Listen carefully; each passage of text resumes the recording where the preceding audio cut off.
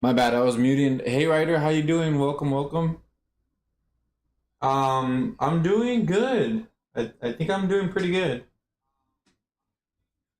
Thank you for asking.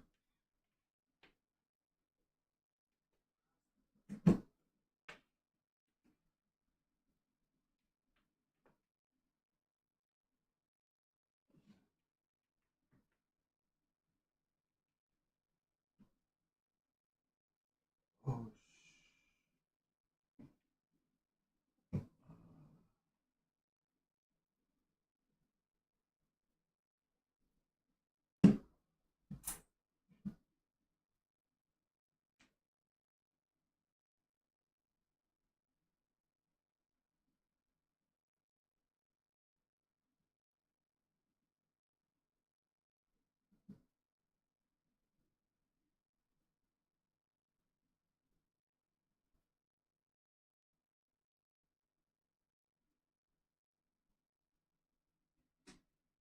mm.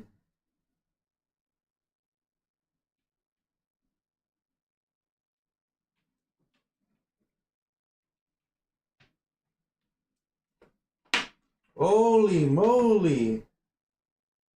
2:15 a.m.? What country are you at? It is 3:45 p.m. here in Texas, United States.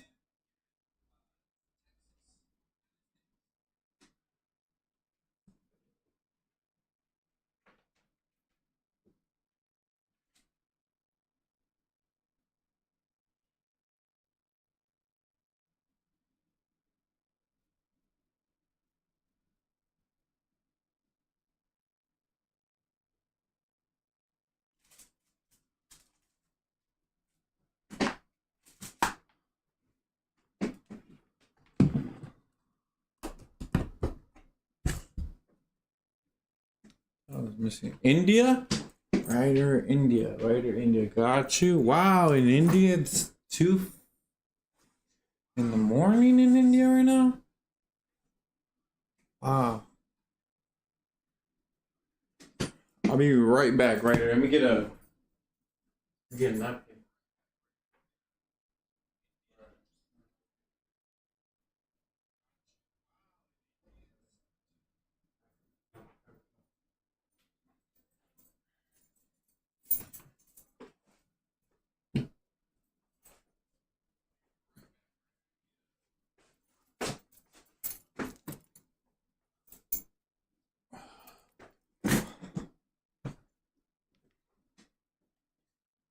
Okay. Good dude. Oh, okay. I think I know where my fork's at. I mean my spoon. I say no. I was about to sleep and then the notification came up. Oh man. Man.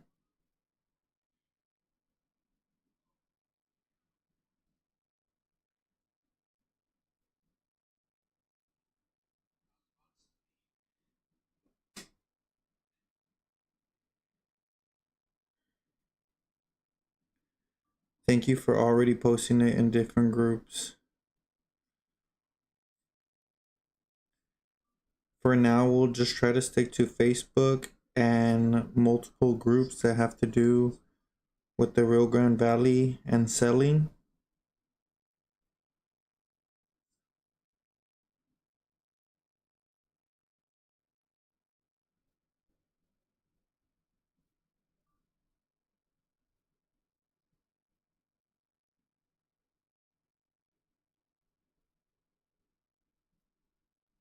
to promote there.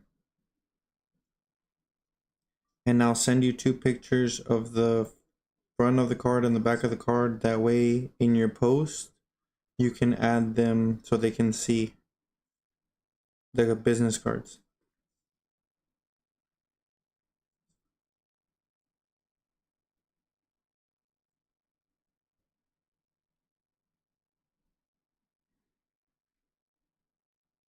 Okay. Put this over here.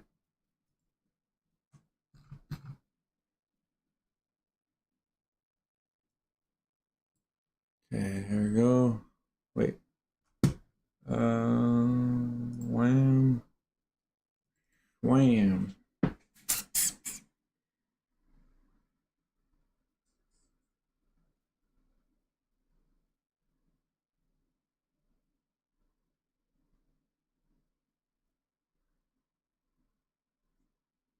It'd be good to download them. That way you have them in your pictures at the top. So when you post, you can press add pictures for the pictures and then post these 2 pictures.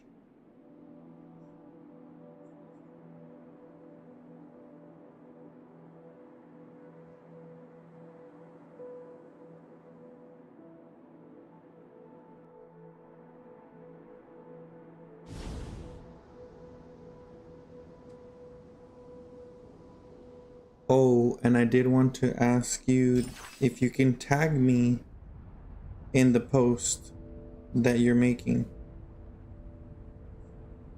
That way I know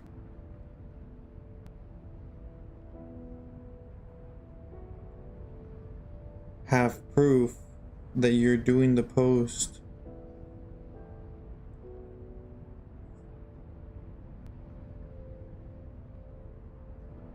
So I can pay you. Please, thank you.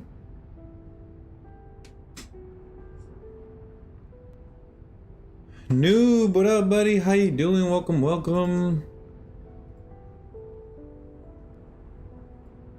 Does it look kind of dark? Oh, okay.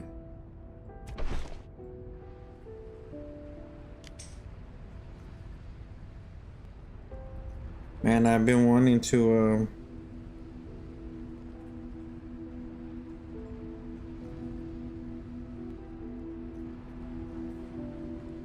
get these events done. There's a lot of events going on right now.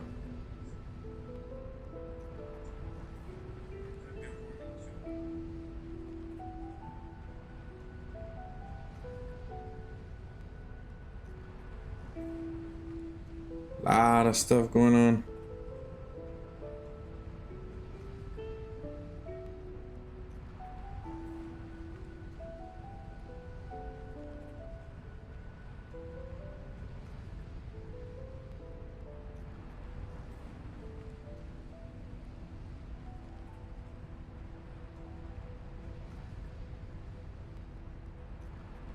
Live on YouTube and Twitch.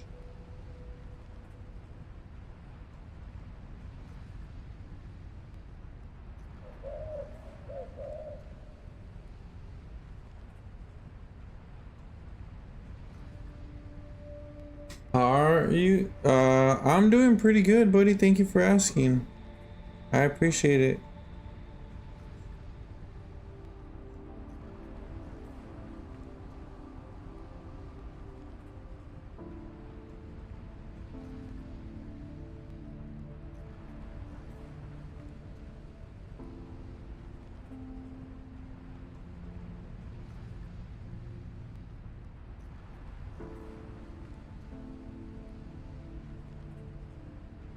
How are you doing?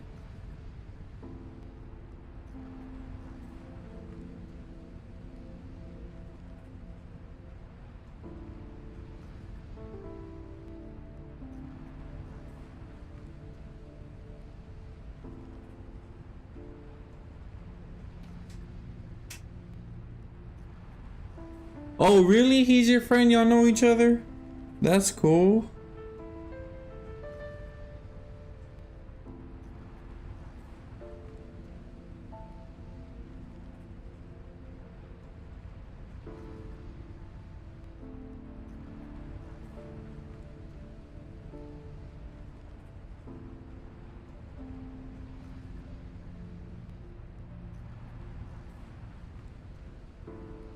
Variety gaming today.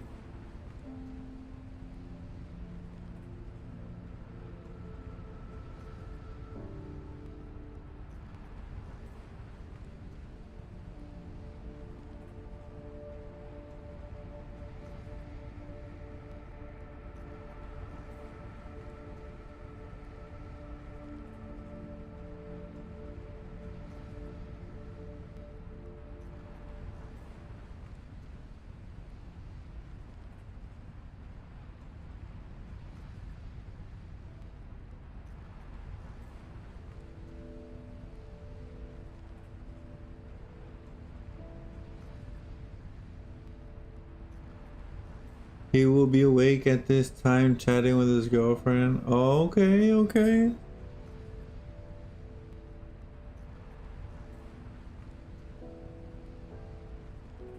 Whiteout Survival. Dragon Ball Sparking Zero. Apex Legends.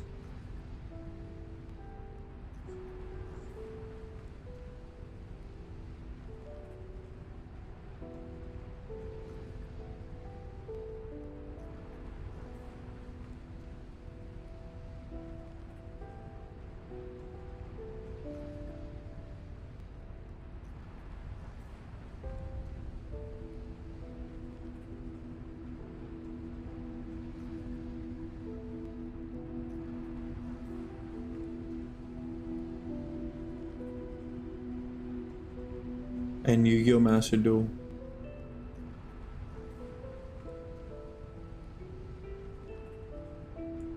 And Yu-Gi-Oh! Master Duel.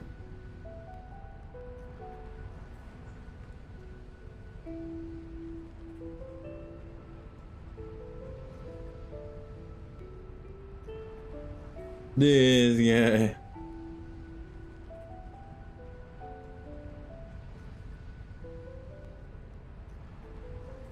Where man. There it is.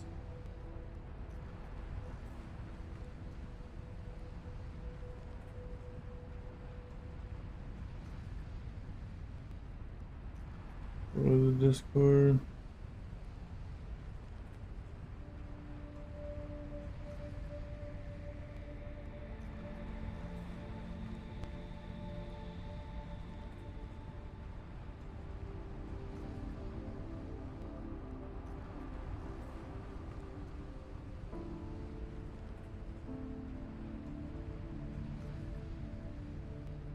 We'll be streaming from now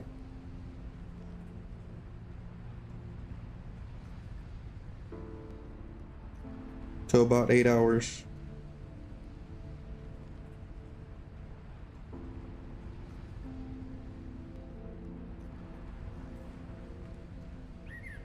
Whiteout Survival, Dragon Ball Sparking Zero, Apex Legends, Yu-Gi-Oh! Master Duel.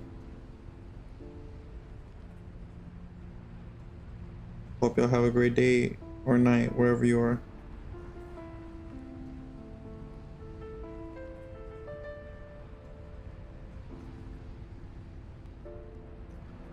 All right, let's get it started. Who won the S? Bro, I don't know. But oh, okay, so I think we won the whole preparation part. We won by a good amount. As for the crystal, I don't know.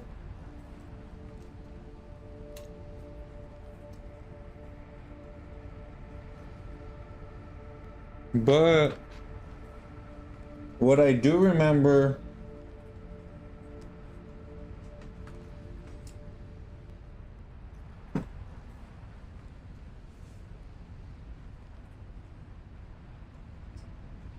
is that that state was more advanced than us. They had more time. So they had players that were more stronger than ours. So we were at a disadvantage there.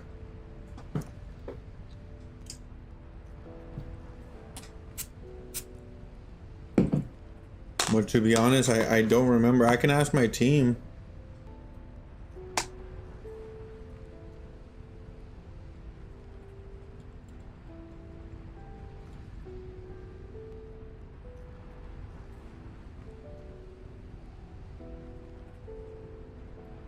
I think we might have lost, man, to be honest.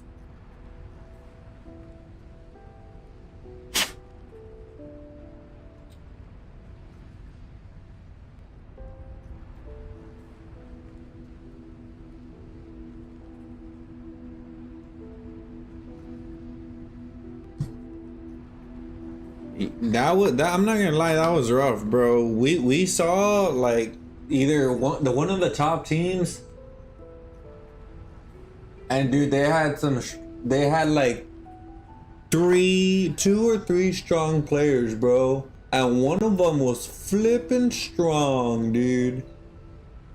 That's the guy that we had like we had saved his coordinates because he was flipping like the strongest dude, I think, in that team, in one of the top teams. That guy was strong, buddy.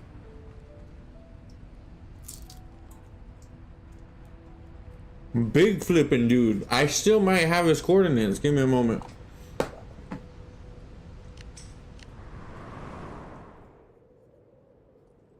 See if I can find out where the flip this guy's at. This is where he was. Okay, so it looked like he looks like he might have moved.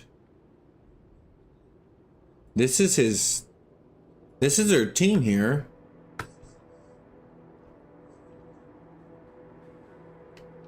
All the red is theirs.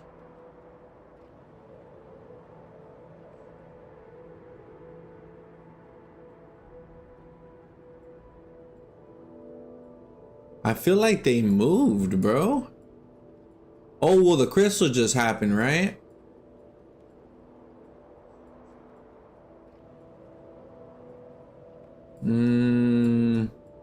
No, he's not at the crystal.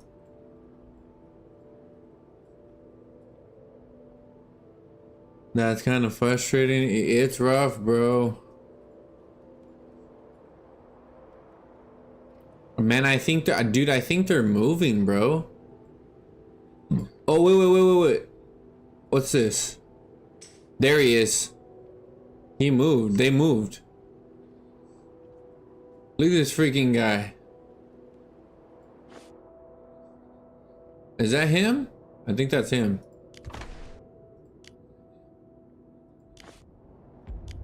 Moby, BBC. Yeah, that's him.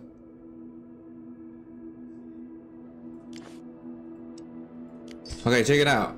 We're up against this guy. Any new weapon? This guy has 236,000, no, 236 million power, around there. Okay, that's not it. Okay, she's F3 and he's F3, but he has way more power, bro. He's got like 100 million more power than her. Yeah, for a new state. Okay, I showed you him, right? Check it out. Any new weapon request? 200 some. Let's view his alliance. Let's view the members. That's him right there. 236 million. I doubt anybody. I don't know if anybody will beat him.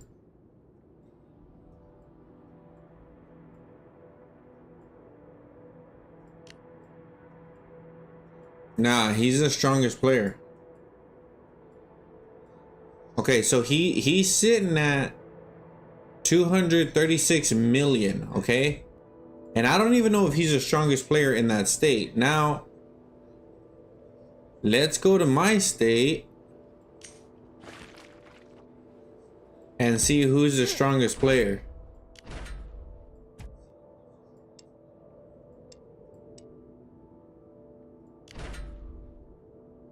Look at our strongest player, bro.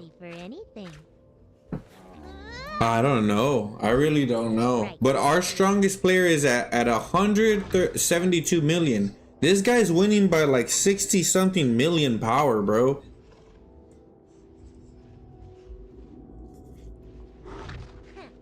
That's our strongest player. And then number 2, I'm back. he's beating that dude by like a whole freaking 100 million. That's our second strongest. What do we do, bro? What do we do?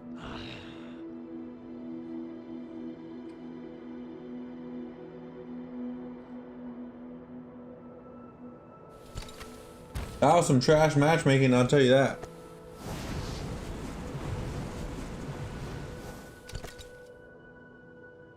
Give us a stay with the same age.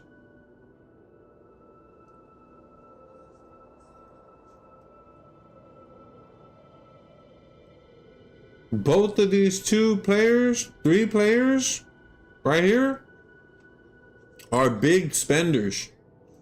And still, bro.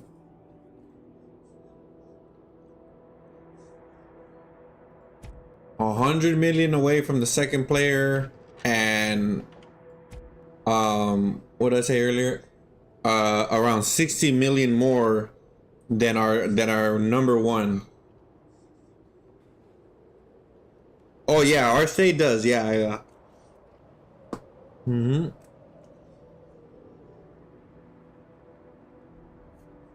Yeah. Our state does have some big spenders. But the biggest spenders are probably the top 3. With the top 2 being the biggest. But the third dude, he spends as well.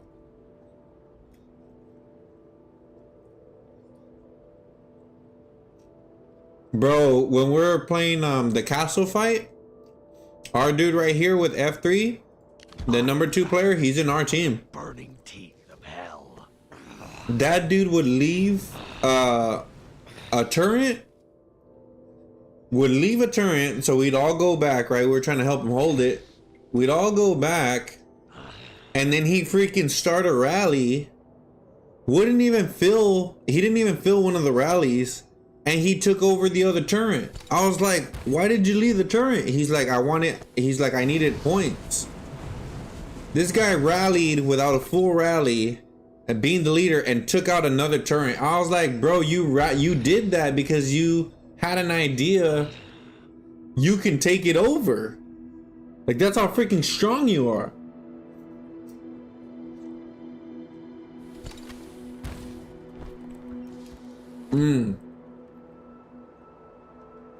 Yeah, 222 is an order state, right?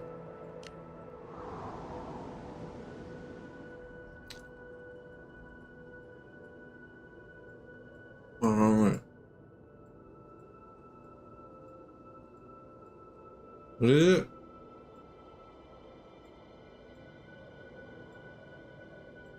Wait, what?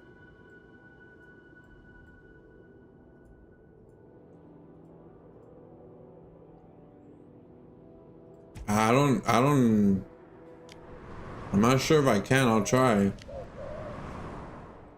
Why did you move over there?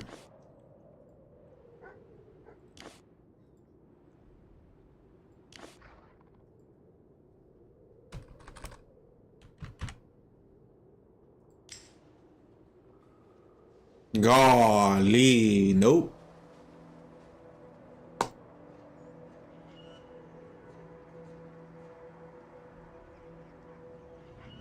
Level 8, bruh.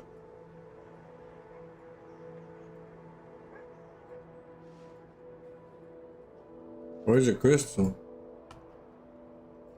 Or where's the castle? There it is.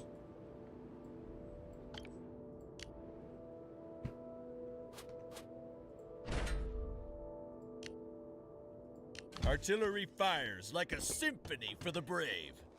That's it. 200. Well, he's the one. He's a golly, my guy. 24 billion? Level 8, 850 something million? Oh, that guy looks like he's got money.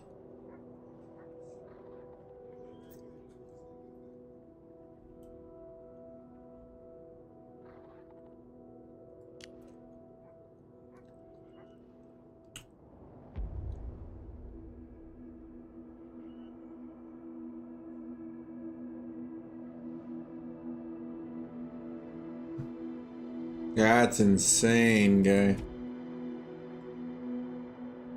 That's the third strongest alliance? A con. That's hardcore, bro. Nice.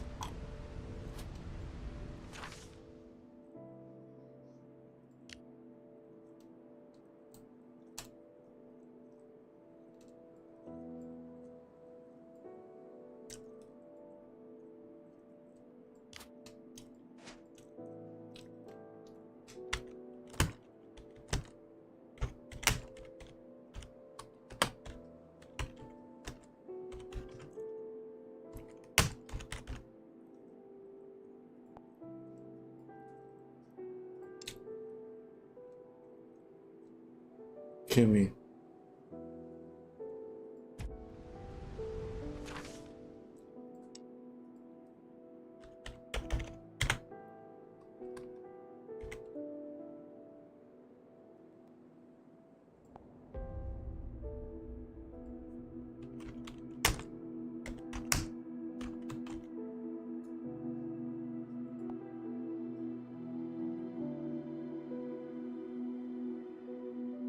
Oh shoot.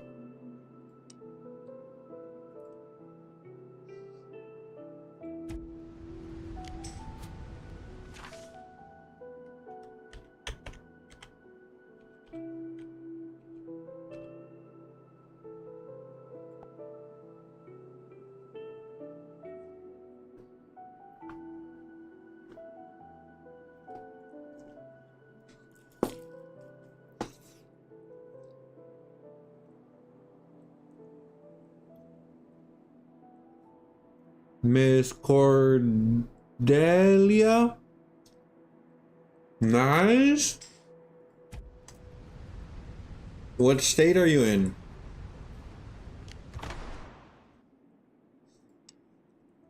I finished that. Yeah, I like this game.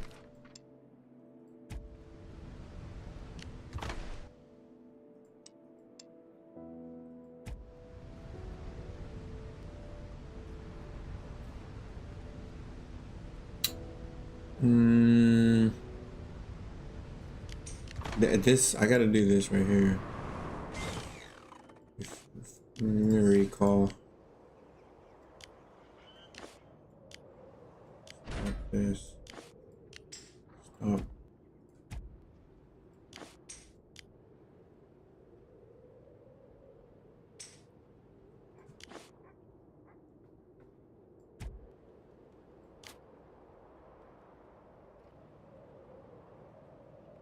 More than a fourth in. It's the marksman camps. It's not such a big deal.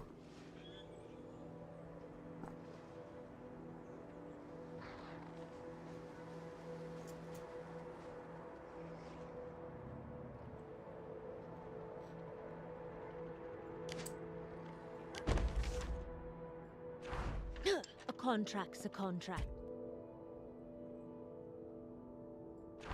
You're the call, Rainbow Warriors. Took it?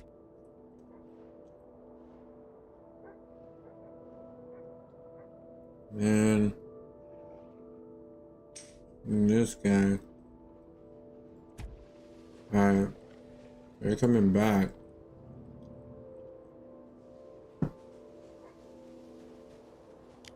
Not rallying anymore.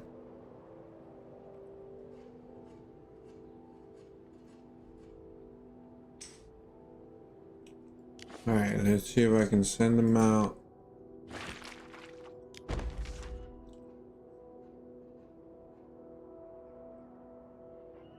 I know what I'm gonna do. I'm gonna send them to... No. Okay, all of her...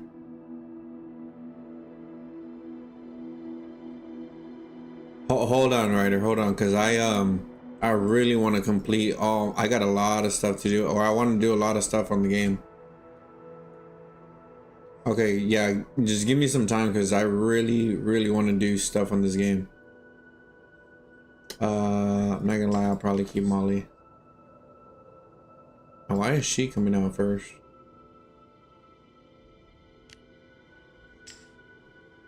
Yeah, okay. That's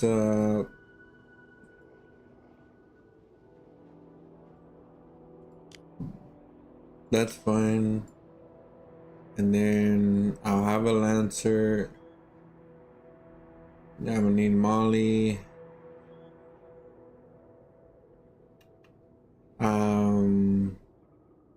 This guy's already a Lancer, so I'll have Molly, but for Gina, I won't have a Lancer, so she's...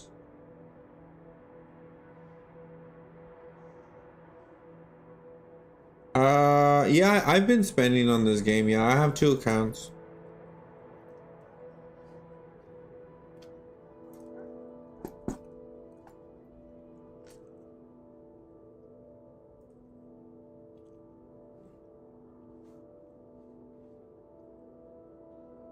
Hmm. Where? Come on, buddy. Come on. I can't. I'm trying to think. So when Gina goes,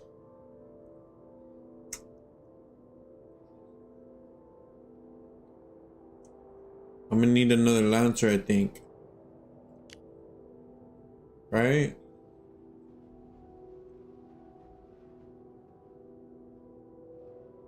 What if I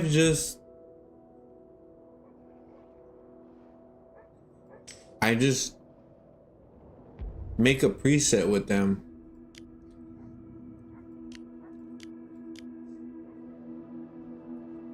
That's both of them. Okay, right here, that's a preset with them. Natalie's useless. I was trying to send her out.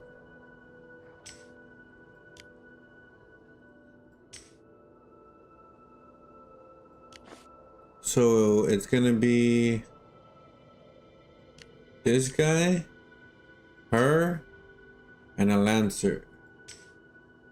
Right there. Okay, this is gonna be the team right here.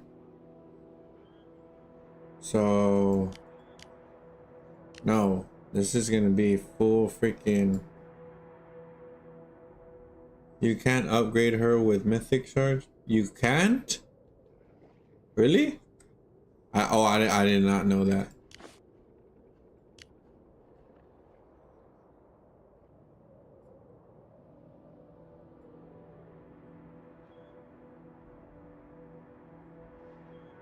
Okay, right there. Save to number 4.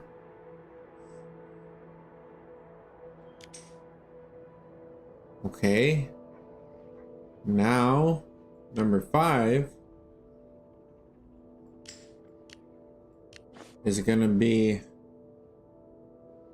Wait. Number 4 should be like this. Molly.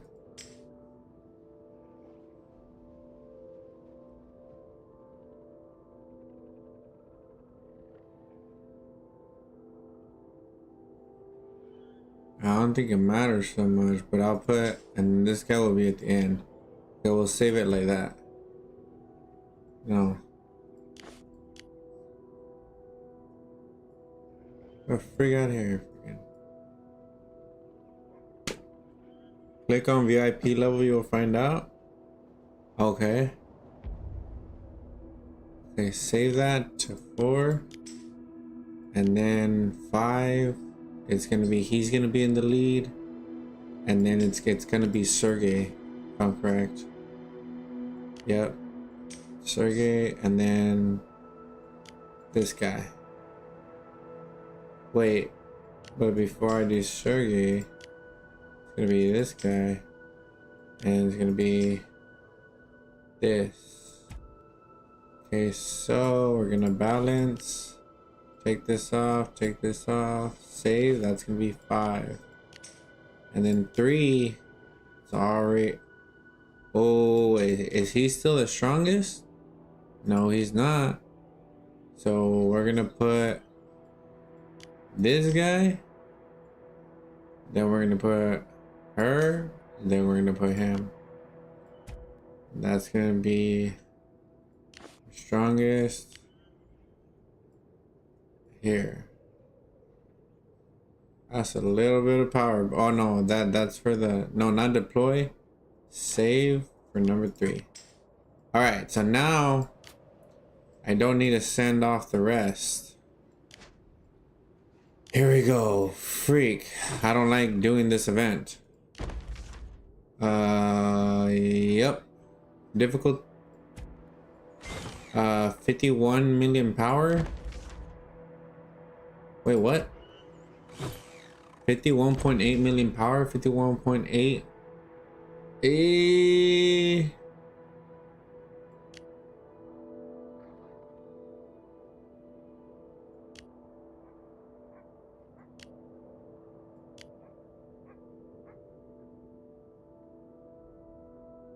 I don't know, let's try it. Dude. Yeah, but I'm doing the mercenary event.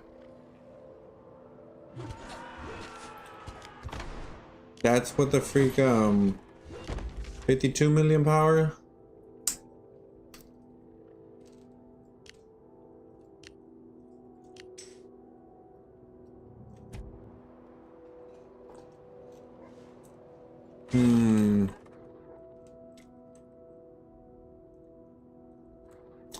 Hey, these guys are getting stronger, buddy.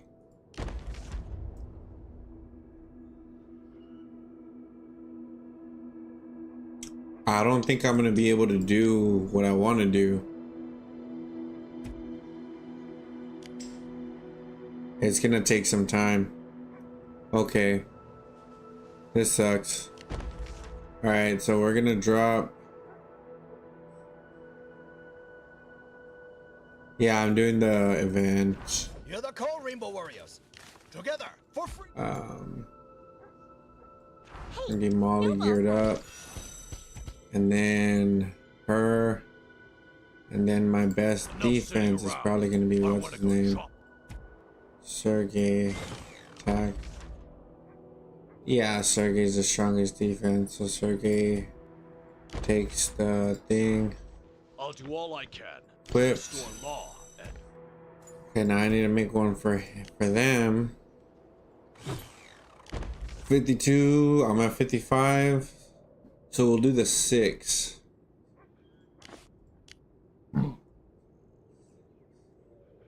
Okay, and then we'll save it to 6. Ooh. Oh yeah. Yeah. No, he can stay. Gino will be first. He can do second. And then balance. Okay, then we'll save it to 6. That's a full march. 55.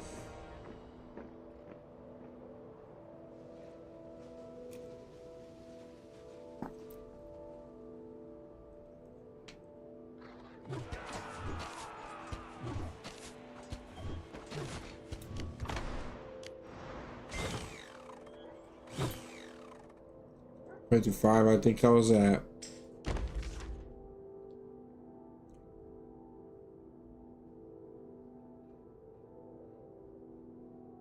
That's fine, the order. It's giving me them first.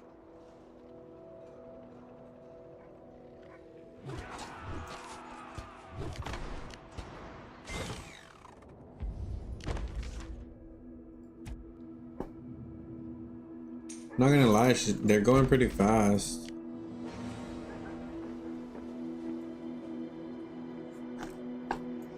Okay, Ryder. Thank you for hanging out, buddy, and I hope you get a good night's rest. Hope you have an amazing day tomorrow. Or later on.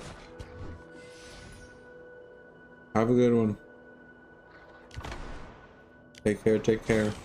Thank you, buddy. I appreciate it. Thank you, thank you.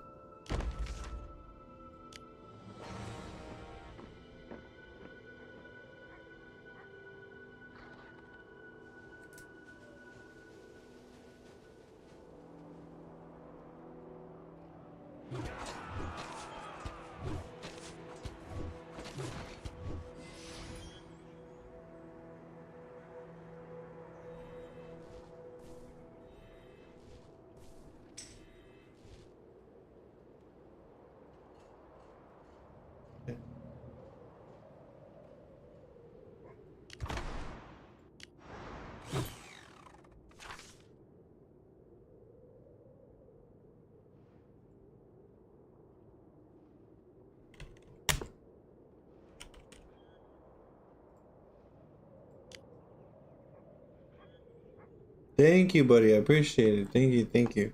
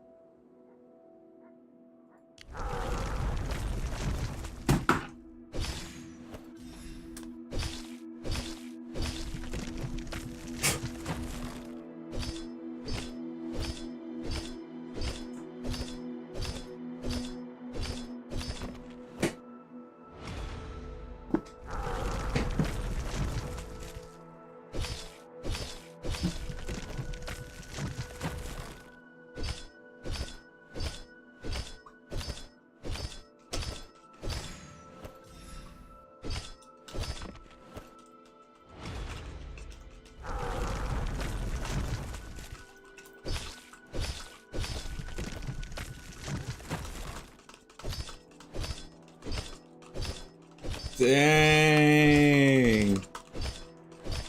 Hey, we're getting some good stuff.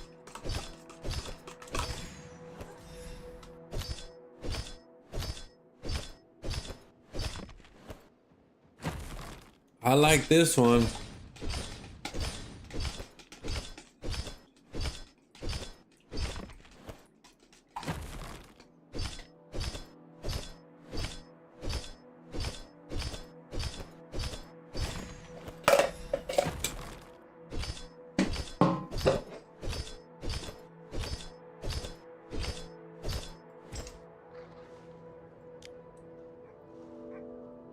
Bro, help me with this freaking thing.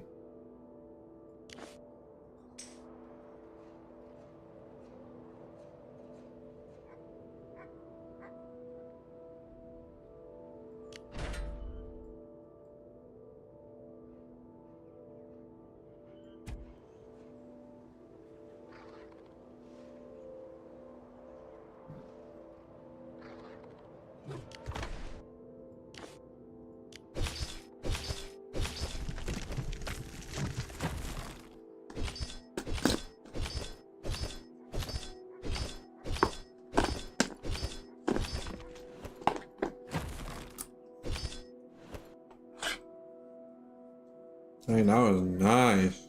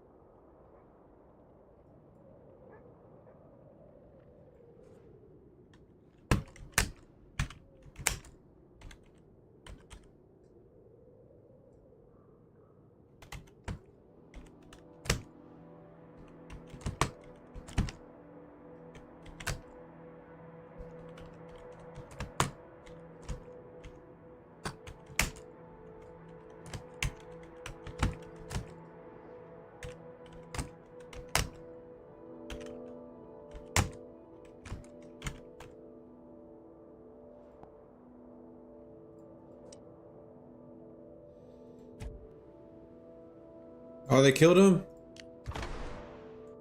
Cool. Extra cool. Ulama, hasta llama atento.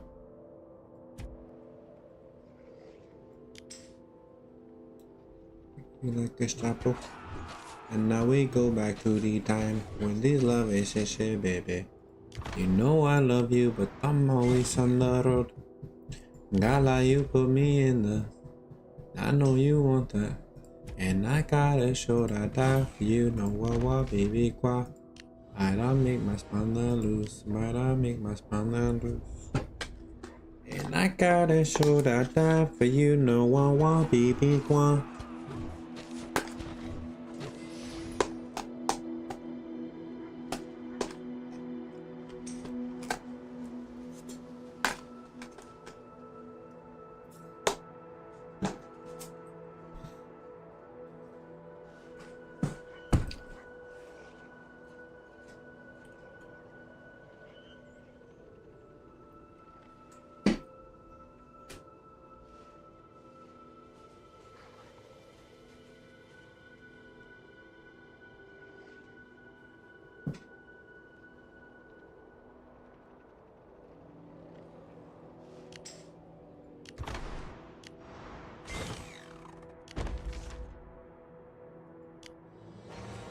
I think we can actually talk right now. Let's see.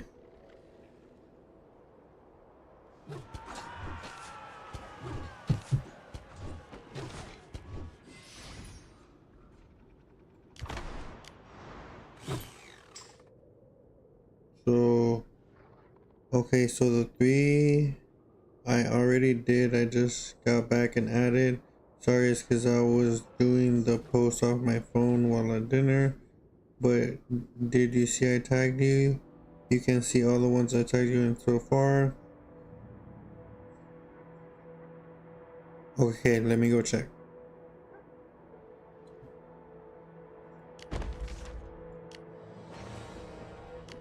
Cinnamon Tamamawalai. Amayamiti for no automatic for my end. He told me it was only.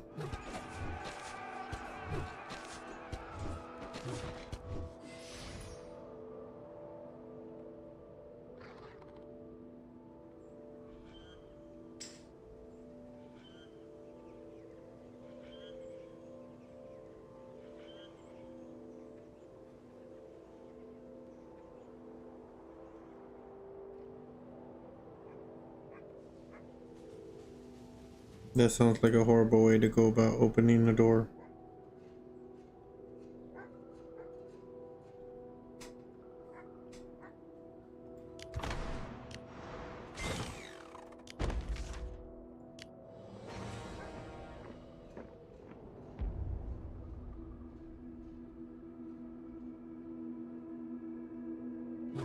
Oh, that's cool.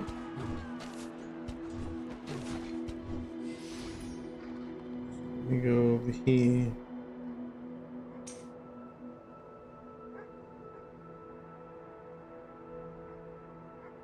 Yo, bro.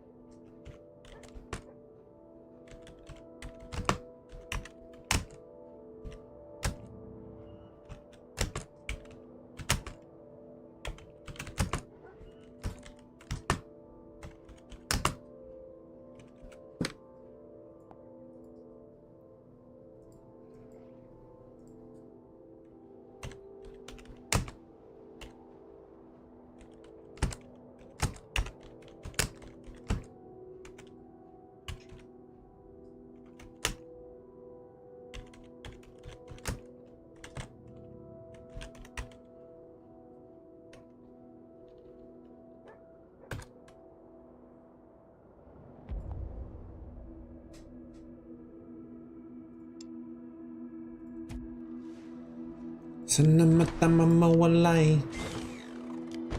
Amayamiti for no automatic for my life. Bro, why?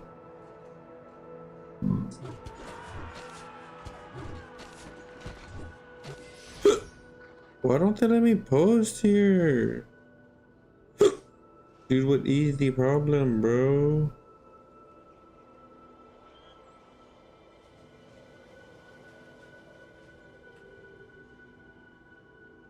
That's so trash. If I do this.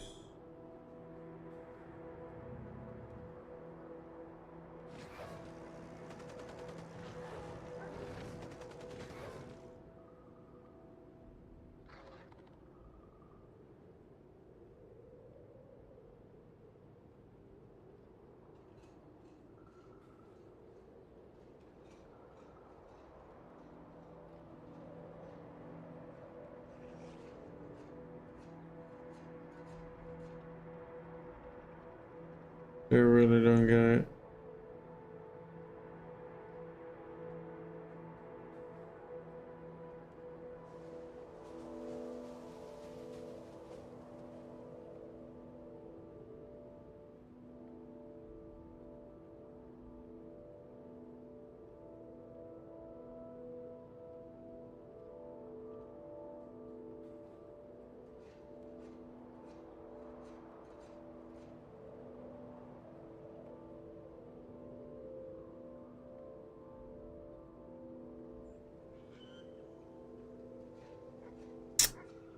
Man, get out of here. Golly, dude.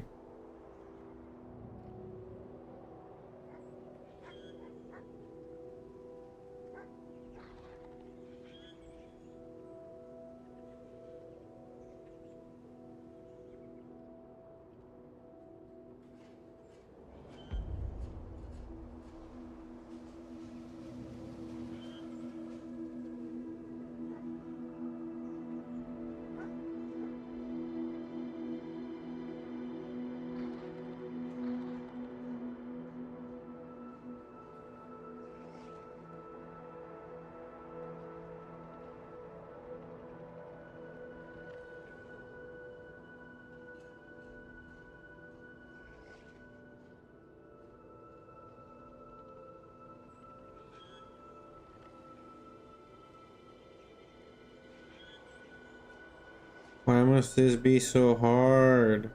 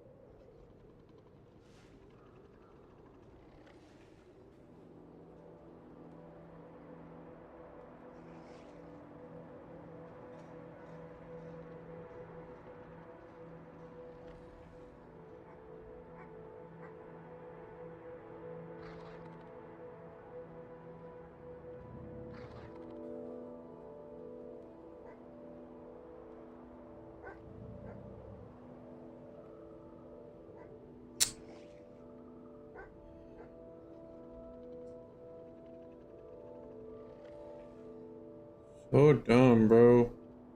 Gotta post again.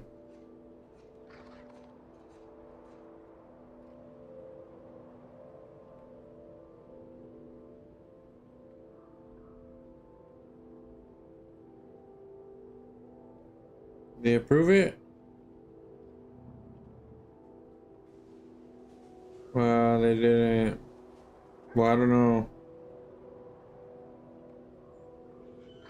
Something went wrong.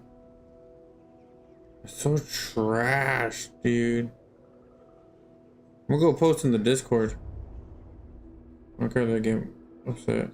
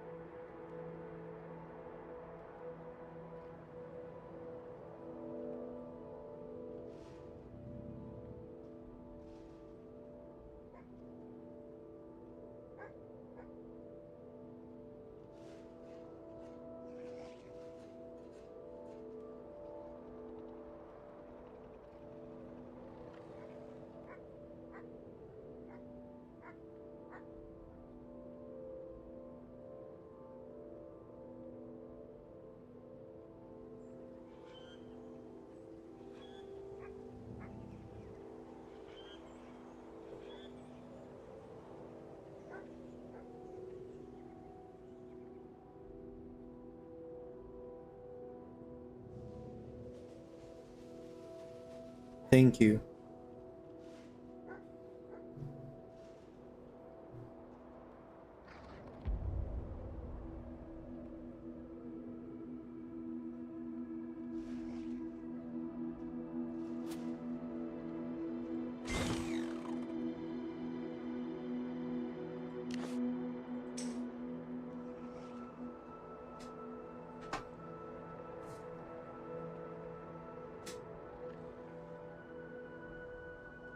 I need to edit the post soon and put my number. LOL.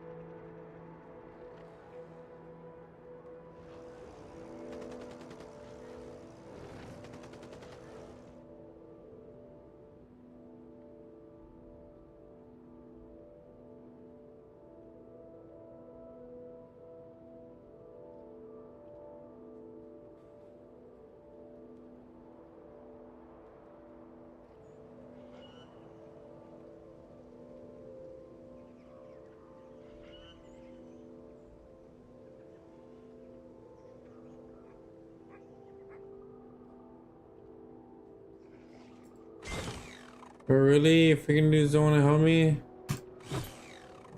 Figures.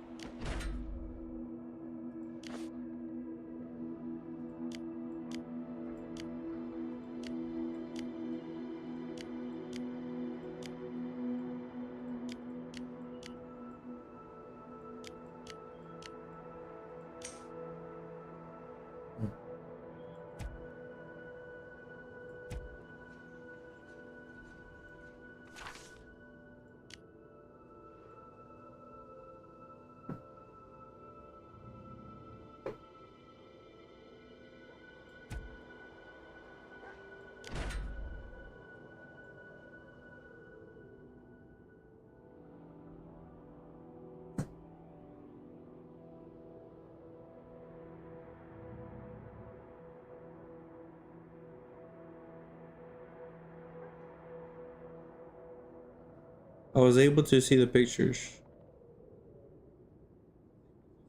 but I did edit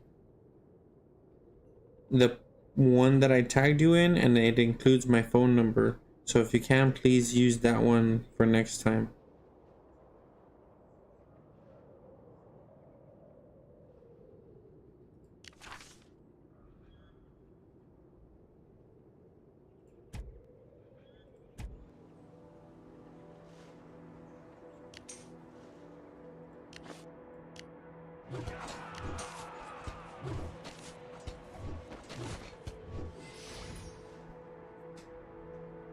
Thank you, thank you.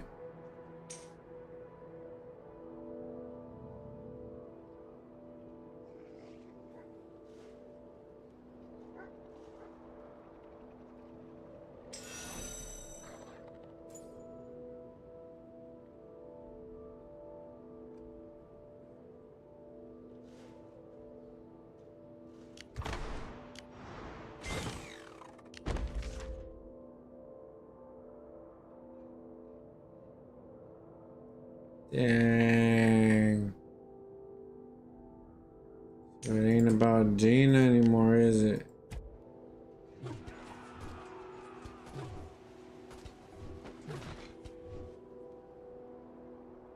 Well, I saw them on the pictures.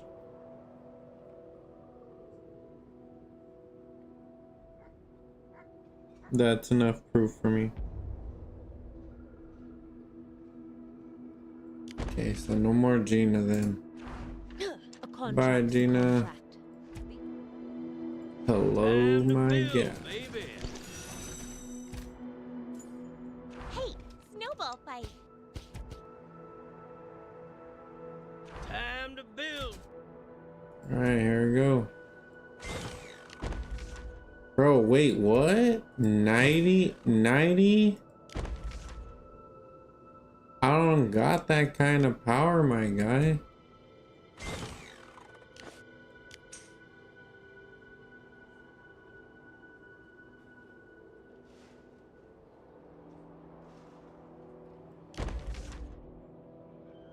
Dang, it's still gonna be Gina then. Time to build, baby. A contract's a contract.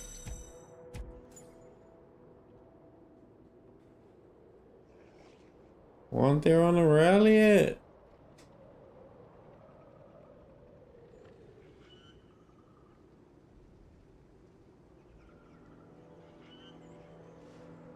Okay, so do you want to talk about the payment?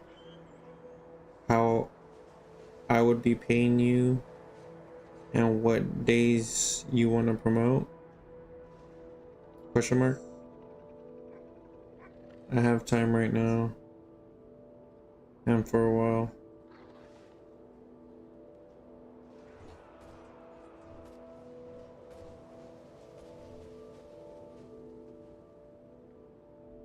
These freaking dudes don't want to rally squat, bro.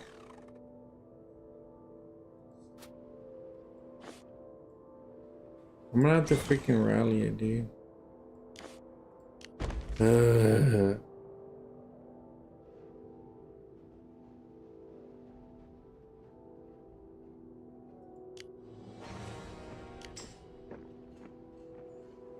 Motherfuckers.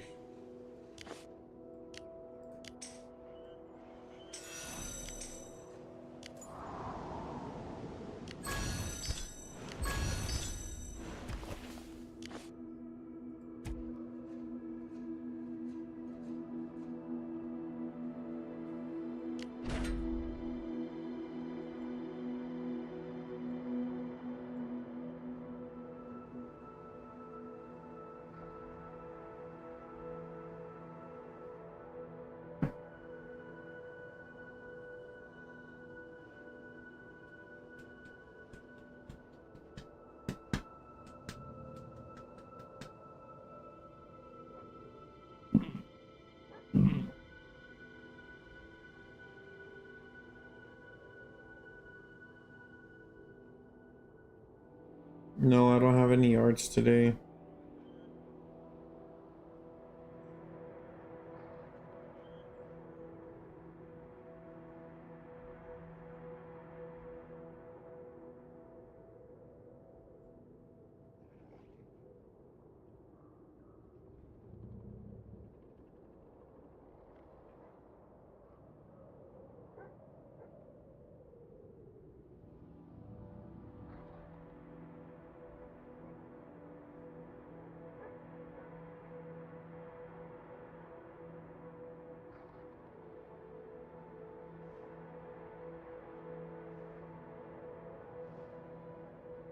They should have got a key.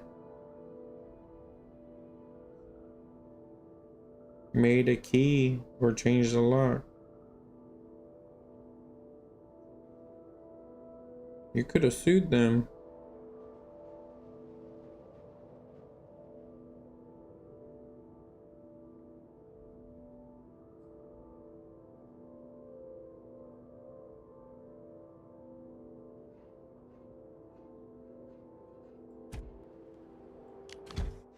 A contract's a contract.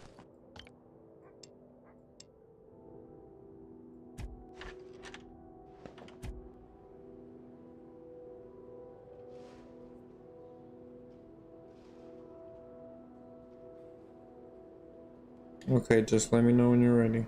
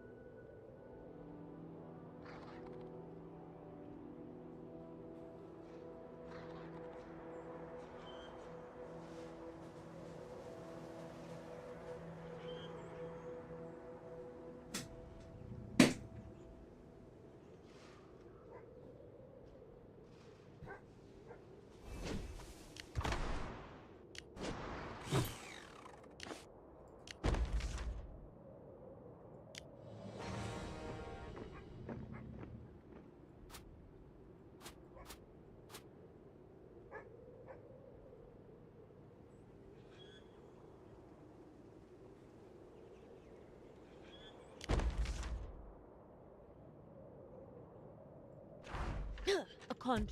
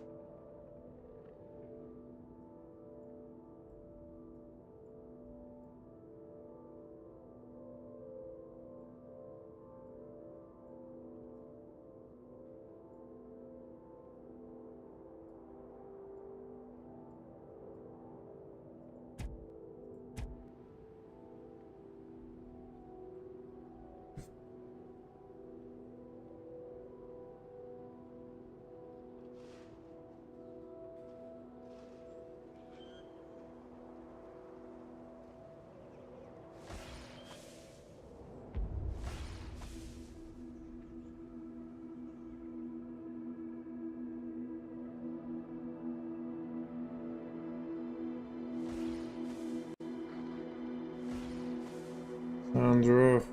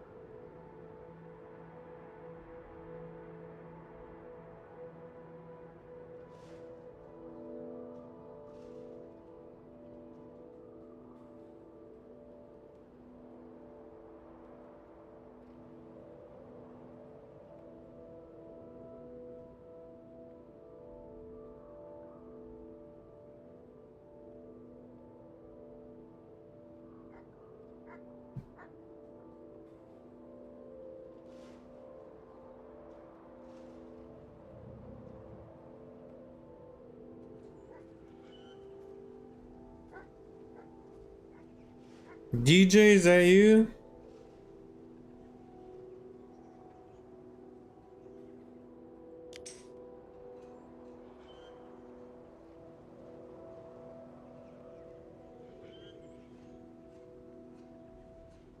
Hey, what's up, buddy? How you doing? Welcome, welcome.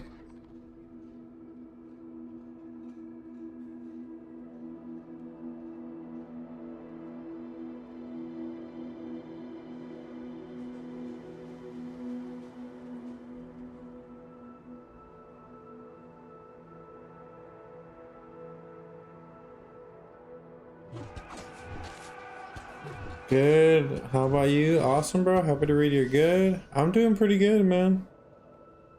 Doing pretty good.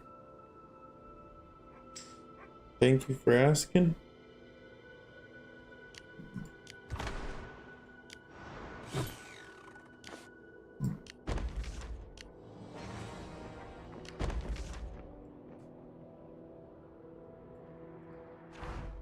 A contract's a contract. The Eagles will do our part.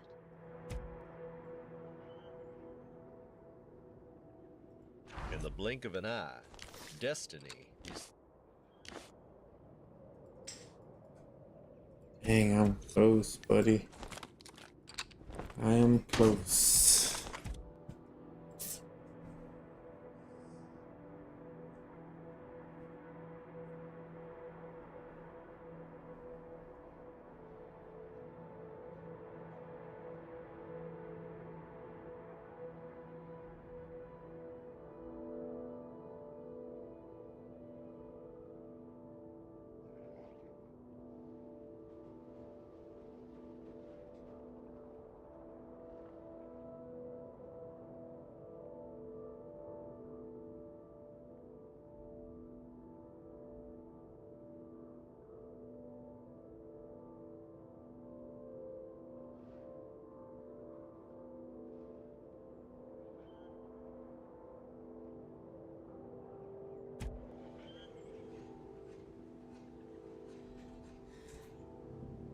You don't play no games some more, DJ?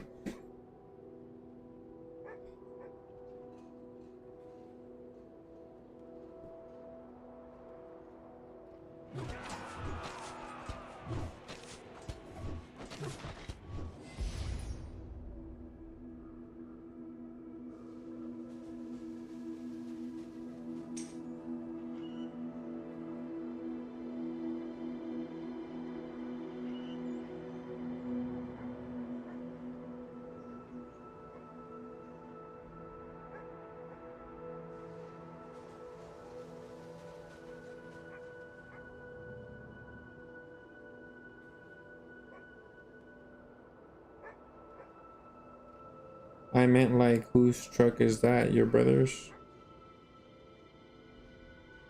I remember him.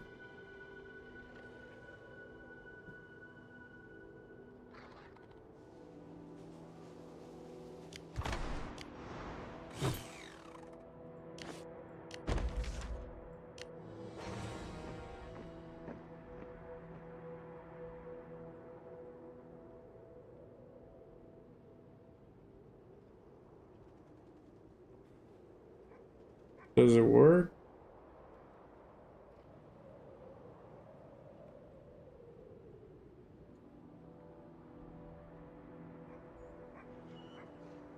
So he uses it for work?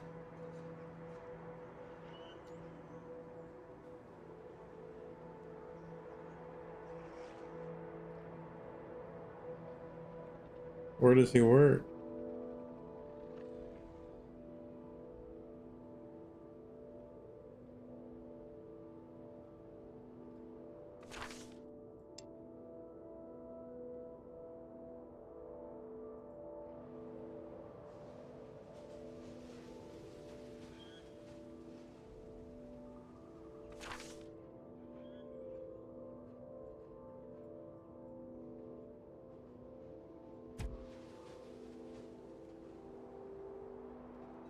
Okay, that's cool.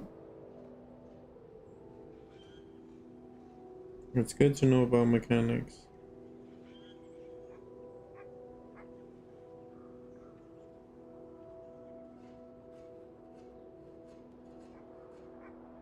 Does he do work on the side?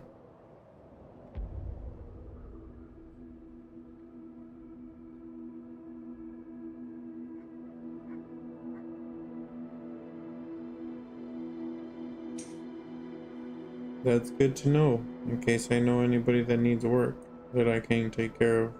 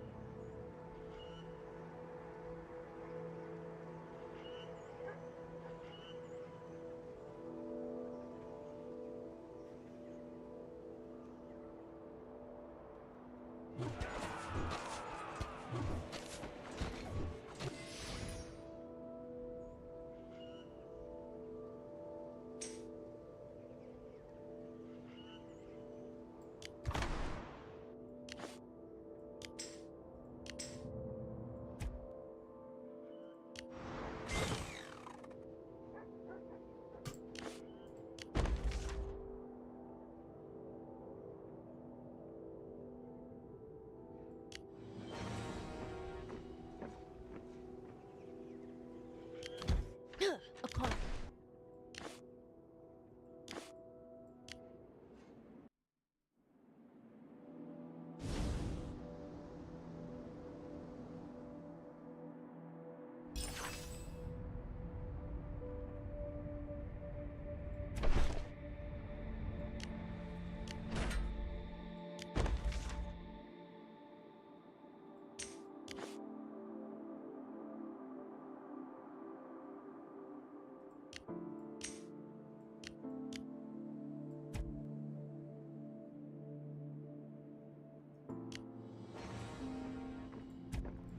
Use me as a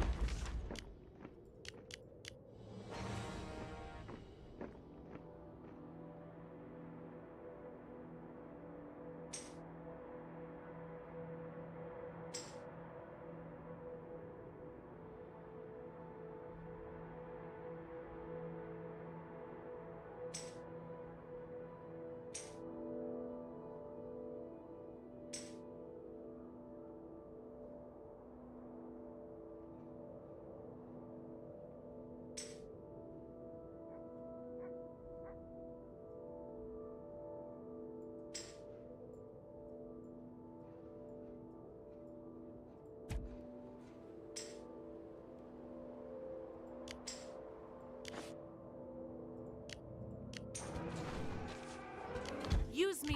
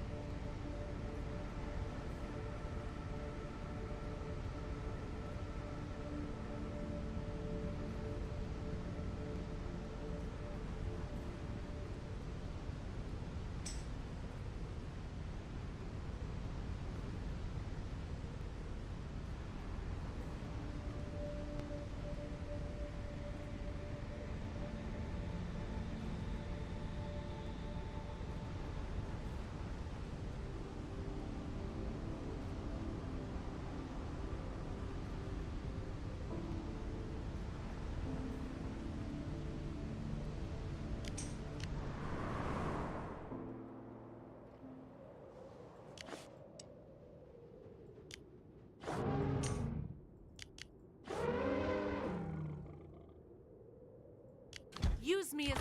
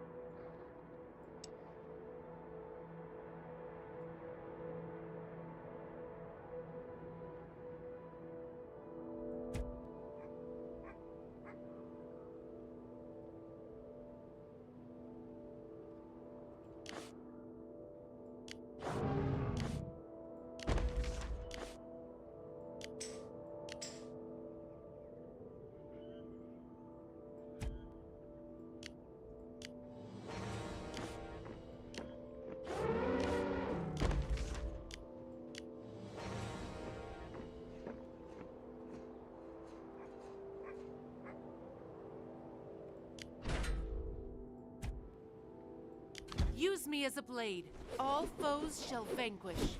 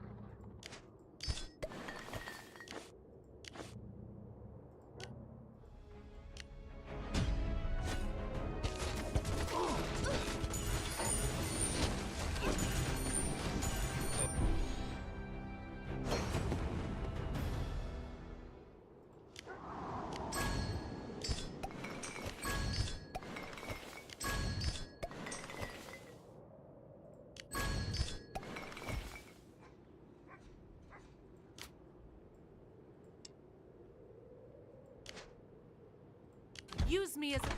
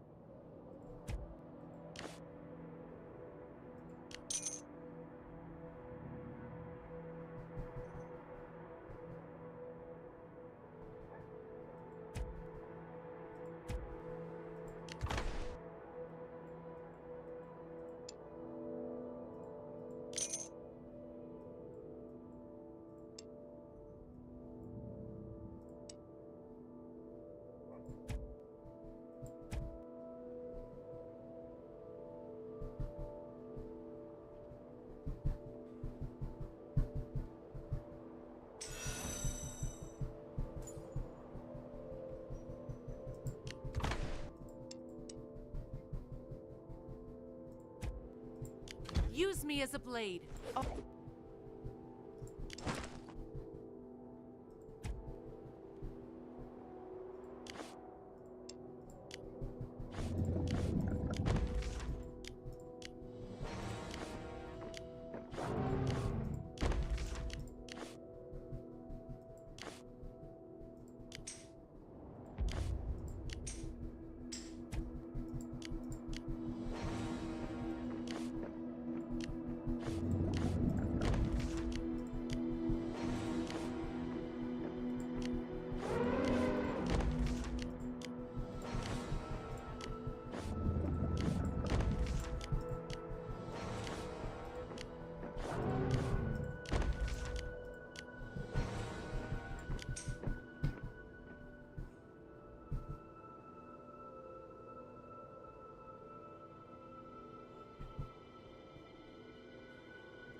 Use me as a blade.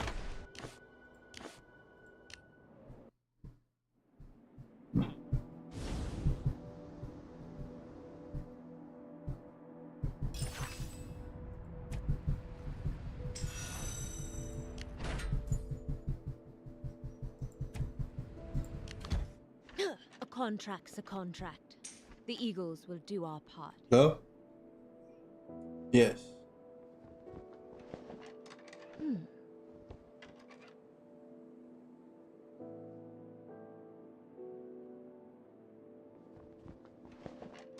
Hmm.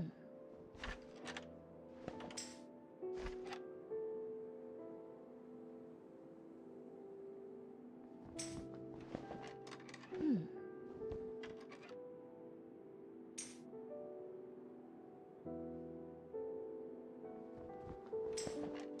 Hmm.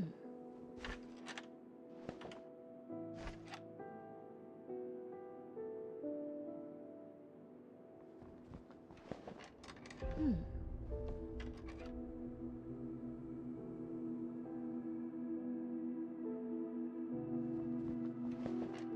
Hmm.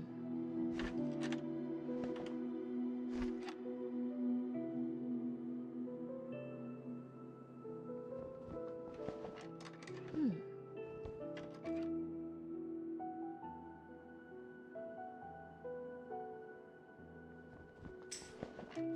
Hmm.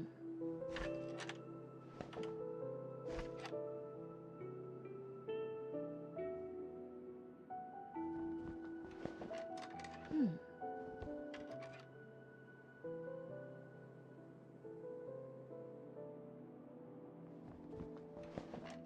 Hmm.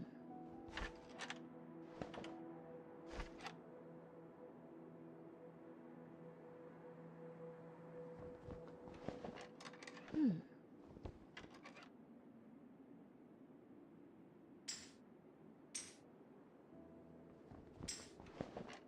Hmm.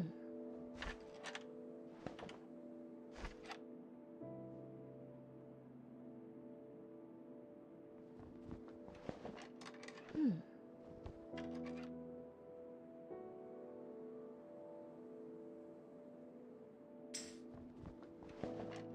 Hmm.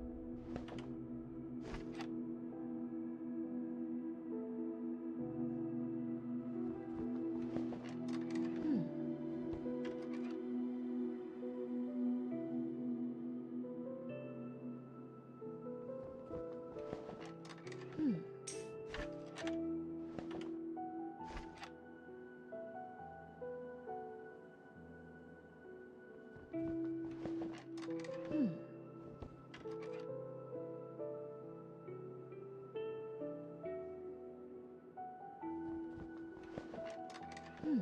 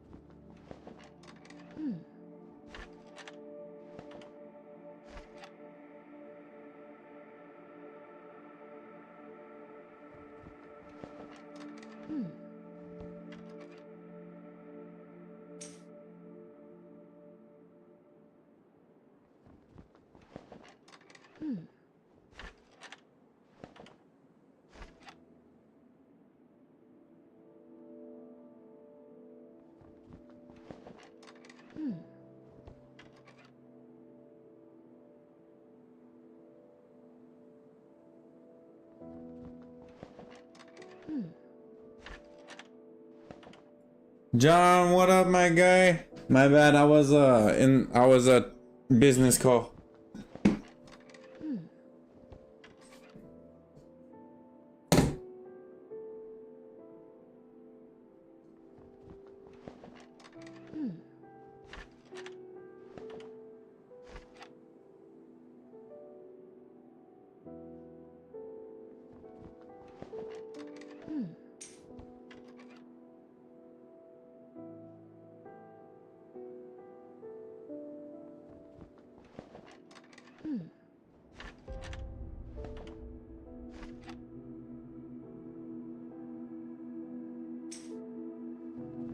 How you doing, buddy?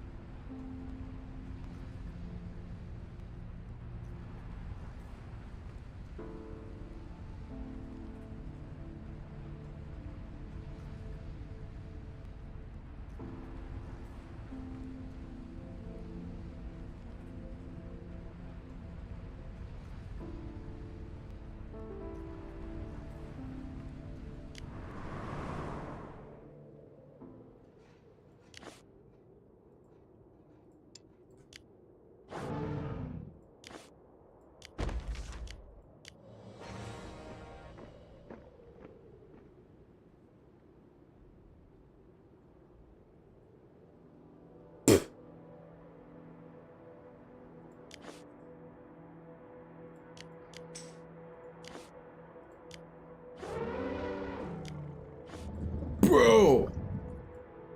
John, my bad, are you there?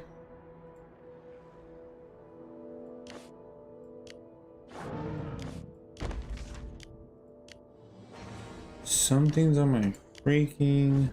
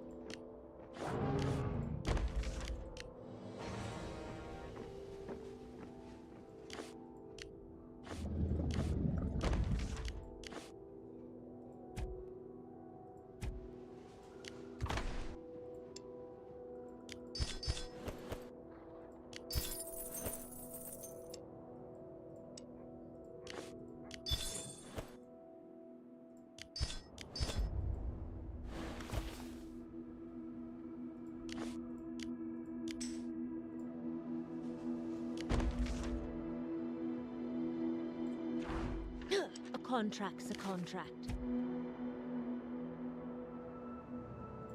Time to build, baby. You're the call, Rainbow Warriors. Together, for free. Hey, snowball fight.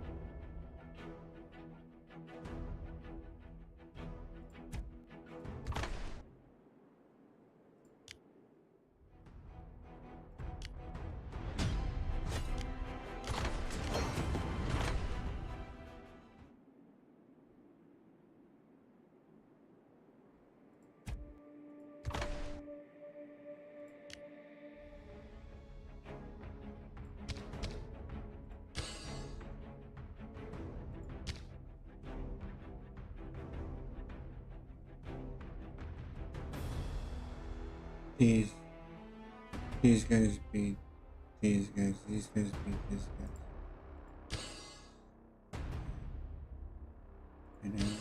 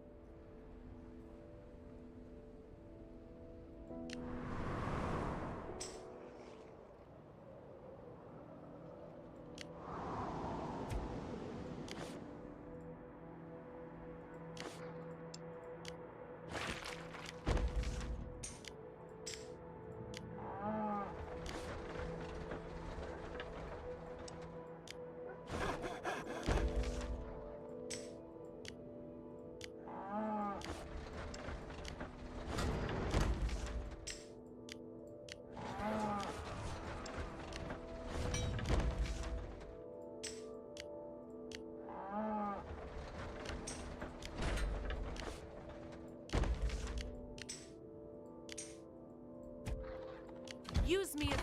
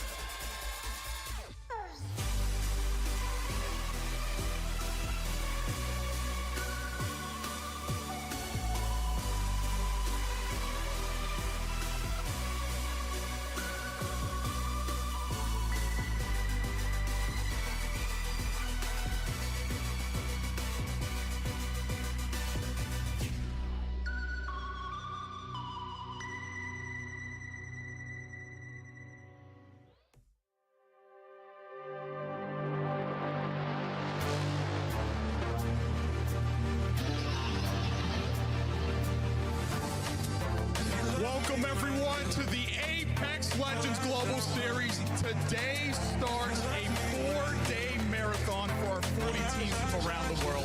Right here in Mannheim, Germany, this is going to be the greatest land in Apex history. So you better get ready, because this is the ALGS. Get the club tapping, don't get his NRG! SSG, they pick a fight with Dreamfire, constantly picking up kills. The Mozams, you can do so much damage. The drop down here, the dancing nuke out. Got away, Death on the shoe a little bit, do salsa. NRG, they're gonna get Falcons here despite the gold knock. Clean up on aisle 3! Tyler, cleaning up LG! Navi now moving, they're trying to claim this stuff, and they have the number advantage. They got the one punch, they get it too! And Navi! Matape is tired of the disrespect. This is Alliance, clean sweeping with the Mozambique. Liquid Alienware get obliterated.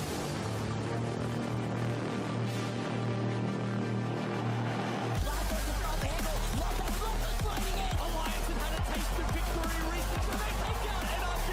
Trying to take a little bit high over NRG. It's once a gone for Fnatic. SSG go forward. They take damage. Guild has been eliminated. Alliance still has a duo, by the way. Might be dropping here. Unlucky on his own. But SSG will become your champion, Timmy Charlie. And Sino becomes the two-time.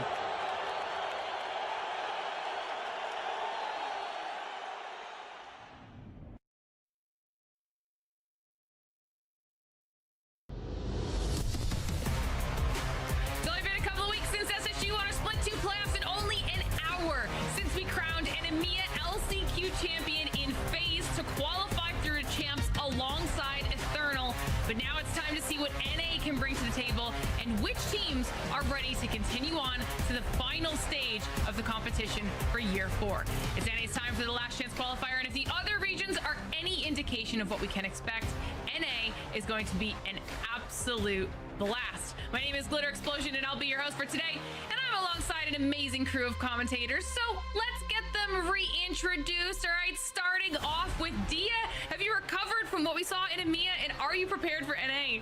Barely. I mean, I've certainly eaten between the shows, but nothing really could prepare me for what we're about to see in North America. I know we talk about EMEA as being a very legend-wise chaotic region, but yesterday, North America's LCQ was by far the most chaotic that I have seen, with a lot of teams choosing to land on each other, switch up their drop spots in Elim round 2. I can't wait to see what is going to be on stage for the finals of this LCQ. And you know, our next talent will have something to say about those contests quickly becoming a staple here in our crew. Graceful is back with us and ready to see what NA can show us. What are you most looking forward to today here, Graceful? Well, as always, you know, the experienced teams coming out on top. I want to see that change, but we did see some crazy plays last block essentially, where some crazy reses, teams that, you know, chaotic match second to last. I'm just here for some good Apex. That's all I can say, really. I absolutely think NA will be bringing some fantastic Apex to the table here. It's going to be really, really fun. But of course, the final piece of our casting puzzle is Zephyr. All right, we got to see how those roster changes affected EMEA. So do you think we're going to see the same thing here now in NA? I don't know, especially with so much more of our Challenger Circuit teams joining alongside with these major roster changes. It actually makes for such a difference when we talk about the quality of the teams that we'll be seeing in today's LCQ, which oftentimes can really push these matches to the extent or limit. It's going to be a jam-packed day, to be sure. We'll have to see just how many matches we have in store in the series. Bare minimum, we know we're going to be making it to 6, but we saw what happened in EMEA, so we'll have to see how it goes. Obviously, we're here for a very important reason, and that is because our teams are battling it out for who is going to qualify for what I personally think is going to be the most anticipated champs that we've ever seen in the Apex Legends Global Series. And there's a lot on the line here today, but if you don't know what I'm talking about, let's take a look at exactly what our teams are fighting for. What a beast! 360 Graver shot!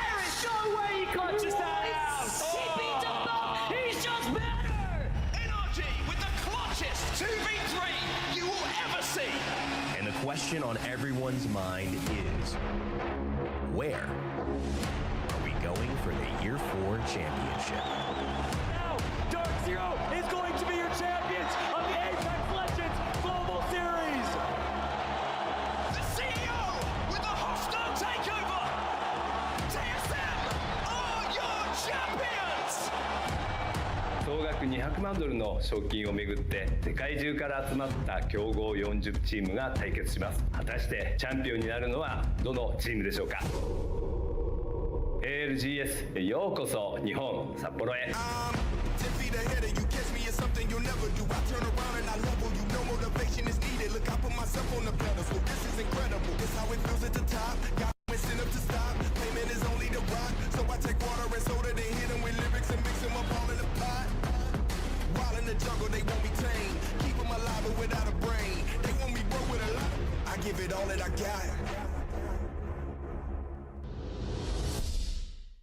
Talk about an exciting event. I know we are all absolutely jonesing to make our way over to Japan for Champs. Zephyr, that is going to be just a legendary event.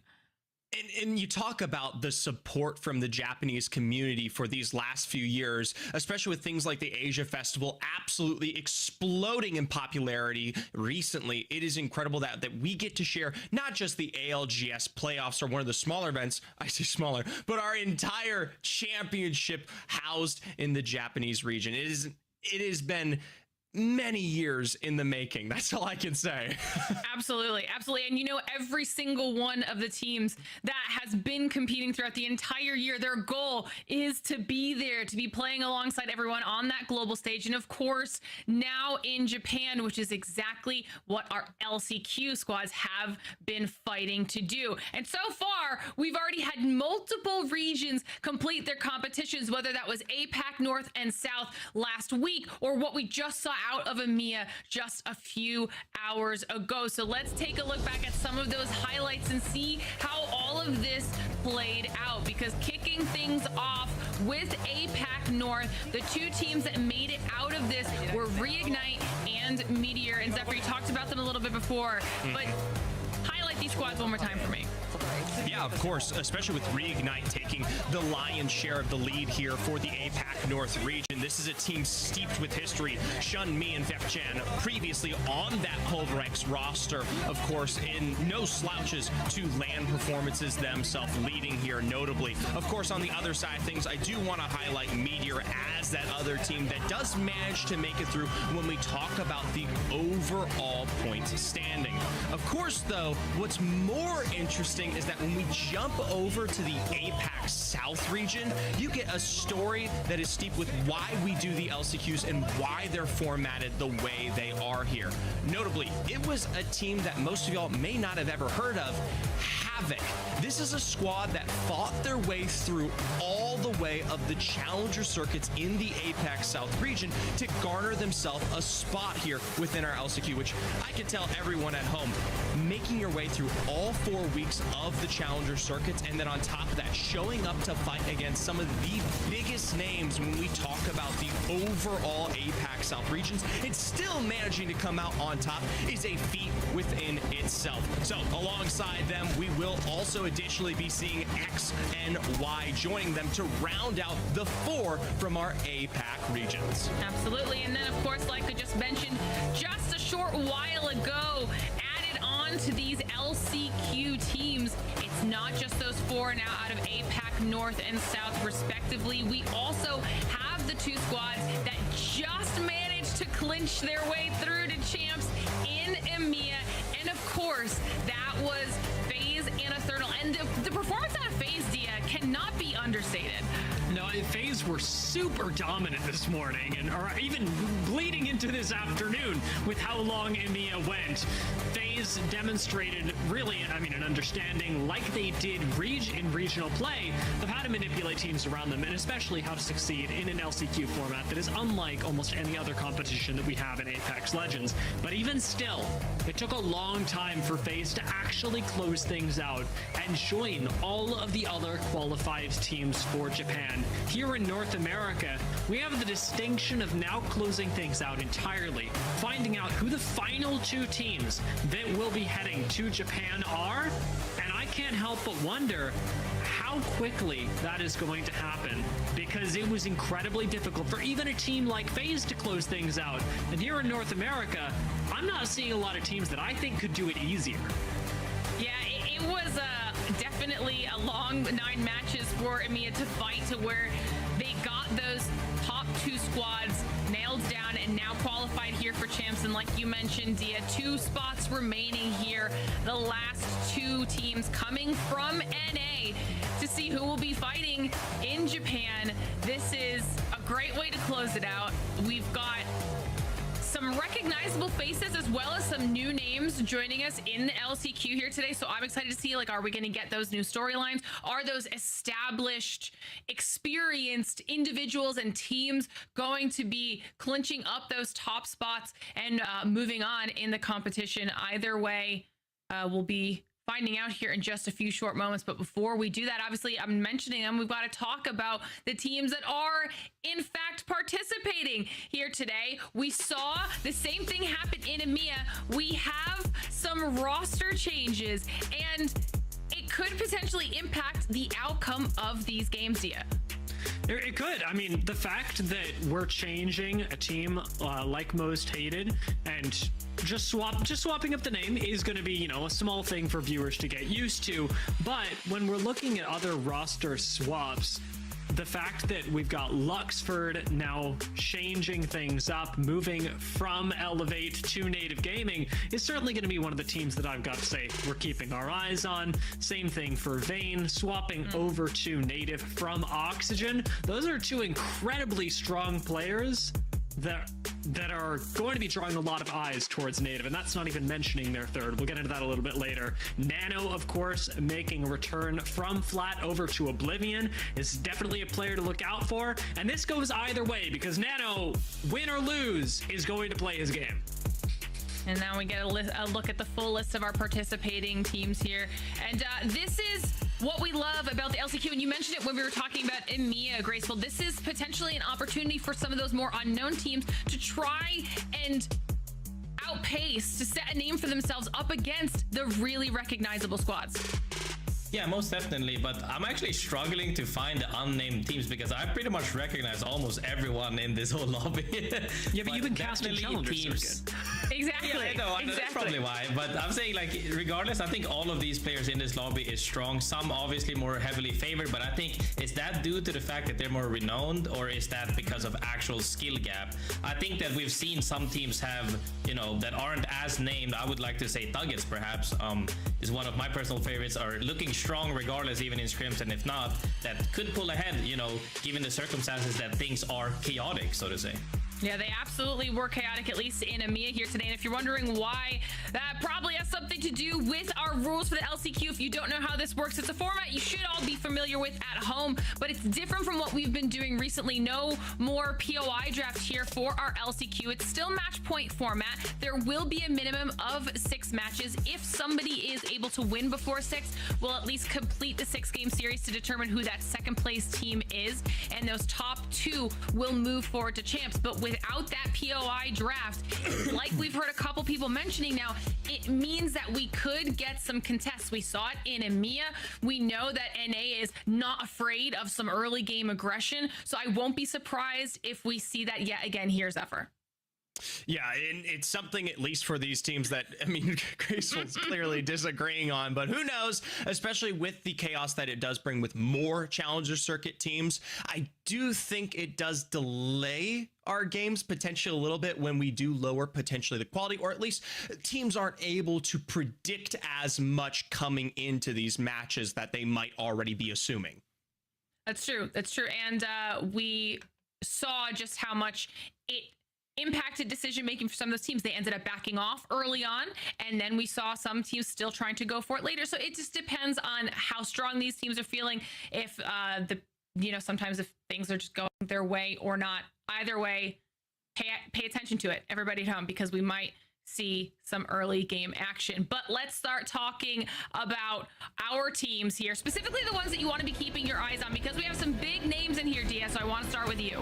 We do. I'm going to start with Pioneers, because who wouldn't want to start with Pioneers? They're a very exciting team to watch, and KCP have made waves throughout a lot of tournaments this split.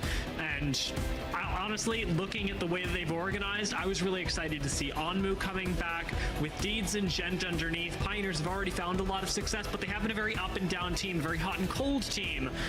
I'm going to contrast that with my second pick of Native Gaming that have changed up a lot of their roster, and I mean a lot of it. We talked about Luxford and Vayne Snipe Downs in there as well, and Native have, you remember we were talking about Theseus's ship this morning with EMEA. Native Gaming have really completely changed everything. Snipe Down, Luxford, and Vayne are completely different Native than we had at the beginning of this year, and getting to know Snipe Down a little bit over at Split 2 Playoffs was fun. I'm excited to now see how he can play with Luxford and Vayne, because he talks a big game. Definitely. I kind of want to, point my focus towards Oblivion and Stallions a little bit, starting with Oblivion, is that I want to see OG players, people that have been playing for a while, come out on top, which we have seen time and time again. Quals, onlines, LAN, always the typical veteran players are staying at the top, and Reeds and Nano is one of them. I would like to see, like we saw Eternal earlier in EMEA, maybe they could be the Bambino, of NA. That would be really nice to see, because I think that they might have what it's cooking. I need to look a little bit more towards Blinkster, but I definitely think Oblivion might have unrealized potential. Well, those are the heavy hitters, but at least for me, I always got to watch out for those underdogs. We'll highlight 3 here. 5-star, the most notable team to come out of the Challenger Circuit. Similar to what we saw out of Golem this morning in the EMEA region, they themselves also picked up 3 wins across some of our circuits here.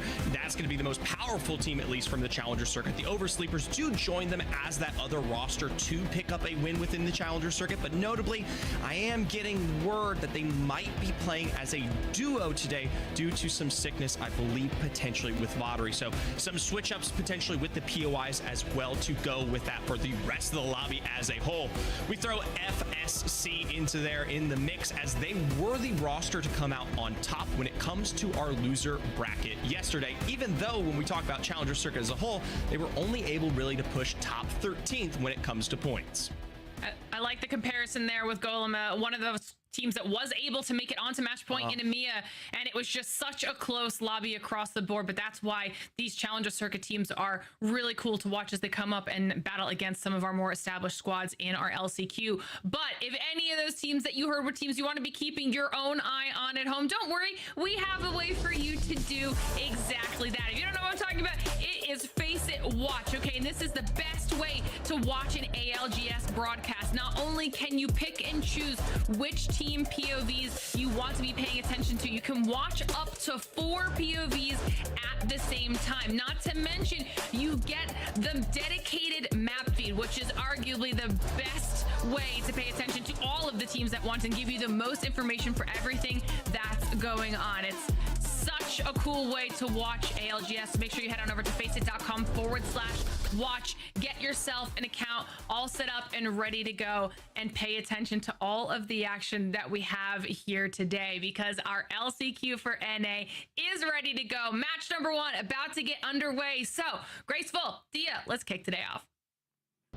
All right, Graceful, it's our time. This is where we set the scene, because it is just those first couple of rounds. We do actually have a little bit more time to ease into things. Match point, it does go fast, it is heavy hitting, but these first couple of rounds give everyone a little bit of time to experiment before we're wondering about when it's gonna wrap up. Most definitely. Early on into match point is all about stacking points, as I've been saying this whole day, essentially. And, you have to just adapt to the lobby. Not only do you have to adapt to the lobby, which is, pretty much 2 games basis, because we're swapping maps all the time, is that you have to adapt to the tempo, or people's macro the same and different, and as other teams are adapting, how are you doing? But I think that we will probably have the same as in EMEA, where we will see a few heavy hitters consistently placing and playing well, probably on both maps, because they are you know, they're not scared to show that, hey, we are the strongest hitters in this lobby and we will do everything in our power to do just that. I want to real quickly talk about some of the teams as well. I highlighted Pioneers early on, and while I'm excited to see Pioneers here, I also mentioned in the pregame segment, they've been a pretty hot and cold team. They actually barely made it into today out of the elimination round. What kind of Pioneers are you seeing in this meta? Given they got 32nd to playoffs, are they coming back to play in Japan? Yeah, Pioneers definitely has the potential, and I think that people...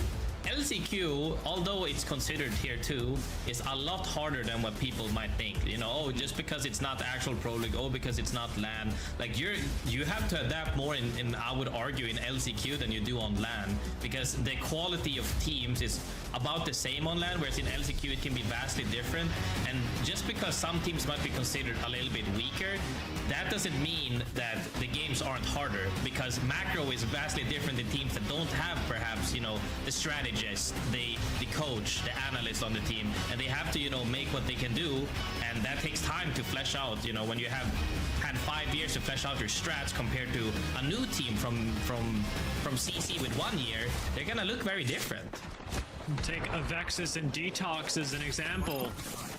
Whipping out the caustic in this first game, while Stallions find their first fight. This is up against the duo of Oversleepers, so I'm not too concerned for Stallions. Although Oversleepers did pick up a Revenant, it is a little too early in the game for them to have access to ultimates, and even without them, it doesn't look like they're doing too hot. Crook does take a back seat, as the wingman makes things a little bit more difficult for him. But the Stallions look plenty confident as they take out half of the squad. Oversleepers down to just a solo. This makes me sad just all around, you know, having to play out the tournament as a duo makes you go, how could we have done if we were a full team?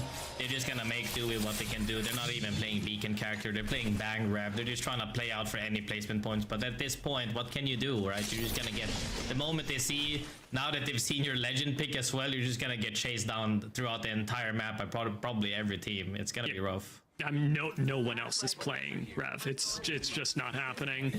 I say that, and actually, I mean, we may get some more Revs throughout the course of these lobbies, but right now, just keep your eyes on the map and where everything is going, because we are pulling over towards the sort of Geyser and No Name area where we just saw Stallions, which will give us two very different looks at the map. There will be teams that choose to play through Geyser and hope that their buildings turn into something later, and there will be a lot of teams, I expect, that play through Fragment in the No Name buildings just off to the north of Geyser.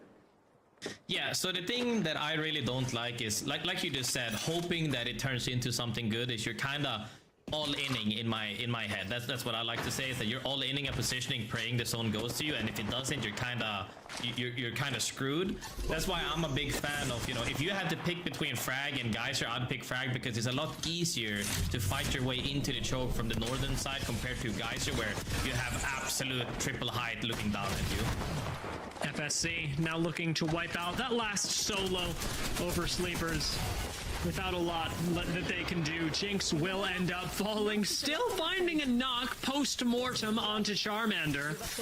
So it would have been a really interesting matchup in theory, as Oversleepers and FSC actually share some members. It was Charmander that used to play alongside Vatari on Oversleepers in the Pro League when they first debuted. To see them on different rosters now would have been a really exciting matchup. Unfortunately, because of this whole duo solo thing, we're just not going to get to see it. Yeah, definitely. You know, it's always fun. You know, if teams are swapping because of whatever reasons, synergy didn't work, sometimes you just have different visions. It doesn't even have to be internal turmoil. It's just sometimes things don't work, you know, alongside, but it's always fun to, you know, duke it out in the scrims or in tournaments, so to say. But when it's just a, you know, a 3v2 or even 3v1 in this case, it's really not much to say on it, yeah. For Weave, on the other hand, second out of the winner's bracket. You can see they've already got 9 points. It isn't because they've killed 3 squads already. No. It's a much slower game than that, but what they do have is a nice placement in yesterday's games. And Weave are a team that I'd like to keep my eye on. They didn't really impress in Pro League during the course of this split, but it's a new meta, a new version of them perhaps, and slow rotating around the edge of zone could be a recipe for success. We've already seen it pull a lot of teams to success this morning. Yeah, definitely. I think that teams that are able to adapt fast will do good, and by no means anybody in this lobby can do it. And as you said, in Pro League comparatively now as well, is, you know, you have Akimbo, Mozambiques. Anyone is almost a threat in a fight now.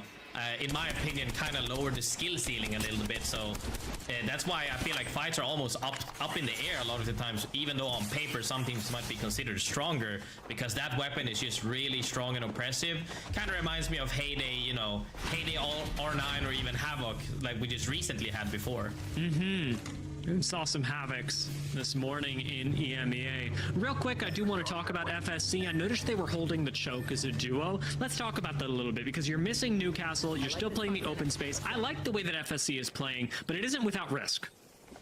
Yeah, the thing is that right now, I don't know which teams has the knowledge of them being a duo. I don't think the teams around them currently has that knowledge.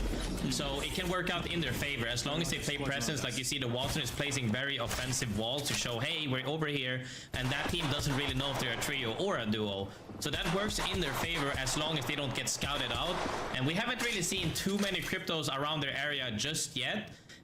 But once they get found out that they are a duo, more than likely they will be getting pushed. Yeah, temporarily at least, Ape Gang could actually help out with a team like FSC. Holding one choke as another squad holds the other can actually turn into a weird collaborative exercise between two teams that really could not wish any worse for each other. But Ape Gang discover that FSC have actually given up this high ground and are going to make a transfer over a little more centrally into the Geyser no-name area. Well, ICBM play out of the low ground. I wouldn't call this edge. This is more of a mid sort of position, but ICBM have found a team to fight against in this very same.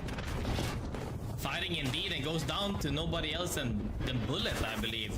Coming into a 3v3 here in the smoke is always fun to see, but Volt action and Hemlock action, everything that brings me from Akimbo makes me happy, I'm not gonna lie.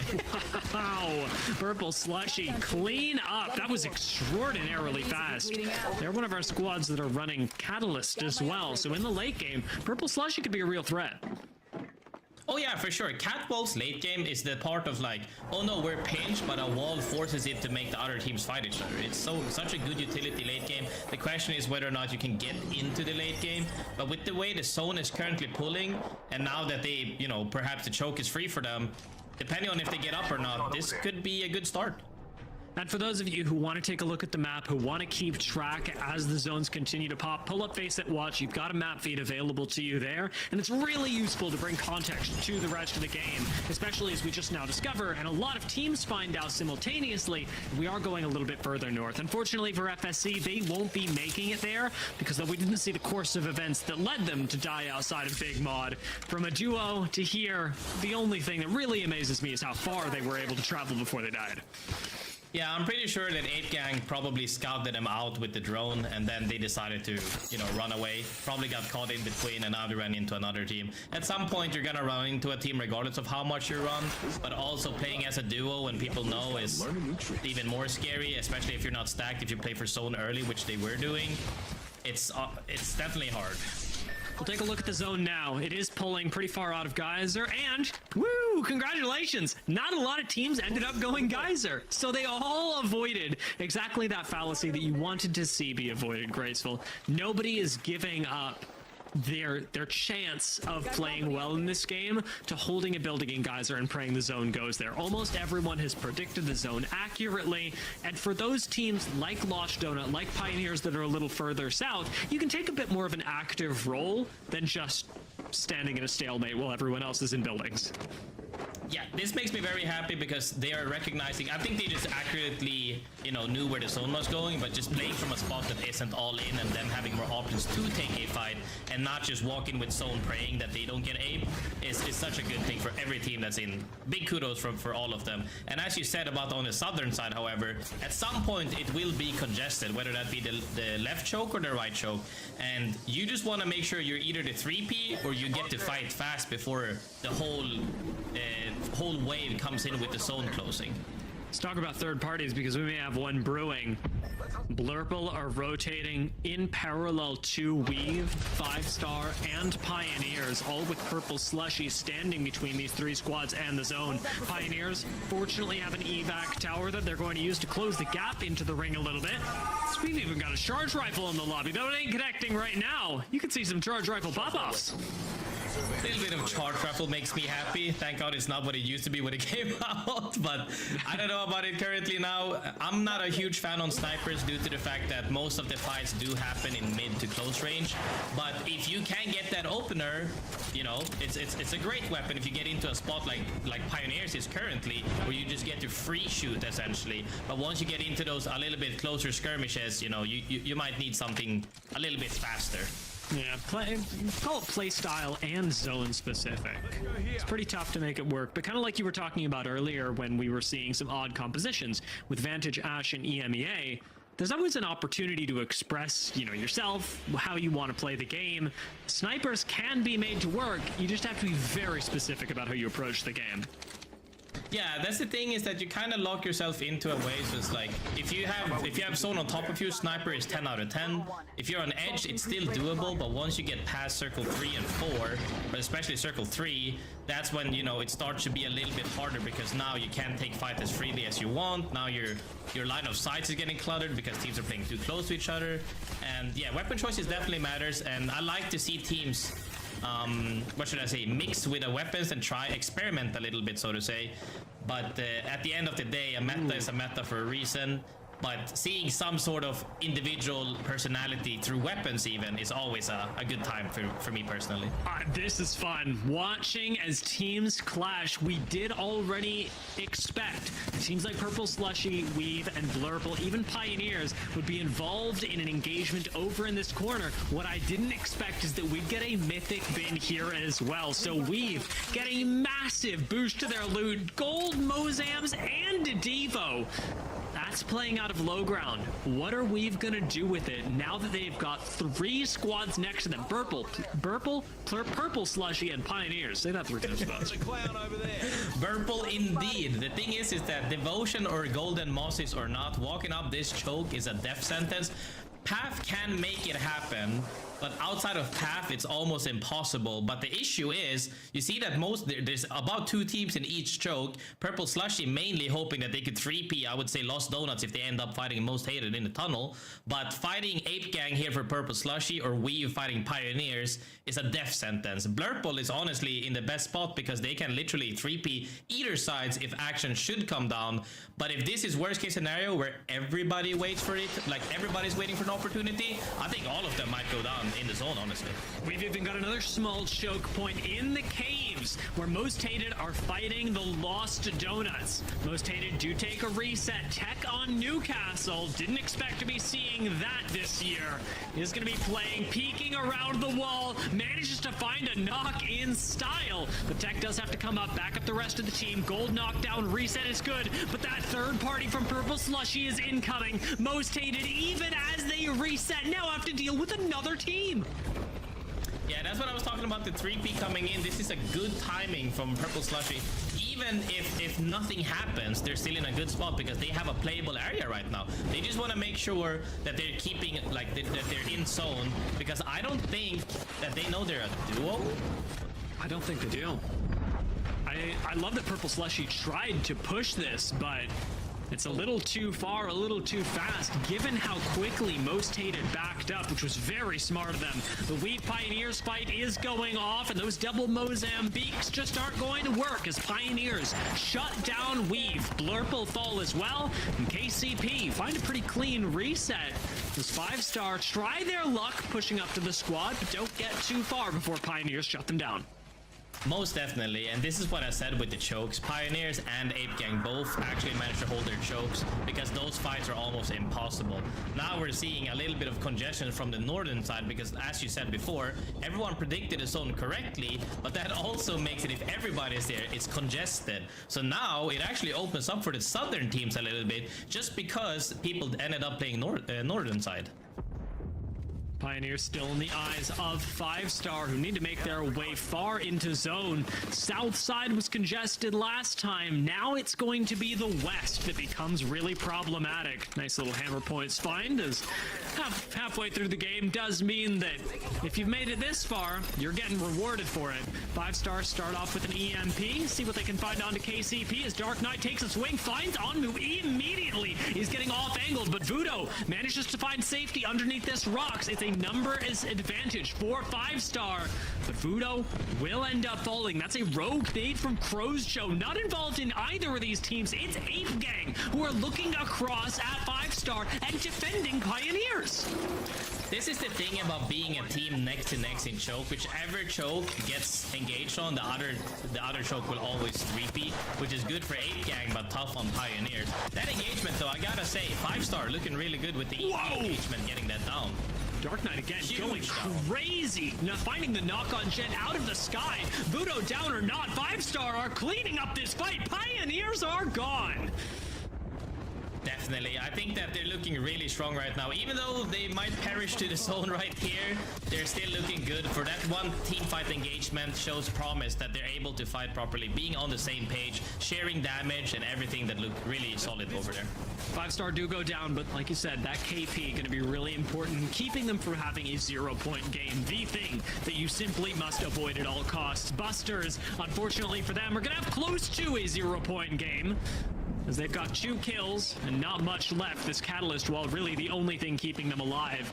Nobody's going to be able to push map for now, but Crow's Joe's got a nice angle, and Ape Gang and somehow Oblivion together should take out the Busters momentarily. The zone continues to pull us deep into No Name, where teams like Stallions, Thuggets, and Fury are set. Yeah, No Name or Village, whatever you want to call it. This is one of my favorite endings because there's a lot of playable areas. As we can see right here, there's several teams around Mechanic, and there's also Ape Gang coming down from the hill. There's a team in the tunnel. So much action going on, but the next zone that it closes out is going to be a fight for height on the roofs, or all people are going to run into each other underneath the house, and it's KP fest for whichever team gets on the roof. So that's going to be really exciting to see who actually managed to get it, because that's a tough spot to hold with all the teams alive. Now mid-res Busters do fall. I want to call this out as well. Didn't know how relevant it was going to be at the start of the game. Still don't really. But Fury have a caustic. Fury are the team that with Detox and Avexis have chosen to play a little bit off meta.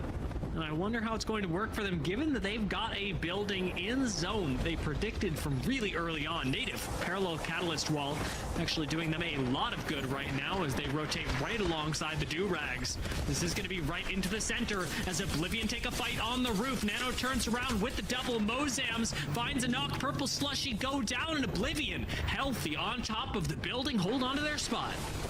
That was such a good timing for Oblivion to fight for the roof, like I said earlier, because the double wall came out and that was their opener to take the fight on the roof. They managed to hold it off from, I believe, Ape Gang. And now we're seeing huge fights going on all over the place, and they're definitely looking to pick up more kills here because it's just mayhem. Stallions #1 out of the games yesterday. With board going down, 7 squads left. Stallions still got height. Tenacity are down. Oblivion, Fury, Thuggets, Ape Gang, all clustered on this singular building, and its most hated still is a trio that are poking out of the caves. The zone ends on top of the building, Dia. What is this? It's still in on top of the building. Oblivion just got handed a free win. Well, it wasn't free because they did fight for the roof. Kudos to that. But this is gonna be a crazy fight. It's a great deal, this win for Oblivion. That in theory could, should, would happen. If the top of the building is in, though, Graceful, the inside is going to be for a while as well, and I could see Fury getting a lot of points out of this round.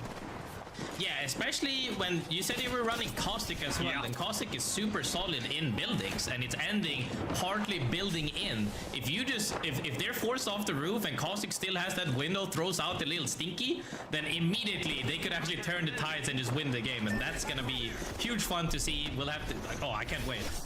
Oblivion are going to need a good Newcastle wall to make this work, and they've got a Bangalore as well, which in the open ground is going to be really useful for them. Stallions consider their approach, as Stallions are one of few teams that actually could make things very difficult for Oblivion. Yeah, most definitely, but we're seeing the last zone closes, the final ring zone closes a lot slower than all the other zones. and yeah, it's a pressure of who still has util at this point. But as you can see on the other roof, but they're out first, they should have to move earlier. But if Scurry could maybe jump with Papsip and then slam, EMP play comes. What if Alp sends it? What if Alp sends it? He jumps in with the mobile shield. He knocks one. Blink is down. Oblivion. They are getting cooked. And Stallions take the roof. Oblivion are down. And they get the reset. No, they don't get the reset. They get also getting engaged on by the team underneath the house. We'll have to see. They get the thirst and reset. They dropped off. I can't believe that Most Hated gave that up. A little bit too much damage thrown at them, and now Most Hated are on the low ground, and Oblivion, who should have had the win, have given up their spot to Stallions. Again, #1 out of the winner's bracket yesterday, and in commanding position, not giving an inch, taking a mile in game 1. Oh, now we're seeing Fury setting up with gas. They got their wall out. They're ready for the little stinker. Now, Stallions, however, they used a ton of util, but they still have 5 nades. Albralelli, no, 7 nades in his pocket right now. That's way too many nades. This could go in the way of Stallions. This is crazy what we're seeing. Thuggets making their escape from the building. Wait for the little stinky. Cersei holding this for now as Fury do jump into the ring. Unfortunately, Tech is going to go down. Fury start finding Nox. They go through the ring to do so, however, and will go down from the high ground. Stallions watch all this happen. Everyone beneath them getting cooked in the gas in the ring, and Stallions look over it all. Stallions keep their #1 spot from yesterday. They are unstoppable in the LCQ. They are great, don't get me wrong, but what is this zone, man? If it's still in, ends on the blue box, they get free reign on both sides of the fences. Abralelli, Scurry, and Crook cleaning up house. But the biggest thing that started this whole process that led them to winning the game, Papsip, EMP, Slam. That was a great execution, and they triple swung. He got to even 25 HP, I think, before he decided to re-engage, let his teammate go in first, and then re-engage. And they got the reset off of that due to Most Hated actually backed off because they took too much damage. All of that started because they were proactive. And if we see this type of level play keep out through the whole tournament, we might see the type of lead we saw with FaZe earlier. I gotta hand it to a team like Most Hated as well. Also very proactive, and when they needed to be, very defensive. Retreating through the tunnel instead of trying to reset and take a fight is something that not every team would have had the confidence to be able to do. The fact that Most Hated back off and playing gatekeepers in the tunnel gets them to a 2nd place with 17 points. Stallions dominant. This is a fantastic start for them, and 24 points. That layered on top of the 10 points that they start with means that they are less than 20 points. They are 16 points. They're 16 points away from match point, and that's after a single game. 1 game and 16 points off match point. I don't think you can start any harder than that. I do believe that they're really comfortable on World's Edge, which is a good thing because that's in most people's eyes is considered a harder map to be consistent on. And if they can take that many fights and still come out on top, I have no doubt that they should at least get match point really quickly. But if they can close it out, that's a different story because not every zone, ends on top of the building. We'll take a look at the 3 teams that made it the furthest in this game. Thug, it's a sharp contrast to Stallions and Most Hated, a much more passive team, as the Denver Thuggets did tend to be. They are, of course, as you need to be in Challenger Circuit, a team that can take a 3v3, but as we talked about this morning in EMEA, being good at 3v3s is not the thing that you exclusively need to succeed in LCQ. In fact, it's sort of like an addendum. You need to have everything else and also be able to take a 3v3, and Thuggets have never really focused on that. They focus on positioning, and it really does pay off for them in the first game.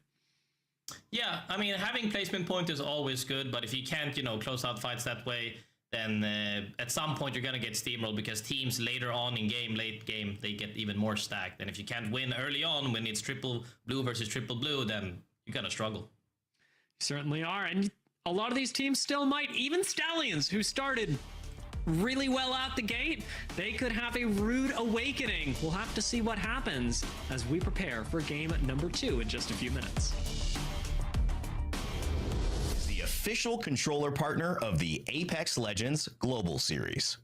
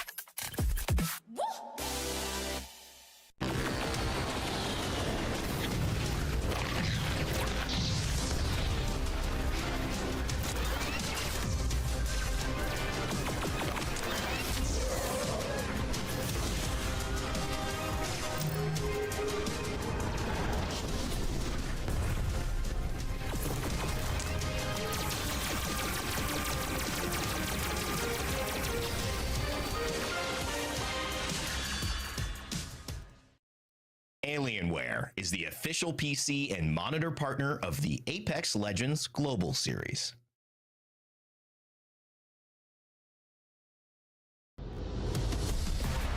Welcome back, folks. It is time for the LCQ to continue as Game 2 is just around the corner. We are not on match point yet, but Graceful, we are uncomfortably close given that we've only played one game, and Stallions came out of the gates swinging.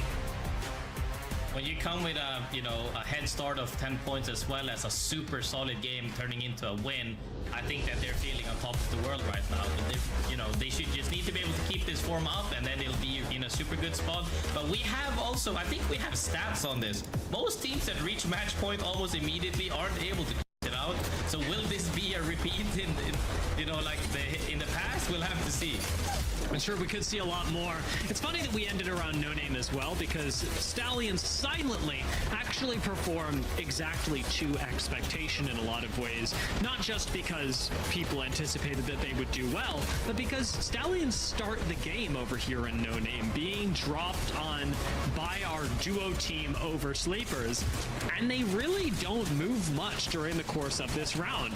They sit around, they find a good building to play, they loot up, and from here on out, they just play actively in this no-name area, taking a few kills, a few squad wipes, but really not doing anything fancy until the last zone. Yeah, we didn't get to see too much because the most action was a part of the choke, so I didn't see how they got that looted as they were in the end game. But definitely they've shown their strengths of being able to close games out, because even though they might not have been as stacked as Oblivion was on that roof, being able to make that split-second decision making and taking that fight is what shows you that you are experienced. And every single person on that roster has been playing for the longest of times, and they're definitely showing, hey, we know we need to take this fight to win the game. Took that fight indeed, and all the kills just came in at the end where they just got to free shoot at everyone. Take a look at some of the other teams as well. I want to talk about Fury, because Fury with Caustic should have gotten a lot higher up in the standings that they did. They got 5 points from placement, and unfortunately for them, that was all they got. Fury actually had a chance to start off decently, but Caustic Gas wasn't quite enough to keep them in the driver's seat. I do know that Avexis and Detox are incredible at 3v3ing. It's what made them so fun to watch in last year's Challenger Circuits as they made their way up to Pro League. I want to see a little bit more of that version of Fury as we drop in to game number 2. World's Edge, we return to. Let's find out what happens, Graceful. Yeah, it's gonna be fun to see, but I think that's a little bit of maybe nerves. The first game, coming on, they weren't as proactive as they wanted to be. When you're Caustic in Mechanic and that team from Tunnel moves under your building, I don't care. I will always say this to everybody that I play with. I will 1v3 any team that's under that house if I'm Caustic, because you just put the stinker on them, you get wall hack, you just start shooting and nade spamming them, and they can't really play anywhere. But if you're... And that's the thing about Caustic. He might be considered a defensive character, but when he has ult available, you need to make the plays, because that's when you get to dominate the game. That's true. I do think that Caustic's actually in a pretty difficult spot right now. We can take a chance to talk about it, because this time Stallions aren't getting landed on. They actually have a pretty regular beginning. Caustic, difficult spot, mostly because of Newcastle's now additional ability to negate a lot of incoming artillery, and that includes Caustical, much like Watson's used to be able, or Watson's can do and always have been able to do. Newcastle adds in yet another character that can go, oh, your most important projectile? Yeah, that's not a thing anymore.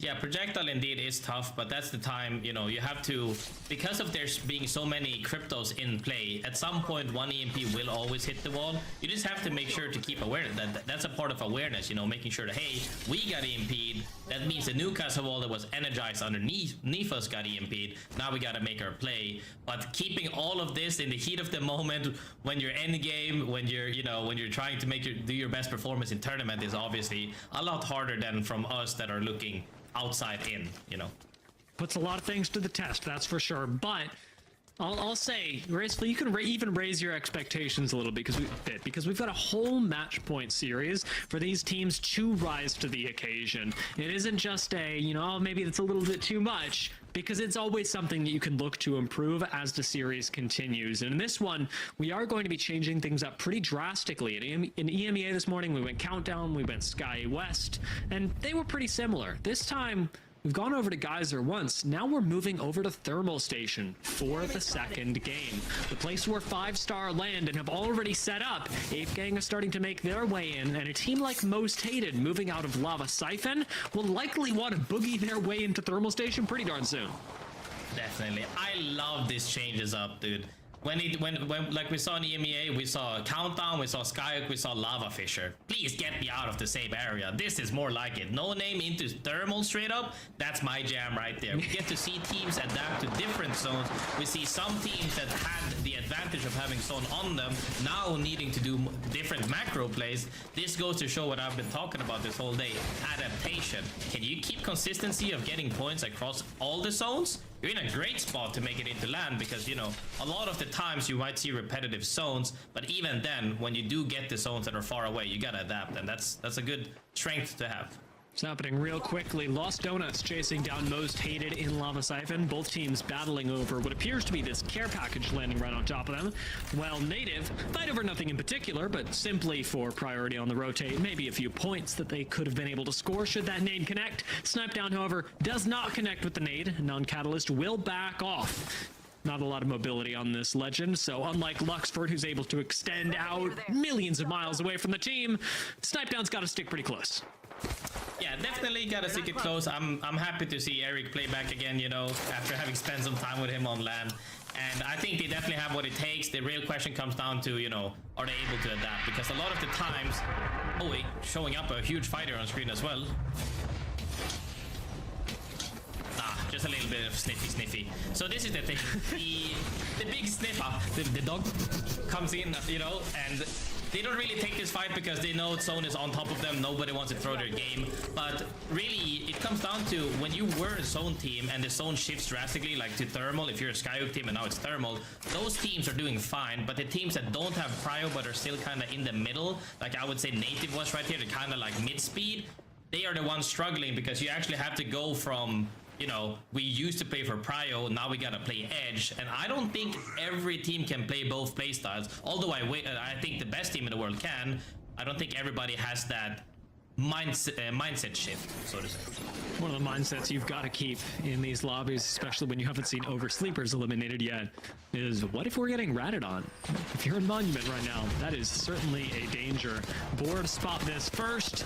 MJ still alive, and Board surviving now, get to back away. Jinx did search for a few kills, but Oversleepers are only on blues after all, and after they failed to secure the initial kill, I don't see them making a lot happen here. Yeah, this is me screaming at Vicky and Rag right now. Vicky, why are you shooting so early? You gotta let them come in a little bit closer so you ensure you're getting that down. Because right there, he shot a little bit prematurely when he just looted a bin. Had he let him come a little bit closer to the zip, maybe they could have gotten it down and scored a few kills. But at the end of the day, they are a duo. You just gotta do what you gotta do, you know? What a weird way to use these legends. Just Jinx Spider-Man's up the wall and you got a Superman up behind him. It's ults. It's fine. They're not using him for anything, but it's weird. It's weird, Graceful. I don't think I'm going to get over it anytime soon. Board sort of leave that in the dust. They and their blue shields will get to continue on. They might have gotten a little bit of Evo from tickling the whites that were up in Epicenter now, but Board's rotation is still one that, like you were talking about with Native, is a mid-speed rotation, perhaps even one of the later ones that we're going to see throughout the course of this particular game, and their macro will be challenged in the later part of this game. Yeah, speaking of mid-speed here, or maybe closer to the late, Native Gaming comes flying in, and they actually managed to get a spot. However, teams nearby are looking to retaliate on them, and this is what I'm saying with mid-speed is hard, because now you have the attention of everyone in the whole lobby shooting at you. But can you survive the wave? It would open up, you know, an opportunity to close out the game. I like that they found a little bit of safety here. Unfortunately for Native, there's not a lot of space that comes with this. A team like Fury could easily find a moment to swing on them and just completely decimate the game that Native might otherwise have. Avexis peaks with the Eva, breaking shields, but not finding purchase otherwise as Native grab a little bit of height in this scaffolding, something that's really useful. Love this position from Vayne. It could win them the engagement. as you said, Fury could swing on them. Native swings back and shows a lot of promise. And hey, we want to be the proactive team. We're taking the fight to you, and it pays off. I love the way that Native just played that. The peaks were so nasty, even with the Vexus trying his best with the Eva. There's just not a lot that you can do when a coordinated team, a communicating team like Native decides to take this fight and no one really interferes. There are a few shots from other squads. I know 5-Star was looking at that, but there's just very little you can do when fighting in this scaffolding because other teams, unless they give up their position, can't do much about it. Most definitely, and the thing is even though they had Caustic, they still couldn't hold on the rush because they can't play that much because everybody's like looking at them but not committing. But you get poked down, and when you get poked from the side while you're about to take a 3v3, it's almost over at that point, even without the team you're fighting actually doing damage to you. But we're starting to see most teams settle in now. I would say about majority, that more than 70% of the teams already have a spot right now. The real question is where do you think this zone will pull? Do you think this will pull to high ground or low ground towards western lava side? Ooh, that is a tough choice. I think I'm partial to the high ground ending deep south over by whereby Ape Gang and Weave are, sort of that jump tower area for those of you who may not have the map up at the moment, but just to the south of Thermal Station. I wouldn't mind if it pulled over towards Durags on the south, but I don't know. I'm getting a far south, like an almost tree side sort of pull.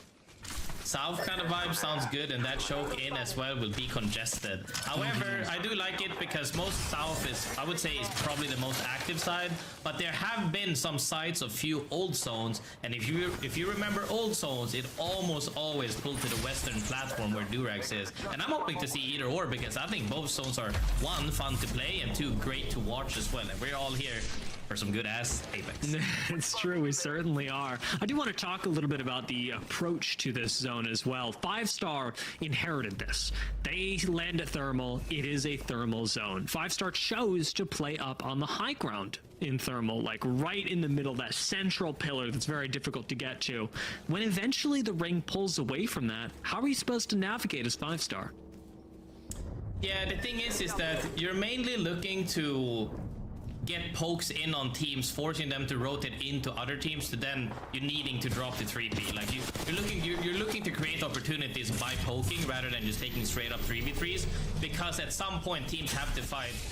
They're kind of like, I guess the best way to say is that they're a mid-speed positioning in a way that they're just waiting for other teams to make the play first and then coming in, rather than just super late like maybe Purple is out of the zone currently. Yeah, they're playing a completely different game. Purple Slushy have even split at this point, leaving Bullet and Future in the zone. Pluto is just completely out of there. Doesn't want to look too hard at what's going on with Oversleepers. Now this is a duo, and inside the Revel, Jinx might be able to survive, but there's not a lot of health on the remainder of Oversleepers. So Purple Slushy, who are set up in ring already, may be able to collect this last kill. Ort still healing in zone. Jinx alive, and oh no, we watched it on the minimap. Honestly, it's almost better than watching it in person, because if we were on POV, it would just be brutal. As it is right now, at least it looks natural. It looks like a number. Board find Oversleepers, and surely Oversleepers do not make it into the next zone. I'm sad to see this because they can't catch a break. They've been trying to rotate. They've been swapping POIs. There maybe at this point they might just go. They swapped comp actually, and they might swap to at this point just go Caustic Watson and pray the zone ends on you, because anywhere where you're rotating, you have 5 teams ready to swoop at you, and it's just, you know, a little bit sad to see. It is difficult, and compositionally you just can't make a lot work. I do want to take a moment and sort of talk about some of the teams that might have a slightly better chance than those playing as a duo. Pioneers playing out of Tree. We talked about how the south side of the zone could get pretty congested, and that'll be one of the teams with the highest burden of execution, especially given their first game. Yeah, as you can see as well, you know, since we have the minimap, is we see Pioneers going in on a side where it's going to be 1, 2, 3, 4, 5 teams and 6 being ready to 3P. It's going to be a tough rotate for sure. But speaking of tough, you know, this guy's trying his best. You just gotta do what you gotta do, my man. He's going to sprint it in, and actually, this is pretty free for now. Unfortunately, Oversleepers, the last member, is rotating straight into board, who have not yet looked behind them. Pioneers have dropped one meanwhile.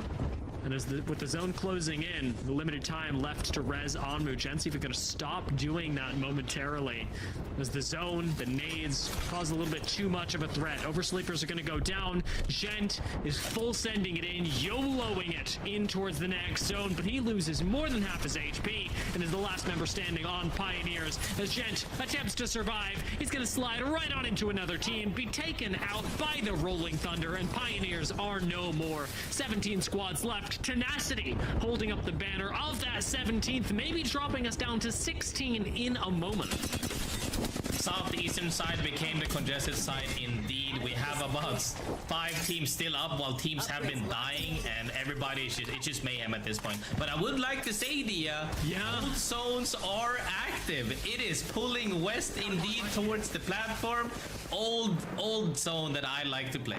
This is crazy. I mean, I didn't predict it. Taking a look at the map, I don't think a lot of teams did. Durags, for some reason, are sat dead center of zone and have been for a very long time. But they give up a lot of that spot to Ape Gang, who made a early proactive rotation from the high ground. Even though this zone pulled so far away from where Ape Gang were sat over by the jump tower, somehow Ape Gang are still in dead center of ring. Yeah, they made it from center to center, but this is the thing. I think Durags made a conscious decision to say, hey, we give this up because they're the most likely to get into a fight, and if they get into a fight, we are looking to 3P. However, if Ape Gang is successfully holding every team off, then that becomes a bad decision. So once again, like I always say, that's a decision that is up to the lobby and not you. Personally, not a huge fan of it. Well, I don't know what's up to the Stallions. They are on the edge of the ring. They've got a lot of squads to fight through. They have the furthest to go of any squad. Let's see how they do it as we listen in with Stallions. I need to take it first because I'm already fucked. I needed the right. Okay, I have no cues or anything. Oh, back for a second. I fucking fell. Okay. No. That'll do. Look at it back, guys. Look at it back. I'm batting. Careful from behind. I got a mech hit. I'll be 209. Any Celtic cells? No, yeah, dropping. Alright, I'm gonna heal and then pop. I got one over there. Queuing. I'm on this platform, so I need to be careful. Popping up. Fighting here. Yeah. Just look for kills. Literally, how is nobody looking at Stallions right now? This was the most obnoxious, obvious rotate. They used 2 ults to make it there, and Native can't even spare them a glance. Native go down, the Thuggets fall. Everything is a mess, Graceful. Mess indeed, but that's because every team, when the zone is closing and they don't have the map to be ahead of the curve, have to run into each other and fight. Stallions even made so much noise and come back for the action again to 3P now. And you know, if you're not staying aware, but when you get ballooned on, because we saw platform get ballooned on, Ape Gang got ballooned on by 2 teams, they can't really look at them, and that just ended up working in Stallions' favor.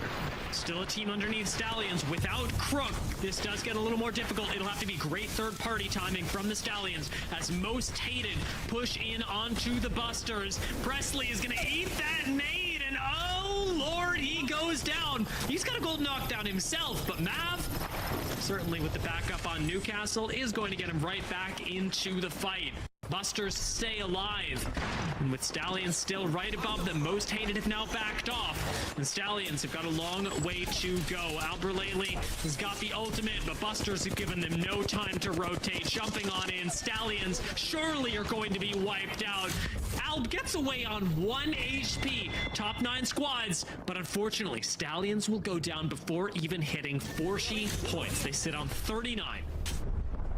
39 points for sure is still a lot, so they can have that as a less super game. But I think they should have 3P'd when they heard that down, honestly. Even though they were a duo, that was their only play despite the rest, because once it goes into a full 2v3, it becomes a lot rougher than at least trying to engage on the 2v2 rest situation. Rails of the Lost Donuts watches board rotate into this spot. Real tight position. A single EMP could really mess up boards. meager positioning right now. Huntsman has gone down. Board fending off squads from 2 angles. It's most hated on one side, the Durags on the other. Catalyst Wall will let Durags make their way in, even with a knocked member. It does appear this is going to go well for them. We've played the south side of the ring, Hambito on the high ground, and most hated in this 4-5-way skirmish will pull off a res onto Dynasty. Board do go down. 5 squads left. Most hated get a breather. Huge reset from most hated here. This is the strength of Newcastle. All in all, you have the gold rest, you get the full reset even after being a close fight, but that only works because there's so many teams playing around the same area right now. If Durags decided to actually go in earlier, it would have been even more chaotic, but they took their time, cleaned up the team, and now they're holding teams off, trying to push them into each other. But as we see, Ape Gang also looking for opportunities. Right where Board died is where Durags are at. Ape Gang have free shots on it. Most hated can pressure pretty willy-nilly, but Ape Gang, they've got a bit of a different focus. They're thinking about how to win the game, and sitting dead center of zone, that can be a little bit difficult. Most hated will be finding, looks like, another squad wipe soon, but they do lose Dynasty, so Tech has to go on the res. Almost manages to pull it off before going down themselves. And another gold knockdown. This team never runs out. They've got gold knockdowns on gold knockdowns. Will they finally run out of a little bit of luck as Ape Gang start to send members over to check on them? I think that actually saved most hated by Blurple, the biggest I've ever seen. They were about to decide if whether or not we're gonna wipe a side, and then they got shot on in the back and decided to not do it. Most hated all up again with the gold rests and even loot now. Zone isn't too far off of them, and they also have the stairs to play. We'll have to see if they still have their utils, because that fight was pretty chaotic. There are an incredible amount of gold knockdowns that have already been used by Most Hated, who now are climbing onto Ape Gang. This mobile shield saving them from the Bangles. There will be a clash of these squads. Do Ape Gang know what's happening? As Tech rounds the corner, a lot gets thrown at them. Laser somehow alive as an ult goes down, buying Most Hated just a bit of time. It's cover on cover as this catwall is about to fall. Gold knockdown shield for Tech. Almost goes down to zone. Still a might as Tech on 25 HP is being held up by Dynasty. Somehow, some way, Most Hated are alive as Tech goes down. That was definitely rough watching, but we'll have to see though. They actually managed to push Ape Gang away from them, I believe. Most hate to get eliminated though. Weave coming up on top from the outside. All 3 up still. Blasting and getting it down here. Ape Gang go down. It's Weave and Blurple. These 2 squads that came in for the third party on Ape Gang and Most Hated. And Weave make it happen in a clean fashion in the second game on World's Edge. That was just a masterclass in nearly passive gameplay. Weave didn't do a lot. They sat back, they let the other teams fight, they cleaned up the mess. Weave was one of the teams that flew in, I'm pretty sure, right? They weren't there from the get-go. It was only Durags and the Ape Gang. But the most thing that I have to say outside of them being able to close out the game, and they did what Most Hated did as well, is clear out a side. However, Most Hated messed up with their ultimates a little bit that should have won them the game, ended up throwing it. And then I think the consistency from them came out, and they just, you know, took home the game, and that's super good. It's true, and I will say, as a little bit of a consolation prize for Most Hated, they did get a lot of kills. They did really kill a lot of teams, and that alone is going to make sure that they are plenty happy moving into the next couple of games, because while they may not be on match point, no one else is either, and points are the things that matter most. Definitely. Stacking points at this phase, you know, the early phase of the match point tournaments is all you have to do. And here, seeing that, honestly, the leaderboard is a lot more balanced than I thought it would be. Most Hated didn't get too many kills, but we managed to close it out. They consistently on their side, west side of the map, cleared everything and then came in for the 3P. Won that 3v3 actually super cleanly, showing promise that, hey, we can close out games even though... Do you think they estimated this was an old zone, or did they just adapt, which is what I've always been saying? If teams can adapt, you can win any tournament. I think what we saw was adaptation, rewarding exactly what you like to see, Graceful. With the placement points on top of the kills, Weave did fantastically, but Most Hated were right behind them. They might not have gotten the same amount of placement points, but these two teams will be right next to each other in the standings, tied for second, with Stallions just 9 points ahead. This is a fast-paced lobby. And like you're talking about, Graceful, the points actually may be game over game, pretty close, especially in the second game, but we are really accelerating this top half of the lobby with 39, 30, and 30 points respectively after 2 games. These top 3 are separating themselves from everyone else. Yeah, they're definitely separating themselves, and we've seen that. I think the common trend is that they're being really proactive and playing their game, not letting anything up to RNG, so to say. They're always making proactive decisions, and that's what keeps you ahead of the curve.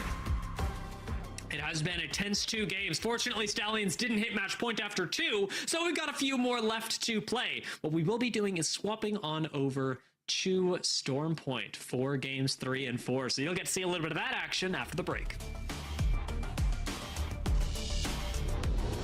Did you see the announcement video for Champs? No, what was it? Bro, it's in Japan. We're going to Japan. Yeah, we are. Only thing is, though, it's in January. Dude, that's like a lot of months away. 4 to be exact. What are we gonna do? We got no B stream. We got no ALGS watch parties. I know for sure I'm not playing ranked. We're gonna be out of a job.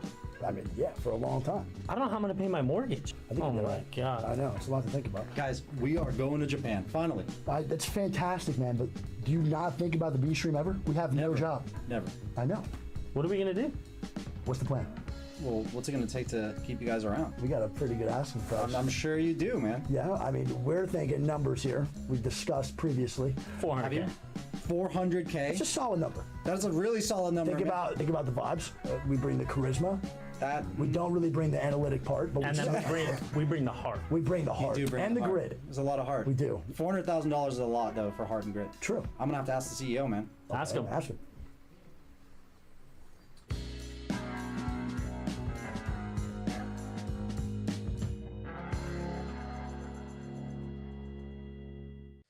Herman Miller is the official chair partner of the Apex Legends Global Series.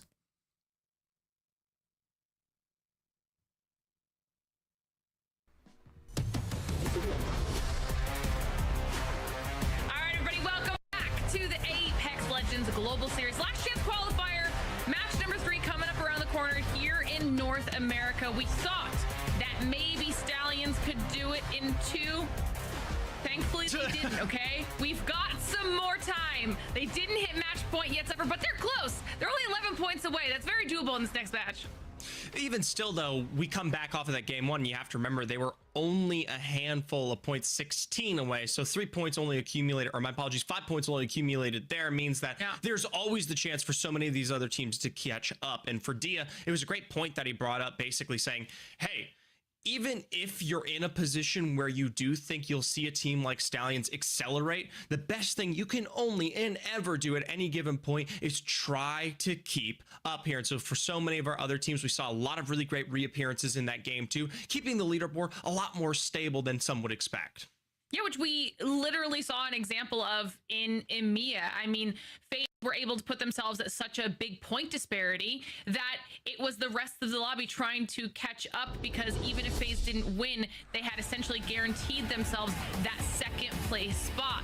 Now we get to match number 2 here in EMEA, and we get a little bit more variety. We start to see some of these other teams bringing themselves up to the top here, and at the end, Weave did a really good job of kind of waiting all of this chaos out of here with Most Hated out until they were able to push it and clean up everything else.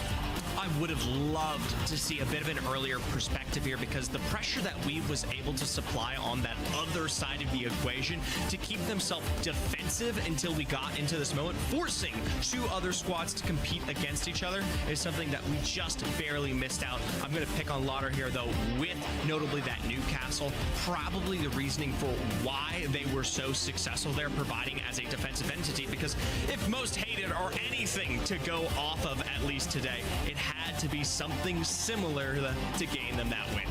Absolutely.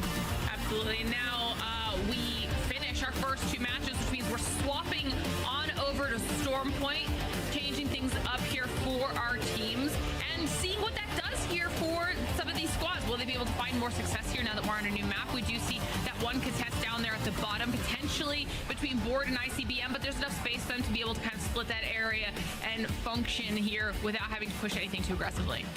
Yeah, I think at least from what we've seen thus far, most teams, especially now that you get a little bit more pressure knowing that we could be closing in on that 50-point range, there isn't going to be as much potential contest. The one question we still are asking, albeit it didn't really rear its head in Game 2, is where is Oversleepers going to go? They're kind of a misnomer right now, and we saw they were willing to potentially impact Stallions outside of that Game 1, and while it did not work out well for them, even just having them potentially in the middle of your rotate somewhere is going to potentially put a thorn in your Storm Point plans.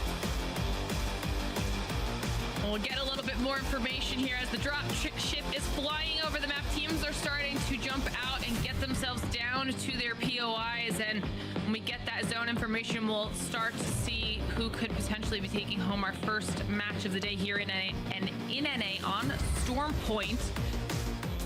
And Storm Point's always a good one because this is an opportunity for some of those teams who want to be a little bit more aggressive, which we saw teams capitalizing on in EMEA as well, to get some points on the board. If you feel comfortable here on Storm Point taking these fights, definitely do it while you can, because early on in this series is when you can take those slightly riskier engagements if you want to set yourself up well on the leaderboard.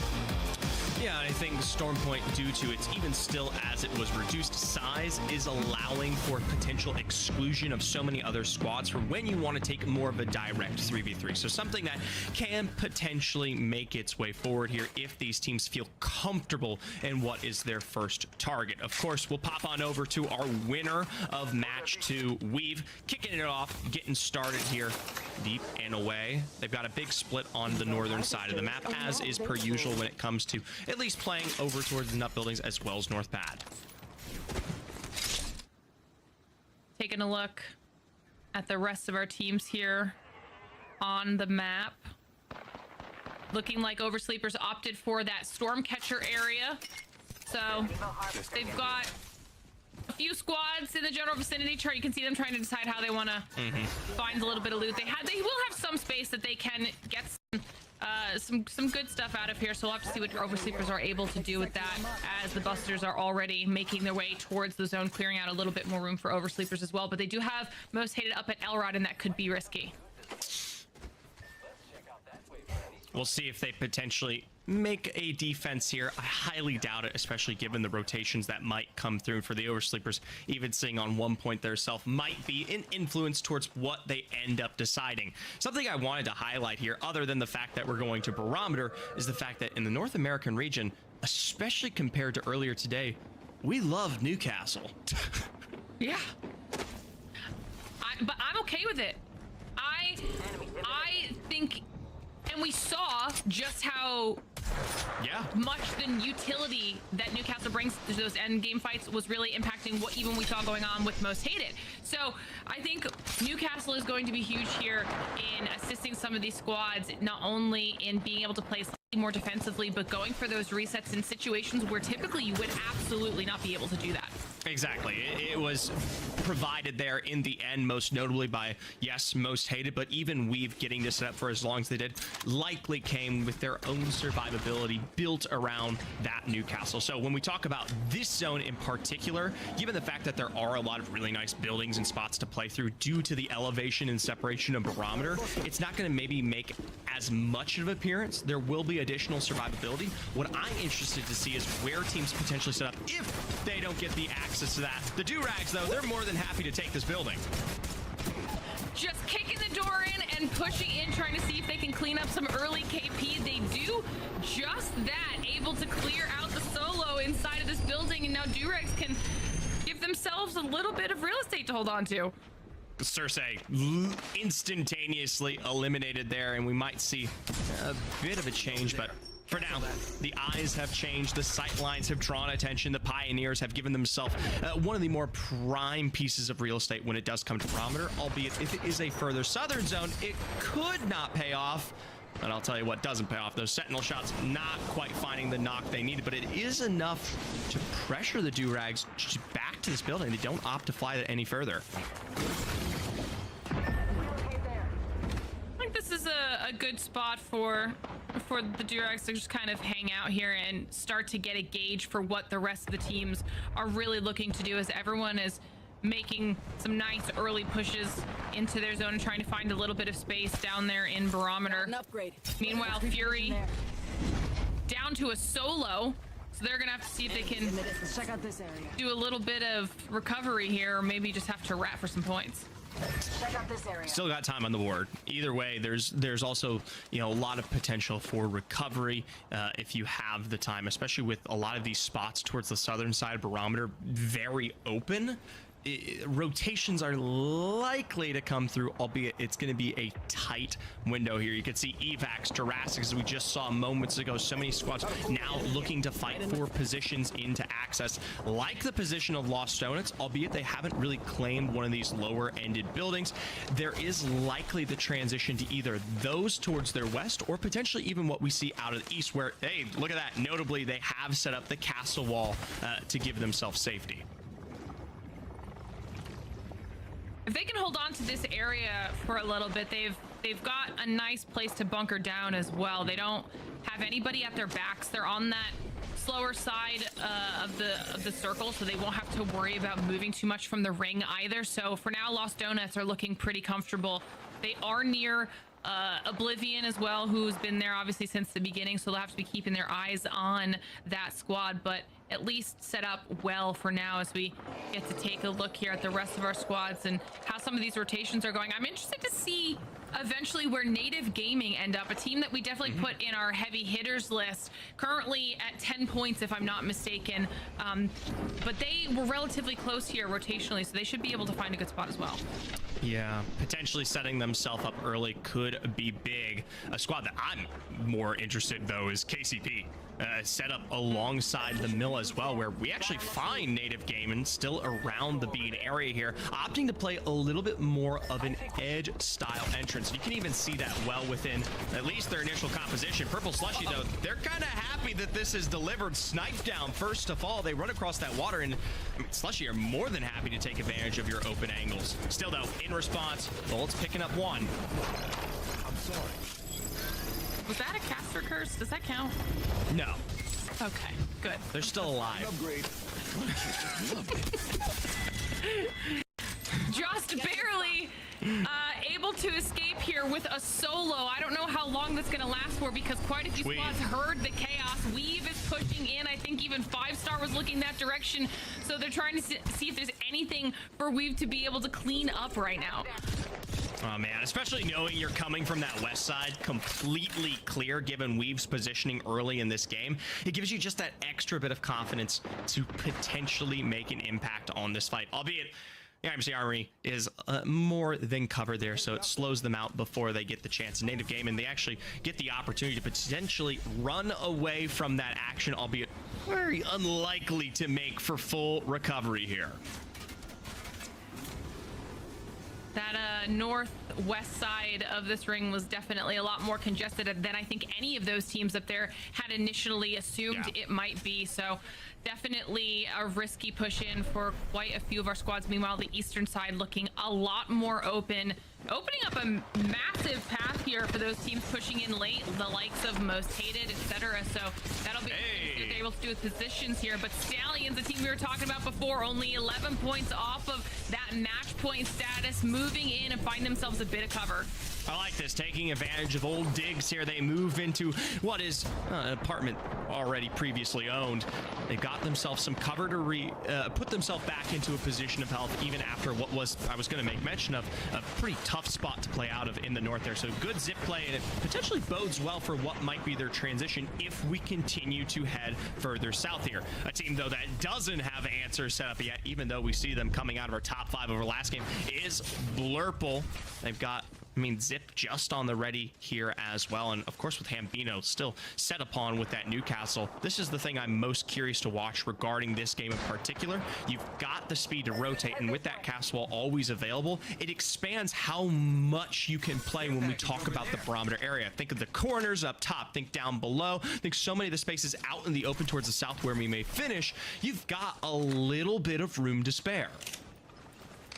And you can see Pioneers are looking to see if they can do any poke damage from their stronghold and maybe work on those shields just a little bit. They know exactly just how many teams are surrounding them currently. They've got some decent sight lines to work with here as well. Checking back in on Luxford now. Not able to get those banners, but will be able to do the best that he can here in a ratting situation. It's gonna be tough because, like we said, that north side is pretty congested.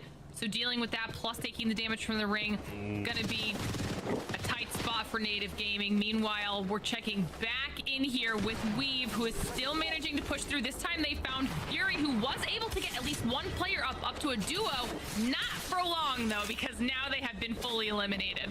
I really like this from Weave. They're not at the pressure yet where they need to be playing for this zone, and with a win on their belt, they know they're more confidently able to get on the match point than most teams right now, having that early starting 30. So what do? They play around what they know best, fighting around the edge here to garner themselves early KP, which could easily transition just on raw placement alone. Or Most Hated, though. It's a good EMP to start things off. Wall-on-wall action. Bit of a crisscross that will prevent anyone from moving in, but Most Hated are still ticking in this zone. Haven't gotten themselves a position yet. Might, have to rotate all the way around this, given how nice we have set up here on the other end. You know, I like the choice here, though, out of Most Hated to just leave while they still can. They didn't drag it out any longer than they needed to. They've got great shields already set up for themselves. They just need to heal their health back up. They will potentially run into the busters there as they get safe into circle, and that could be a little unfortunate. Yeah, so early started there, and who knows, we might hear these shots. Trident in hand could potentially follow up on this Dynasty. One of the first to fall, but is a return in response from Laser there on the map for a 2v2. The longer this fight goes on, though, the more likely we'll see the third party from behind here in just a moment. Even still, though, Chase on that Hemlock and the Havoc able to beam this one out. Mav, of course, with recovery there as Weave are maybe looking a little bit too low spending time in that zone to actually confidently take the, I'll say, bite out of this one. I think they definitely thought they might have been able to survive a little bit better. Look at those health bars. Really, really tight spot we find themselves in. They're able to find a little bit of safe area within that indent alongside the mountain and hopefully able to heal themselves up here. But they thought about going for that third party like you were talking about. And the Busters were in a rough spot, having had Mav knocked and needing to get him back up. But able to survive to see another day. Same can be said of Weave. They'll probably go for that balloon and get themselves out of dodge as fast as possible here. Meanwhile, Durax had been looking to come in for that fight. They're not. Luxford trying to survive as a solo. Barely able to land. Might just make it for now. Now remember, for Weave, I believe we just saw that wall utilized. You gotta wonder, do they have the extra energy to expend to get that one back online? They still aren't in zone yet, and to play maybe a bit more of an open area like this, they need to have that one. Granted, could always just potentially look to fight this one out. Of course, on the other side, the Busters, like you said, big evacs here. They're gonna pin themselves over on the edge, and there you go. That's the safety that'll garner you a position in this zone. Definitely keep them alive here for now. Just barely on the outskirts of that next ring, as you can see there on the mini map, but a couple other teams looking to move in, do the same thing. We've got Blurple, Pioneers, Luxford still making an insane solo push. As I say, that does finally get cut out by Mav, who was able to see Luxford on the fly in. So, you know, good attempt there with the ratting situation, but Purple Slushy holding down this building for quite some time. They're able to see a lot of these teams moving in from the north side, now fighting Weave, who I feel like has just been battling to stay alive. Yeah, one moment more. They do get that wall up just in the nick of time here to give them that position on the other side. I did want to point out, though, this zone in particular. It is absolutely absurd that this one caters more over towards that western side instead of what teams might be more used to when we talk about the eastern end. As a result, there isn't a lot of stability that you can play from when we talk about the east there. For the Pioneers, though, we'll check in with them. A big leap forward with the castle wall. It does keep things living for just a moment longer, but for Blurple, they're still picked apart either way to take us into our top 15. That Devo definitely helping the Pioneers out, also giving them a little bit of breathing room now as they can push in a little bit more safely to get into the next ring. Meanwhile, Busters trying to see if they can do any damage onto Purple, Slushy, Weave, 5-Star, all those teams on that western edge that are going to have to start moving south to get somewhere safe. Could be in the line of sight of the Busters. Purple, though, do take bridge here, and it's just one crossover to the beach on the other side. They gotta clear this back end, though. It makes it so difficult here, especially after already expending, I believe, that catalyst wall to get to this position here. You have to hope they have some form of defense, and coming down potentially now lower on health with Weave just behind them is not the spot you want to be in, especially in such an open western zone. Tenacity out, Oversleepers out, Purple Slushy doing what they can to survive here. Just barely a sliver of health there on Future. Able to stay alive behind the shield, but not for long. Purple Slushy does go out. That western side is getting absolutely decimated. Weave, in the end, somehow surviving and now able to make a push in. Yes, I say that. It's just not working. It's not working for these teams on the western side. Yeah, this is what I tried to highlight on the map there in comparison to east, where you have a lot of the tree and beach line to survive alongside with when we talk about this zone finishing usually towards the eastern barometer. This time around, you have this particular island, and then everything else out in the water is completely in the open. For now, though, towers down, teams have rotated in. We're talking about barometer direct for the rest of these rosters trying to make their way forward. ICBM in a rough spot now, down to just a solo, trying to see if they can maybe get these heals off behind the knockdown shield. Will they be able to survive long enough? Just barely. Alberlelli moving in with the Stallions as they clear out this space, and that's massive for Stallions. They're trying to fight through all of these teams to get closer to where Oblivion and Lost Donuts are. Really like this position from the Stallions here, especially because if they can clear out the other side of the barometer area here, especially before we see that zone close in, they're going to have a really nice time dictating where they want to go. Meanwhile, from below, Charmander stunted on the other end. KCP in the kill feed, they're struggling for the life of them. You hear those shots over towards the western angles above here on barometer as they face their end.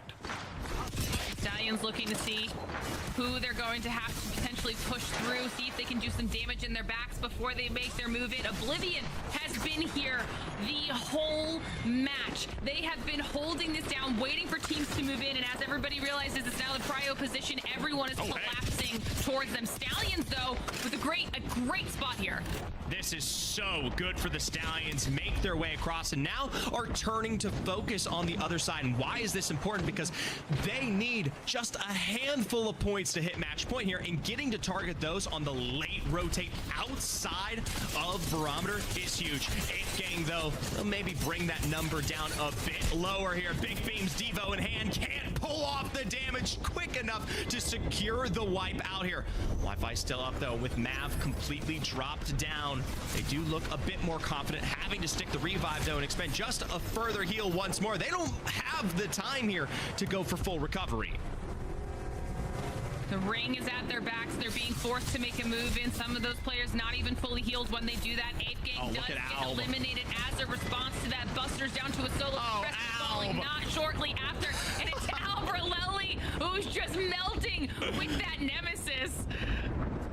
It is so perfect. The setup there on to high, turning around, picking up the KP to boot, and now they are literally just 2 positions away from securing match point. Oblivion delivering from below might make that an easy point to pick up here. 2 wipes from around the pillar take us down to just 1 on the other side here. Oblivion, they're going to be able to pick up the loot in remorse for that one to keep themselves healthy after really not being able to pick up a whole lot this game. Remember, staying hard in that position for an extended period of time does make it harder when we talk about playing out the late game.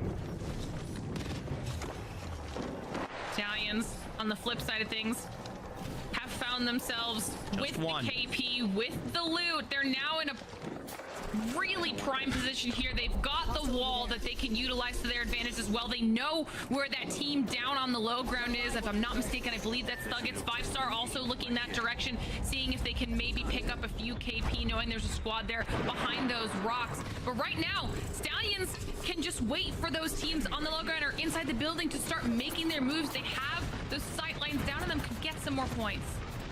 Really, really good here, and potentially you can send one over with EMP combo to get damage out early, potentially Alb out forward, follow through with the castle wall, and you've got yourself just the setup for survivability, which is literally all they need to do. 2 more squads. That's all they have to survive here, and with height to their advantage, I would be absolutely shocked if they can't extend this one out. Like you said, Oblivion trying to figure out how they want to play this one out. Having held here for so long, they'll definitely be a slight disadvantage compared to some of those other teams who are able to fight through, get that additional loot, that additional Evo charged up. Stallions looking for that final KP. Are they going to be able to clean that up? Alp?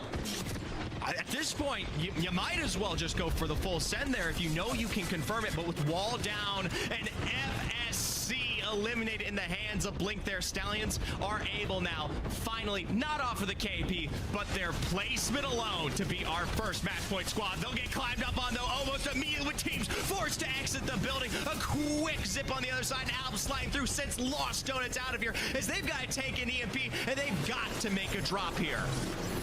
Stallions have done exactly what they needed to do to get to the point they wanted to get it. As that comes through, 5-star on the low ground gets eliminated by Thuggets, who have moved in as well. It's all down to Oblivion, Stallions, and Thuggets.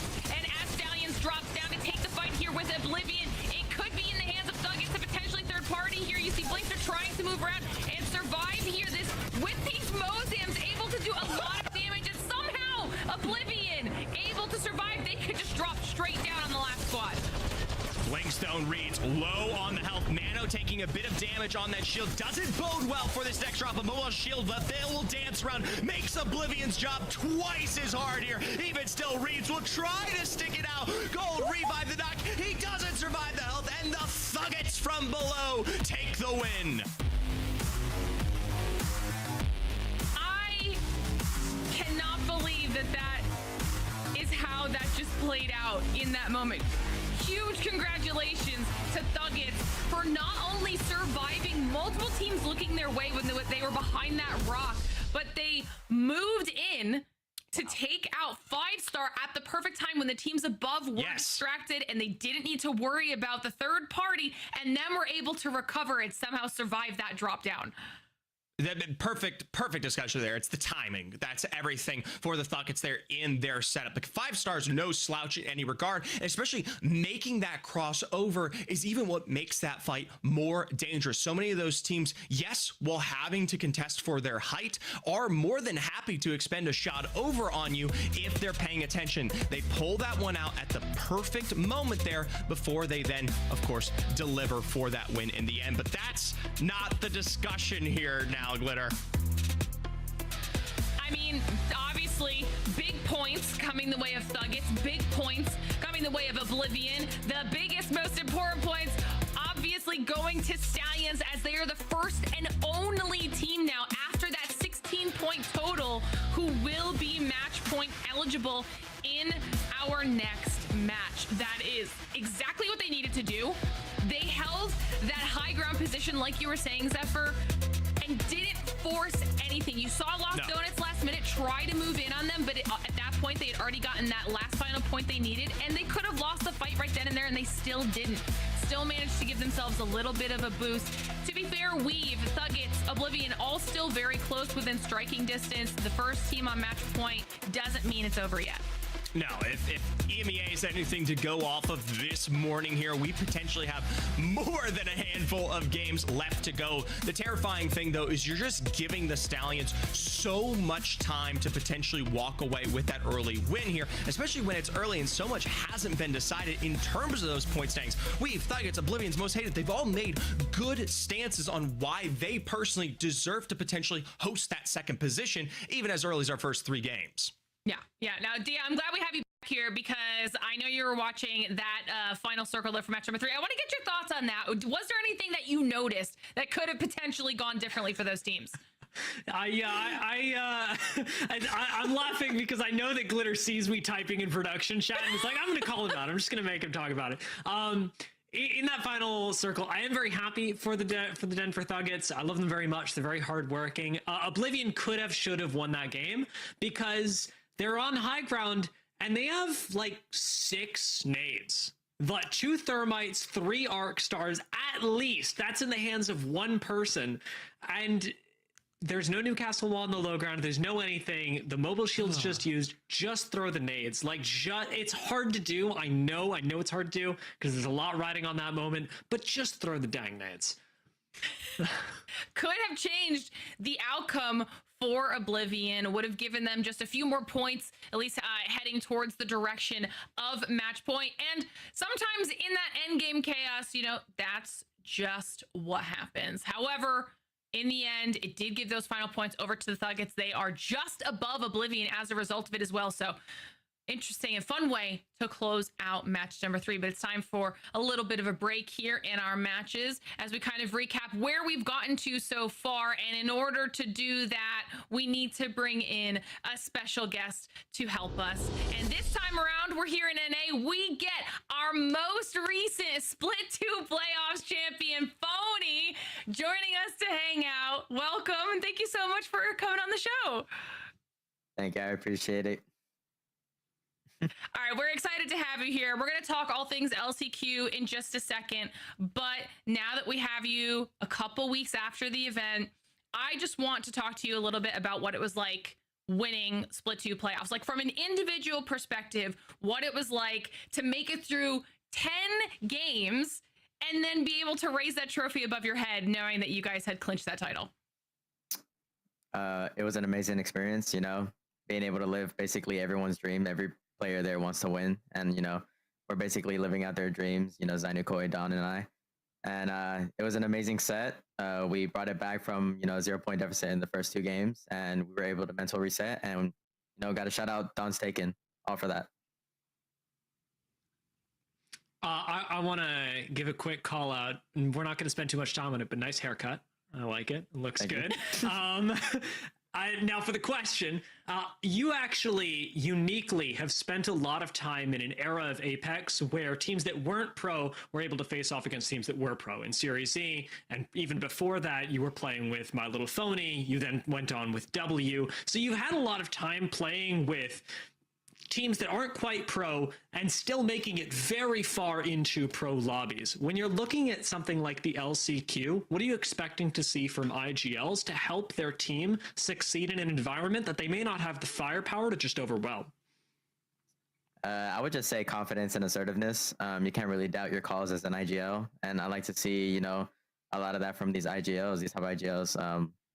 I learned from them and I was able to compete with them, and it was an amazing experience. So seeing these LCQ teams, you know, pull off the confidence that they have, you know, Stallions are being really dominant and they're just calling things, you know, left and right, doing clinical work. I'm not going to lie, you know, getting match point in 3 games, you know, it's something I've seen, that's something I've done, getting match point in 4 games, you know, they could take this all in the next game if they wanted to. Well, whether or not they take this all in the next game, we've still got a few to work through here. We're going to take a look, though, back at some of these initial starting points. And I want you, Phony, the IGL mastermind, the leader of our current recent performances, to help me break down especially what we've seen thus far, especially with this first game here, because when we talk about this early zone, or at least the one on top of No Name, this is an unusual end for these teams to navigate. Yeah, man, I've seen this zone way back in the day, and just seeing it brought tears to my eyes. Aberlele putting in a clinical work plan from the 2-story, you know, coming to this roof, clearing out the team up here with Crypto MP. That's the best thing you could have seen, best outcome they could have had, and you know, they were just wiping this whole lobby left and right. Is there any lesson for some of the teams on this low ground that they could have potentially worked with instead, knowing that that height plays such an advantage? Yeah, the team underneath, I'm pretty sure it was Tech's team. They could have easily committed to that zip and wiped the team on height if they wanted to, and they just hesitated. They went up there, they saw one was knocked, they saw that they were resetting, and as soon as one of them shot them, they got scared, they jumped down, and I feel like they should have committed to it, and they could have won this game. Well, ultimately, like you said, it has been Stallions on the calls, so confident here. But as we take a look in this second, it was Weave that ultimately comes out on top. And while we didn't really get to see it here, I want your take on teams that are just trying to survive over on the edge here, especially when you have 2 or 3 squads all sharing the same area. Yeah, ability usage is very important in this situation. And, these guys, they didn't use it really well. I felt like they could have saved a lot of their abilities and, climbed up and placed that castle wall, stalled it a little bit, and then, climbed up over it and then placed a new castle wall so they wouldn't have to reset like this. And they could have had a really big game. But I feel like ability usage and game is really important. The timings of it. You know when to use it, when to not. And I feel like with that, you'll be able to perform it really well.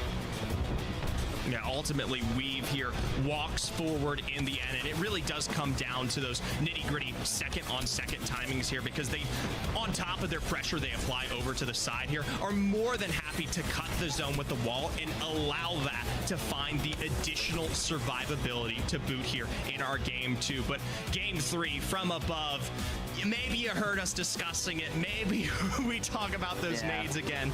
Ultimately, what's the secret recipe here? I feel like Stallions could have also won this game, but they did get griefed by a duo. The duo just, sometimes you get unlucky. Sometimes the duo chooses you, sometimes it chooses the team underneath you. And I feel like if they had time to, plan out what they were going to do on the drop, they would have easily wiped this team and, been able to reset for the, third party down below.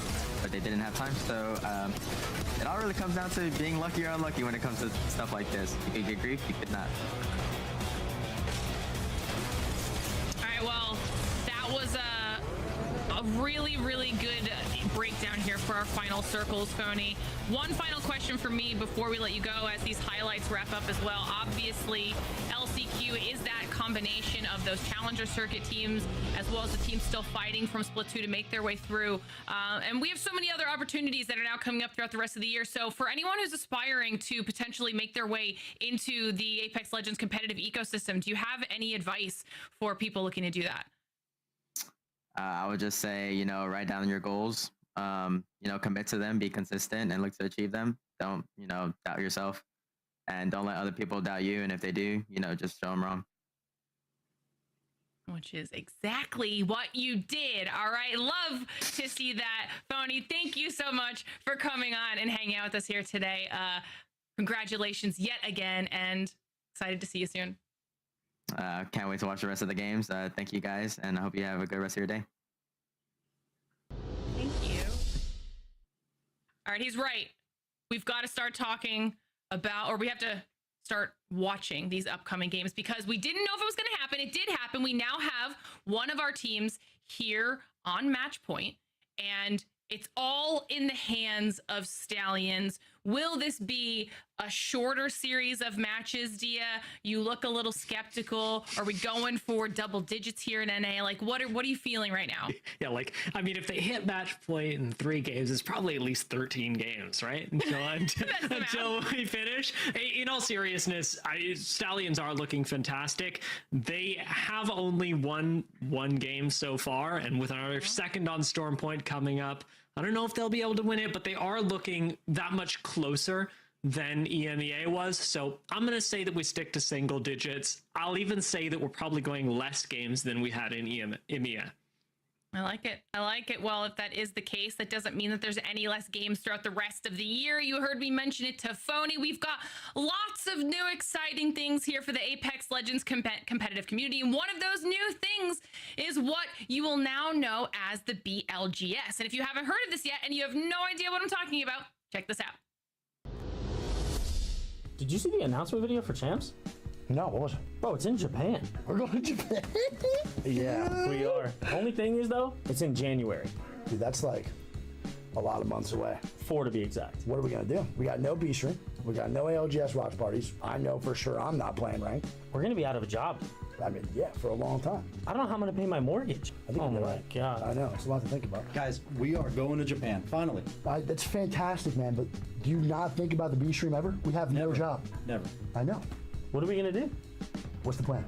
Well, what's it going to take to keep you guys around? We got a pretty good asking price. I'm sure you do, man. Yeah, I mean, we're thinking numbers here. We've discussed previously. 400K.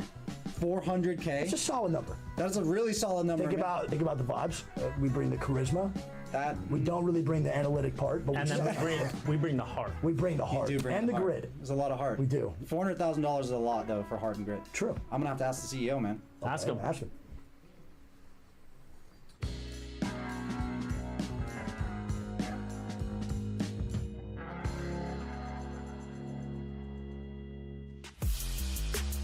It says stay tuned for more info.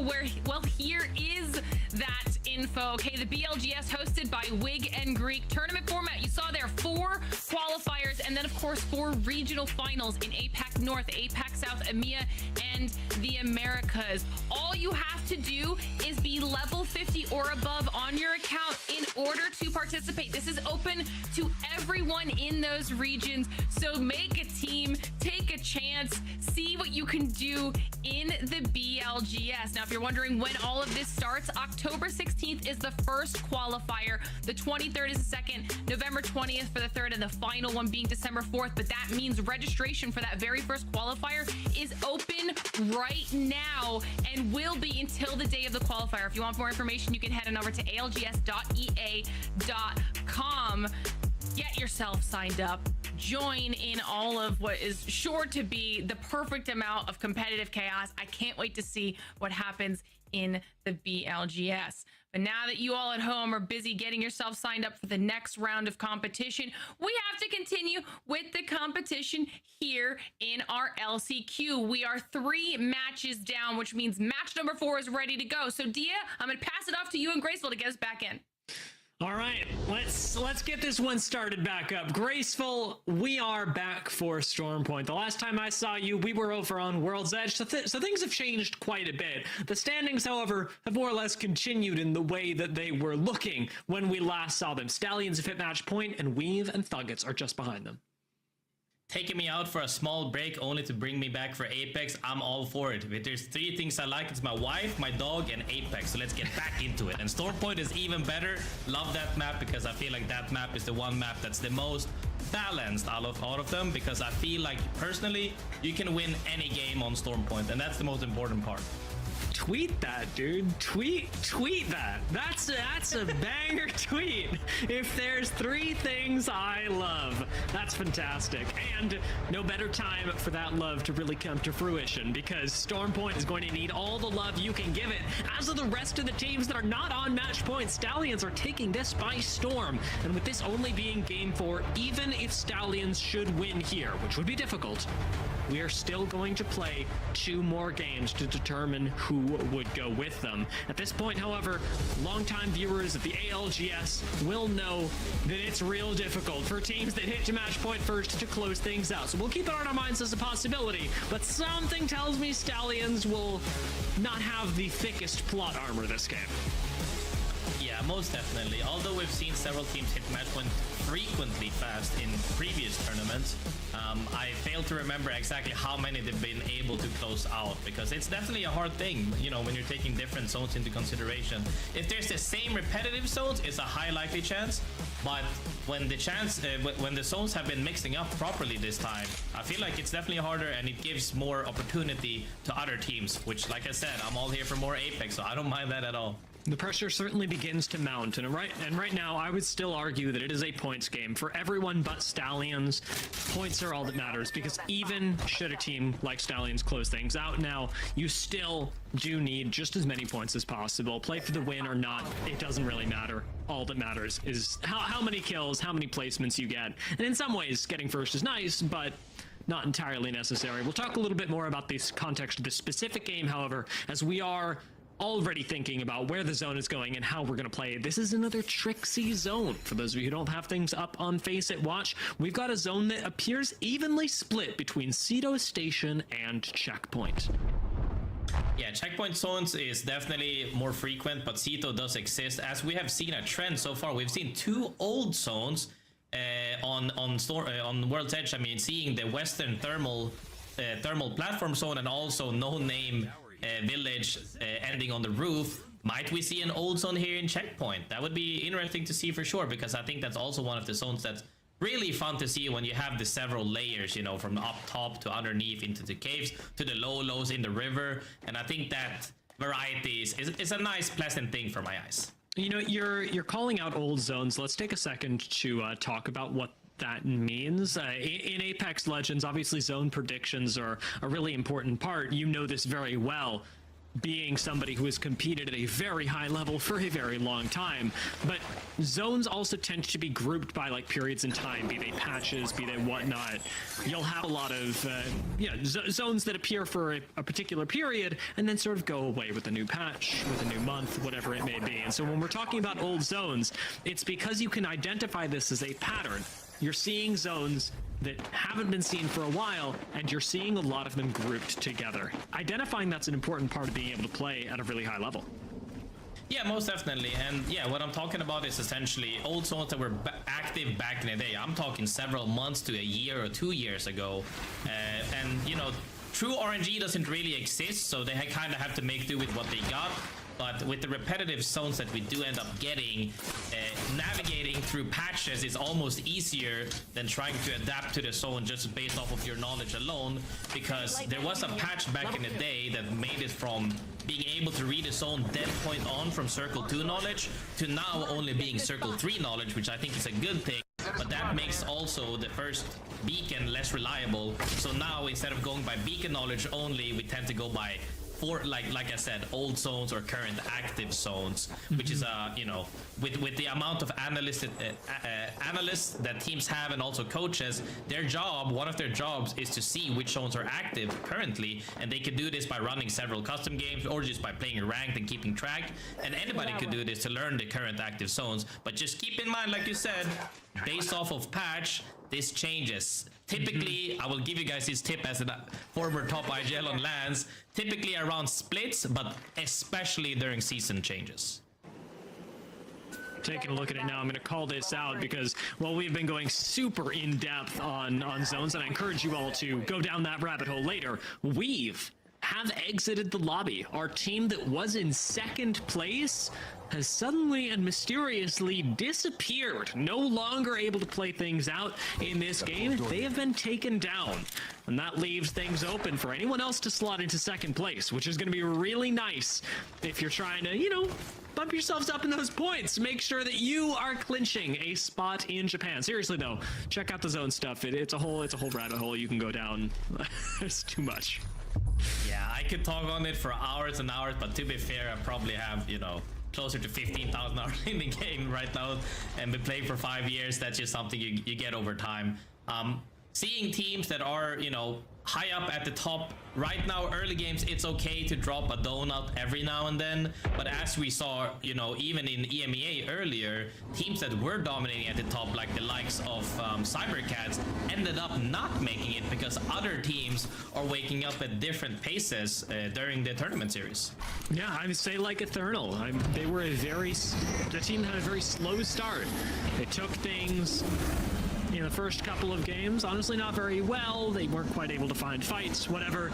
But during those last couple of games, Eternal became very consistent. This was over in EMEA, and you can always, of course, check out those VODs both here on the channel, on YouTube, or on Face It Watch. All those things available to you, and I'm shouting out Face It Watch once again. They haven't even asked me to. But you gotta check it out because they've got the VODs feature where you can watch from every and any team's perspective. Super useful when you're trying to study up. Something the most hated may very well be doing. Given that they've already lost 2, I'm going to be studying up on what exactly happened here in Tech. Already leaving that in the rearview mirror. Yeah, getting down early is typically over in most scenarios, but with the meta currently having a lot of, you know, Newcastle being played, meaning support character, it's not over yet. They could still craft and come back into the game. I'm not too worried because the first couple of zones aren't really that scary as long as you pick up medkits and ranges and phoenixes. So I'm hoping to see Tech and the boys reset here. It'll take Tech a little while to get into the ring, but I guess we'll find out a little bit more about that journey in the next couple of minutes. He doesn't have that many heals, and a lot of our teams are actually kind of scumming for heals right now as well. Gent in the zone right now, does have a little bit more time than others as he wants to try and hit a ring console, something Pioneers are making sure he is safe doing. But we've dropped yet another team in the meanwhile, and these things are happening slowly, almost silently, but FSC go down. It is just the second game on Storm Point, the fourth game of the day, but we are dropping teams so quickly. When the fights get going, they are ending almost immediately. Yeah, and I think that's something that, you know, people a lot of the time talk about roller players being mechanically strong, which is super true to this day. And I think NA or America is mostly known for that because they have the whole community and experience from other gaming communities and scene developing in America. And that's really showing because everybody's getting one mag here because all the roller players are god tier. It's being demonstrated in other people's lack of ability to really play the game because it's just so crazy what all the players on stage are able to bring. One of the things that's really impressed me is how many of the Challenger Circuit teams have found success, be they roller players or not, in these games, in the LCQ. It's something that we don't see mirrored as many regions, where a lot of the Pro League teams will make it into the final day. And while that is still true here, we've got a lot of Challenger Circuit squads up here as well. Yeah, definitely. And like I've said for, you know, every region as well, there's so much untapped potentials in the scene underneath Pro League that I think people aren't giving the chance. And, you know, it's hard when you don't have that many tournaments outside of the ALGS mainly to show up, really, because scrims is a okay indicator but not end all be all, whereas that's why we're seeing some big names maybe lower end on the leaderboard, whereas some other people that we aren't expecting to stand tall, because when everything is on the line, they play differently, and it's great to see that. Real quick, I just something BLGS. if you don't have the experience, if you haven't been able to play against the best teams, that's going to be your place to do it. The Pioneers, with plenty of experience themselves, Onmu, really one of the most experienced in the scene, has won the regional championships that we had back in the COVID days of the ALGS. Yes. Pioneers being played with them a lot as well. Not only ranked, but we played under the same org during that time, and he has always been phenomenal. That's right. Yes. You were both on Kongarna, right? Yes. Yeah. I forgot that they had teams in multiple regions at the... Yeah, that was wild.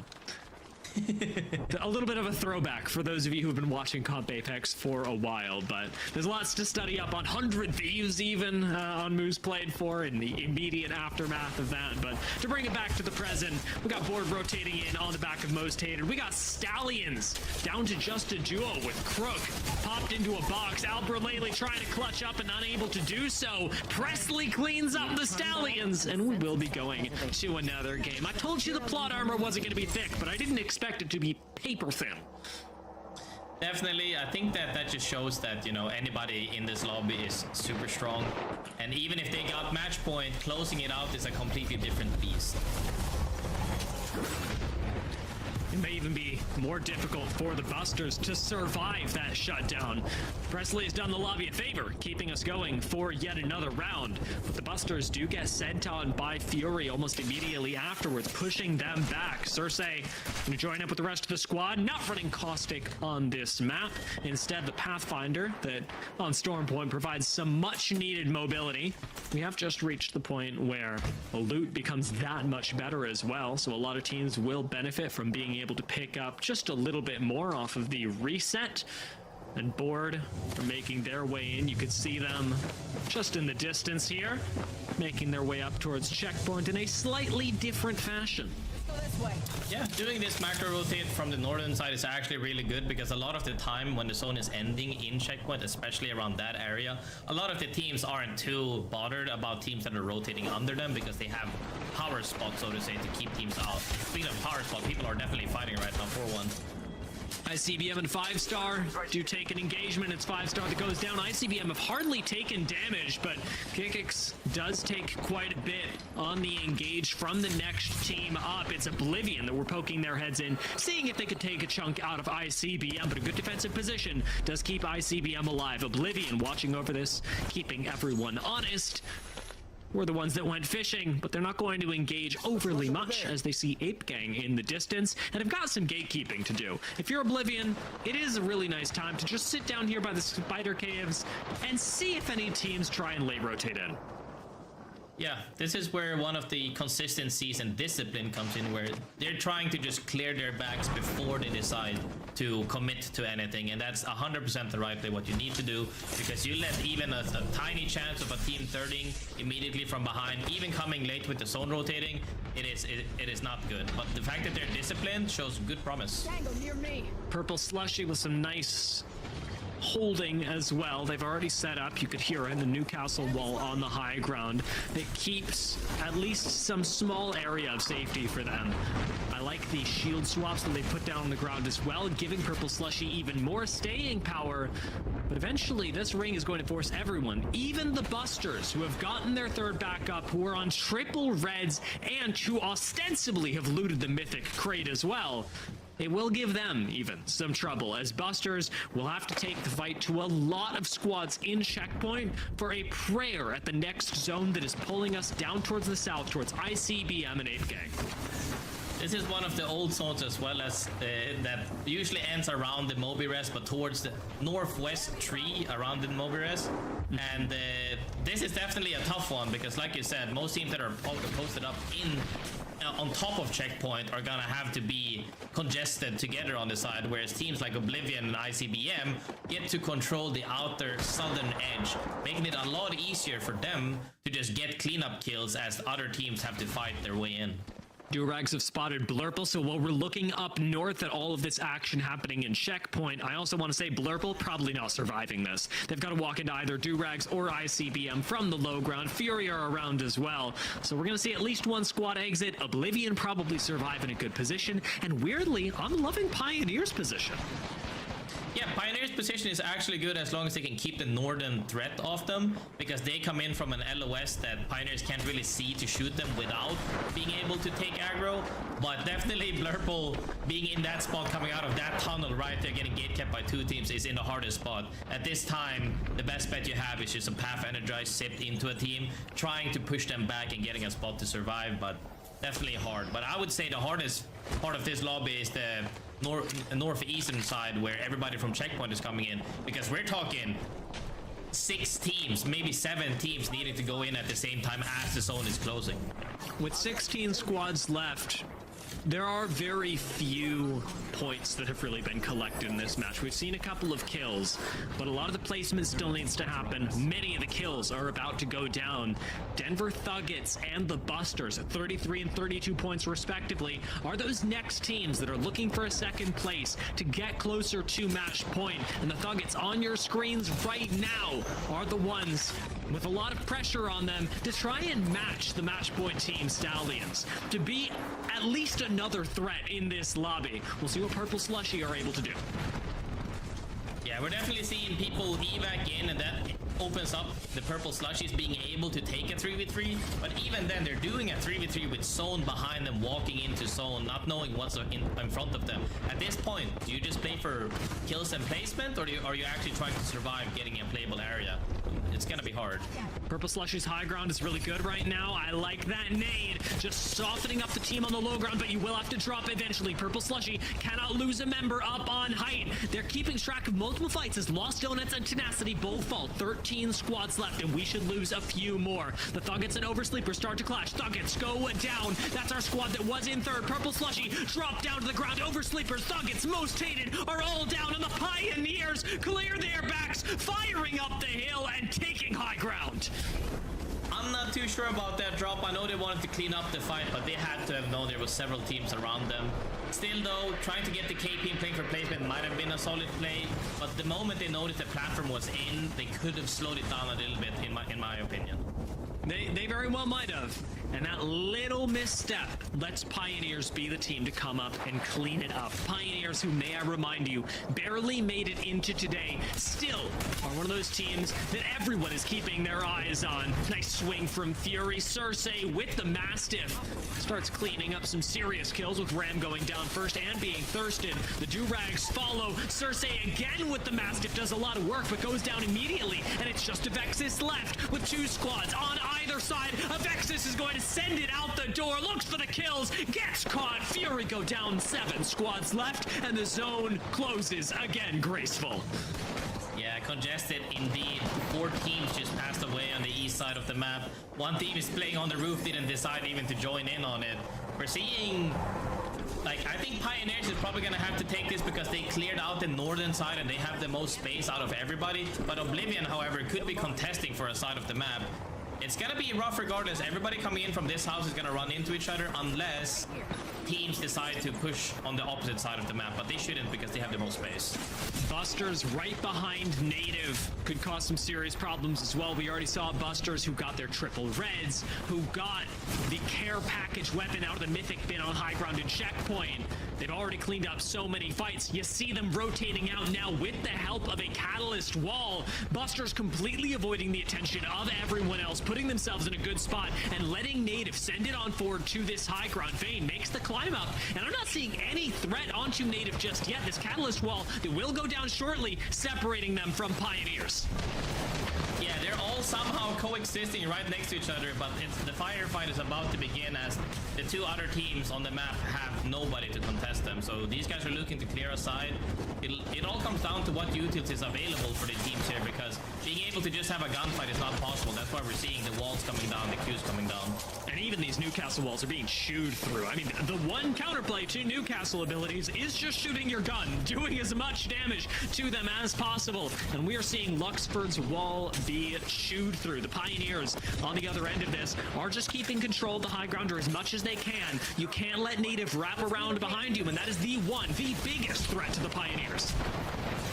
Yeah, most definitely, and they're getting pinched here by Pioneers, between Pioneers and Board, I think. Board being right under them and 8gang being in the window. This is a stalemate, but now the zone once again has to move. Somebody has to make the play, and I think Native might be in a spot to at least guarantee a few kills, if not placement as well.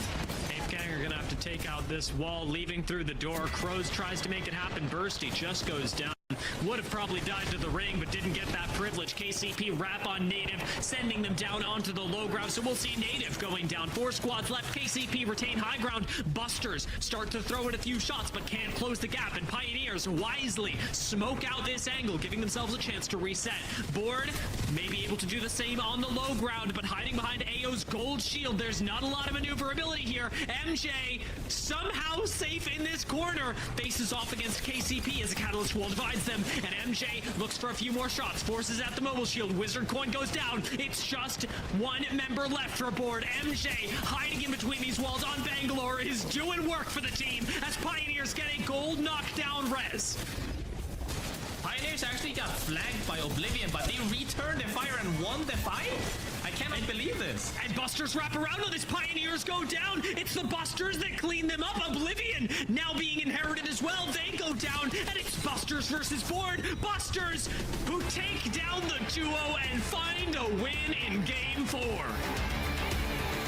Definitely. Busters, I think, played a little bit low-key going through on the mid-game right there, seeing that Pioneers was playing hungry, and they were looking to flank Native, but then ended up getting flanked by Oblivion, and then opened up for Busters in the end to close out the game. It just goes to show that sometimes playing passively as well can net you a win and kills, and that's, you know, being able to close out games like that is great. And Busters did more than just close out the game. They played with a really, as you said, kind of odd, kind of difficult to predict motion through the mid game, moving from high ground and checkpoint. Remember, they got the kills on Stallions, then managed to reset. So they not only shut down the match point team, but reset, rotated to the opposite side of the ring, like with the evac tower, and then cleaned all that up against all odds. Against all odds, indeed. I think that they managed to hold a spot where I thought they would get pressured, but I believe Oblivion and Stallion held each other out potentially, and then that play unfolded in the end, you know, going towards their favor, and they managed to close out the game. I do want to take a look at how many points that was, because I know it was a lot. The Busters gathered so much momentum during the course of this game that they were previously missing. I mean, most of the points for quite a few teams have been missing because Stallions have been soaking them up. It takes a lot to hit match point in 3 games, but it's very likely the Busters have slotted themselves into second place because they had such a massive performance this game. I will say, did get away from KCP a little bit, who finished with 11 points, but a 24-point game for Busters. I'm no mathematician, but this should be putting them somewhere close to match point. And if they get caught up into that, we're only a few games in still. I would consider we're about midway into the series right now, and getting that big pop-off game is huge for them. I think though, seeing at the rest of the leaderboard is kind of even across the board, but that definitely is more than welcome. A 24-point game, anybody would be happy about it. And right next to Board as well, who really did hang on for quite a long time. These two teams did put themselves in good positions. Board just not quite able to make the same exit that Busters did. Not a lot of people, I think, would see that move out towards the respawn beacon, and not a lot of people would be able to pull this off in just 4 games. Busters managed to rise up and meet Stallions, shutting down the match point team and putting themselves in a position to end the series. Huge 24-point game puts them at match point after that. And I think the most impressive part is that they did everything. They came from edge, took solid fights, then mid-game or in almost towards late game did an evac that netted them, you know, a good positioning going into late game, and that turned out to win them the game as well. They've done it all so far, so adaptation from them for this map specifically is not needed. They're really good. We'll see on the opposite map when we return to the other map though, but for now, staying solid in match point. Now, like you say, we are so close to moving over to World's Edge, and we will do so after a break.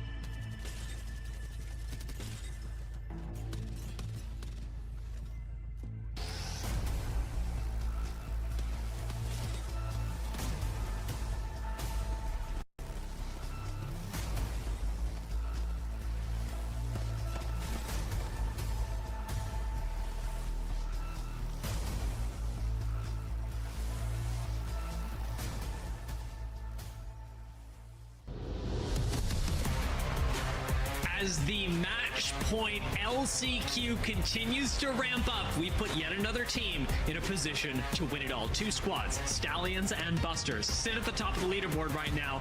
Behind them, Zephyr, 18 teams could still push us to yet another game.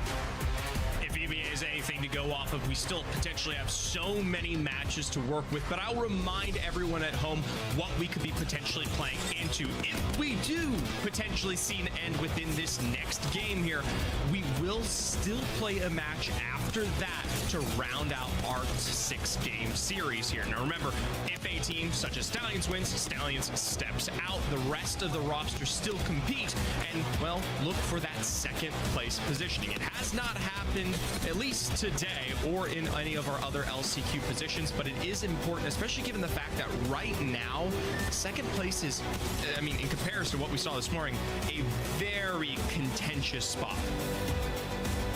I mean, it is the only spot that will get you to land, which is a weird thing to say, but if you're playing for second, you are still playing to go to Japan, and that's something that you have an especially good advantage over as the first place team. Stallions, who granted didn't manage to put up that many points in our last game, still currently hold the first place position. And if you are in first and someone else, anyone else wins, that's all right. You're still going to Sapporo. So if you're not playing for the win, you can still play for points and have that be a really viable way until we get into the very late game to manage to make your journey into champs. Once we get into like games 9, 10, I'll include 8 in that. Playing for points really doesn't matter. You're playing for the win, if anything, unless you're in those top 3 squads, and by that point, everyone's so far separated. We're back on World's Edge now as we breach into the later half of our series here. Now, this is a map that does garner well in terms of positioning for things like that win. Of course, we will point out the Busters over there towards Fisher, and not really a con as we've come to expect here. And more importantly, of course, Stallions still looking for their success on Overlook. 2 far positions out towards the west and east does allow for potential rotations, albeit maybe not direct positionings. And the question marks here are really like, where is Oblivion going to go? You'll notice that they are just not on this map at all. As a duo, Oblivion have been more of a wrench in everyone's plans than anything else. Because though we have been playing with them in the lobby, they've had limited impact since they are still playing as one member down. Unfortunately, with a little bit of sickness, that's just how it's got to go. So Oblivion still can, in many ways, change the fate of this lobby, even if they are not finding themselves on top of it. I will say, Oversleepers, sorry, I've been saying Oblivion. You got EMEA. There you go. Oversleepers still are not in last place, all that considered. It's kind of insane for a team to be as a duo in our current series in 19th, to say the least. With the 9th is something to watch out for. But we're going to hop in very early on with the Busters to get an identity of potentially their game plan and how they'll handle things.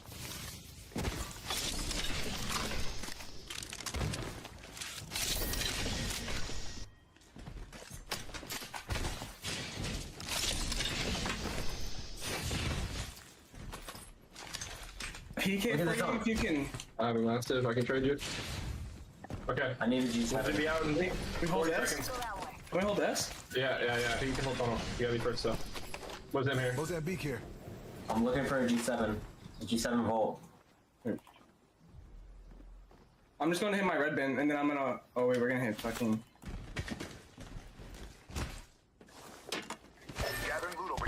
Pulling an extra bruiser for someone. I'm going to blue bin. I need heavy really bad. 120 for a page. You have any Evo? No Evo at all. Okay. Heavy here. Watch it, heavy here. I'll grab it for you. I'm grabbing it for you. Okay. We're going to balloon, right? Flatlines or any, like, fucking hemlocks, anything? No, bro, I'm peak. Okay. Flatline and bomb in the fields. Okay, I'll get it on the way out. Well, we come back from mid-game plan, and it looks like the Busters have got to rotate early. They've already identified it, and Chase Mob is going to take the first path up the tower. We know they want to hold over by the tunnel, but like they said, needing to make the rotation to be the first team there is going to be the most important thing, especially with the central zone like this, pulling us basically right on top of Monument. You and I have seen this zone before, Zephyr. Yes. Everyone has seen this zone before. We are playing with a lot of open space. Yeah.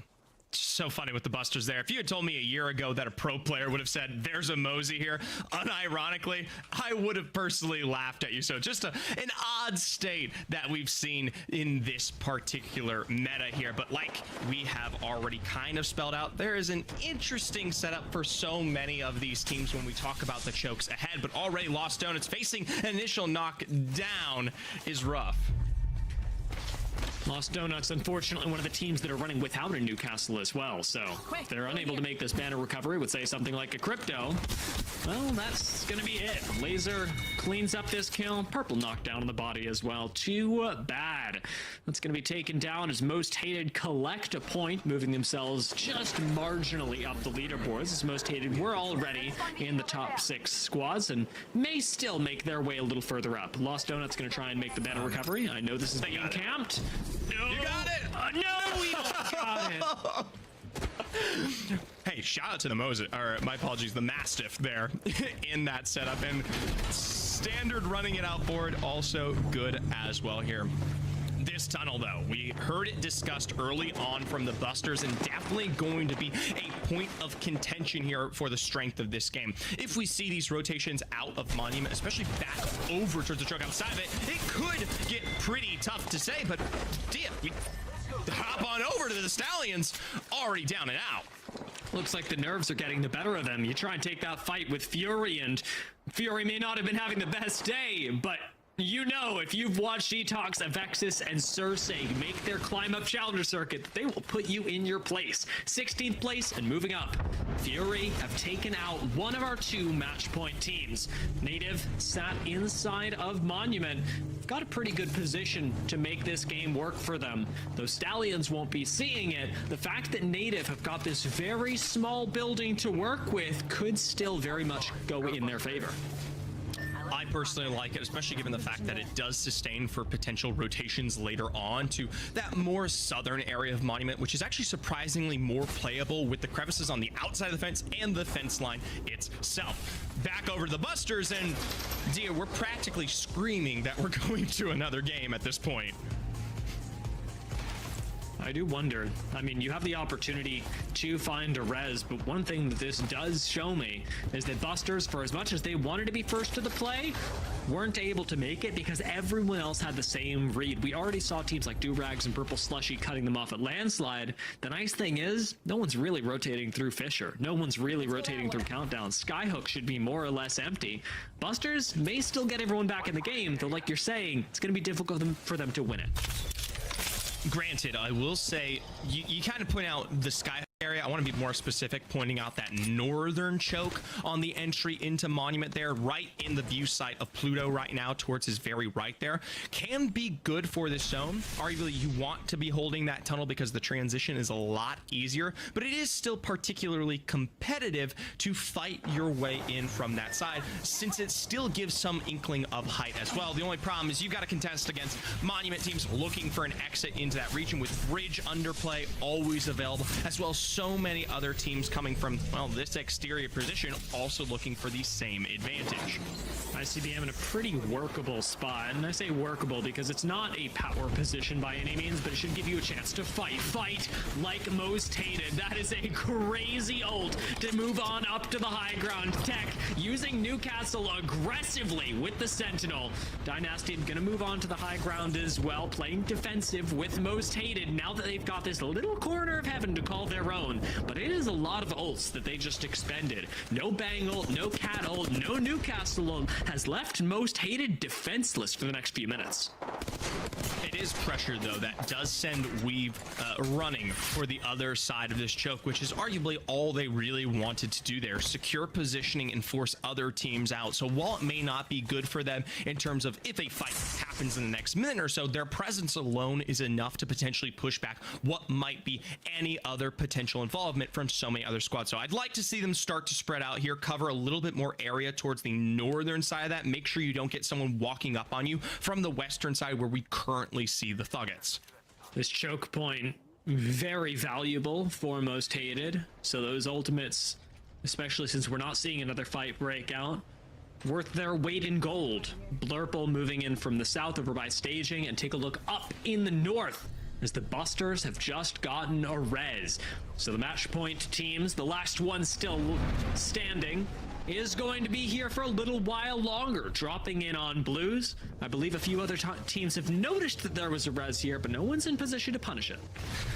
We say teams, it's oversleepers. Set up as a duo within that tunnel. It's actually kind of scary because you make the assumption when you're this late to play within the zone and you've already faltered so deeply, your focus is how do I get back in this? How do I get back in this, right? And you've already made the assumption that the rotations, especially off of zone 2, have already come through. There is always the chance, though, that you pointed out in this very, very early game that there's a potential thorn in your side, a bramble for for the Busters to cross through that could potentially spell their end. Oh god.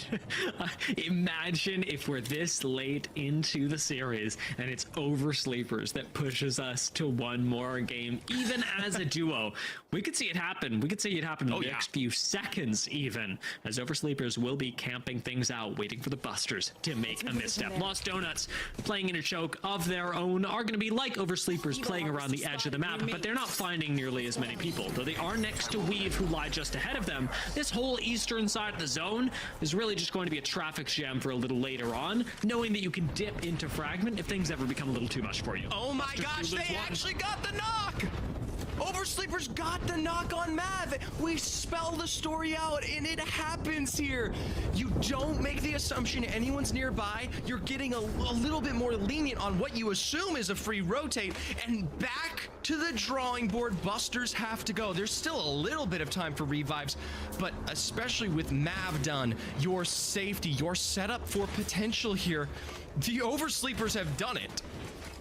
They've certainly made this game nearly impossible for the Busters. There's no safe place to be. There's no just crafter out in the ether that no one's really going to touch. It's going to have to be a duo, a mobile respawn, and a little bit of luck to get yourself as a three-person squad back into the game. Wolves, nice tracking with the Nemesis. Does start things off well for Blurple. And again, these aggressive Newcastle continue to punish teams. Johnny playing very well up on high ground, and Wolves will take a little bit of liberty and join him. Really, really solid positioning there. I'd be curious to see if they try to finish that out with EMPs already well within the mix here.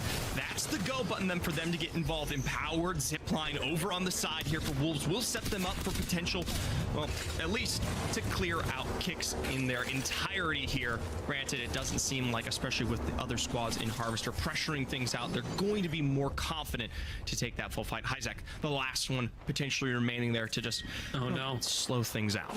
That's the Busters with tenacity right on top of them. There's nowhere to go.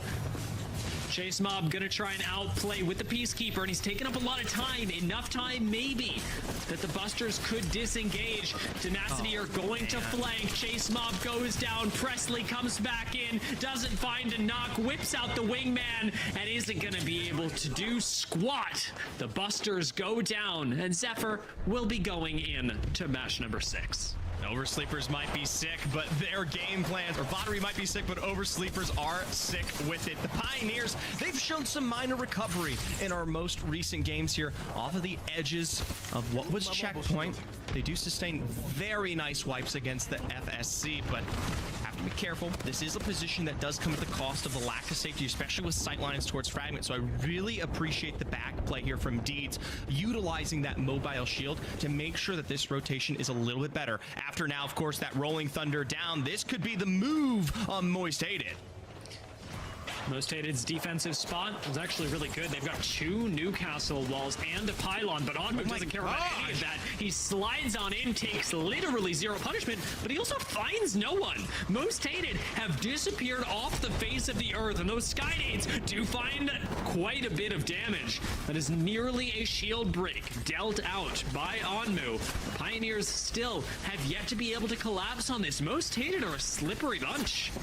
Slippery indeed, and now providing defense from the offside here. A wall of their own in the zone, pushing KCP in. It's going to be that mobile shield again to give them what needs to be a good rotation here. No cracks and a turnaround on Dynasty. Does find a little bit of pressure. It's got to be Tekken Laser now stepping up to the plate to, yes, find one down on Gent for the moment here. And, well, hoping that we see the rest of potential Fragment Monument take their part.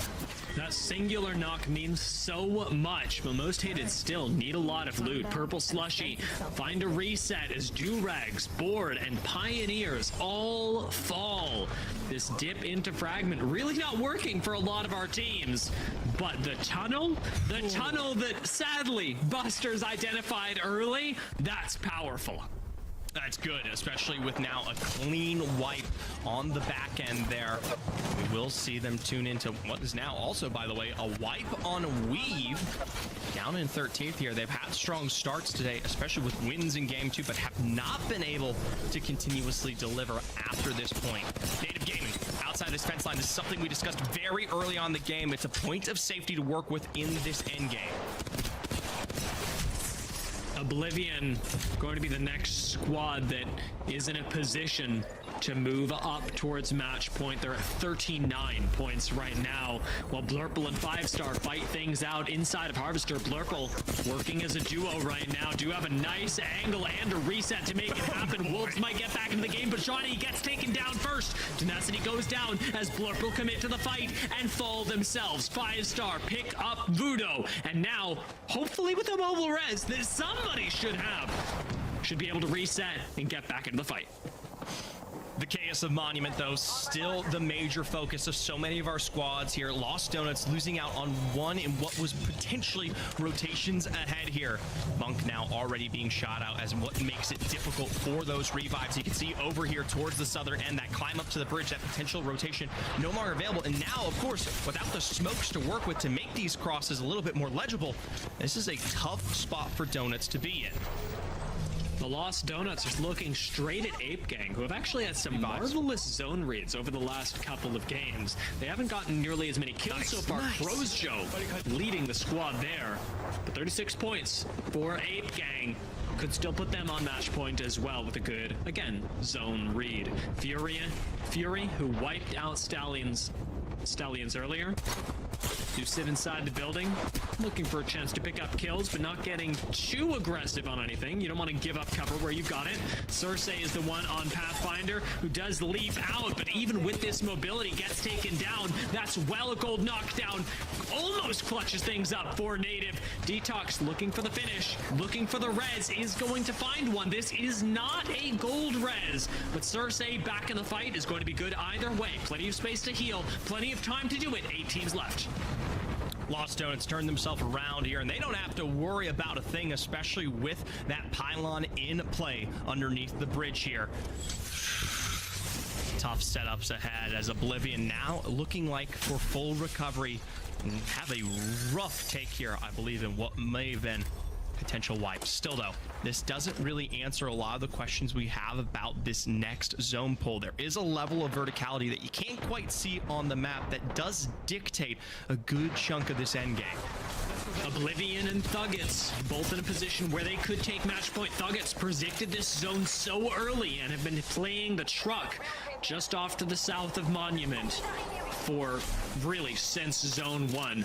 Lost Donuts have got to climb the hill up to that Ape Gang along with them. And a lot of our squads for Monument, I'm sorry Zephyr, but we're going to be saying goodbye to them. This is tough, but there is still playable positions here. I do really love where Trev Stacks Dan Maddox are on the Thuggets. They've made a bit of the expenditure over towards the side and have this further height to hold now that tunnel is gone. And jeez! Cap sees but a pixel and finds but a knock. That was a bit fast, and it's really throwing a wrench into the plans of 5-Star, who are completely separated. There's no way to get that res without sending someone over. In fact, it's a full thirst on Voodoo. 5-Star play things out as a duo. Lost Donuts needing to move through Ape Gang to make anything work are going to be unable to do so without taking a bunch of damage. They slide on in. I'm watching for the knock, but Raze has yet to find one. Gets taken out with a shot in the side. Reeds is the one that finds this kill, and Ape Gang, who now need to exit, are doing so right into Oblivion. Oblivion, who are on 44 points, who are so close to match point that it hurts. This is good. 5 points to separate them and ahead. Just even the placement alone would be enough to seal the deal. An EMP that you have to try to escape from there ultimately does successfully work out for it. Now most hated are more than happy to play cleanup crew from above.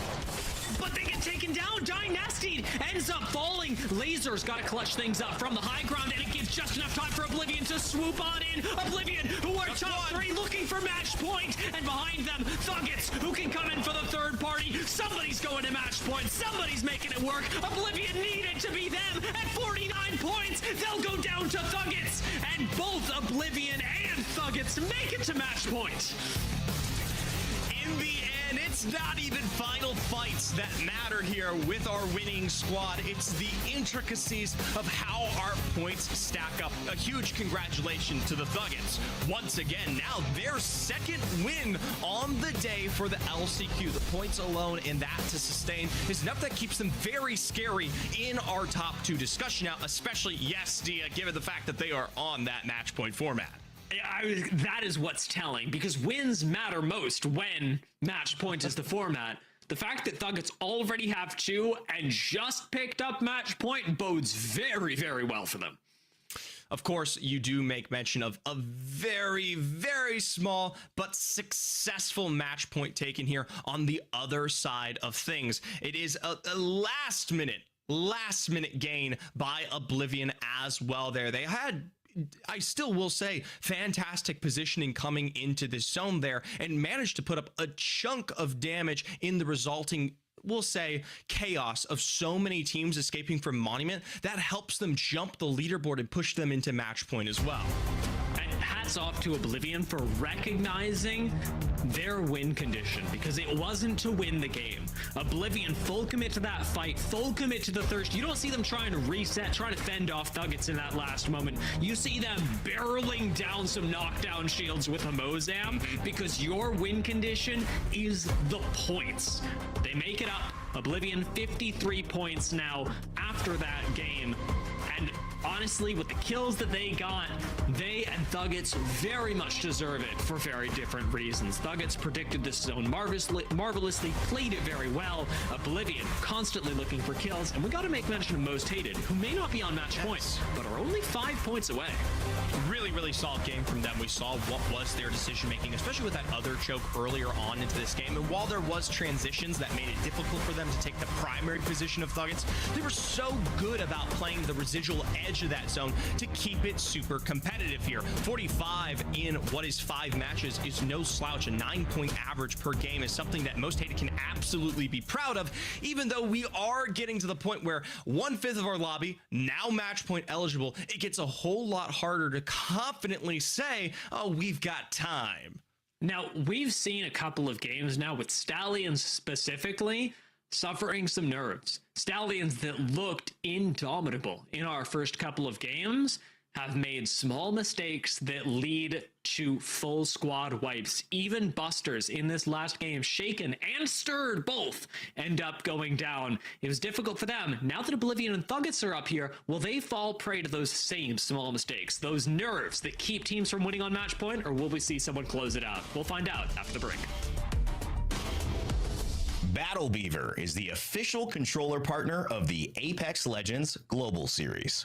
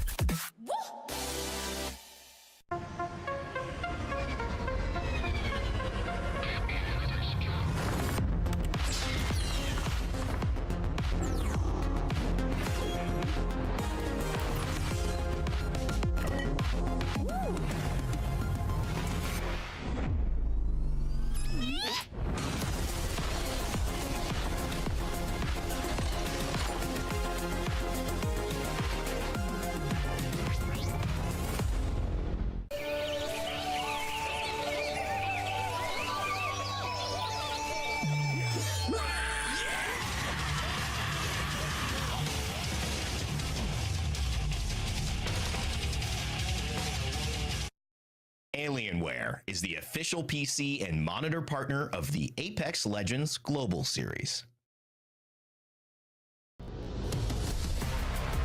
Welcome back, everybody, as we keep things moving here at the Apex Legends Global Series LCQ for North America. We're about to prepare for match number 6.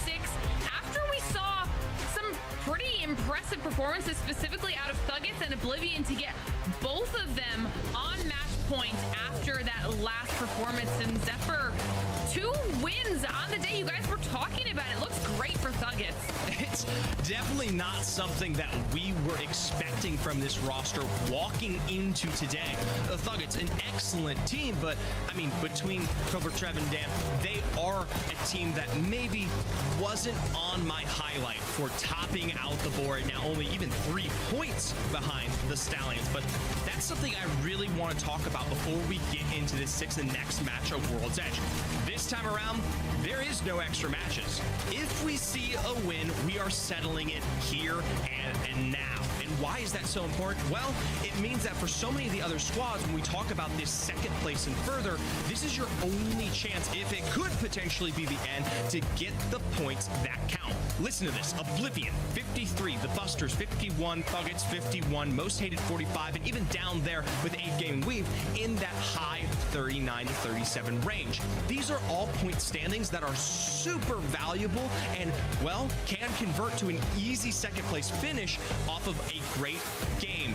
Teams need to keep their head on straight, and they can't let maybe what could potentially be their final game count them out from Japan.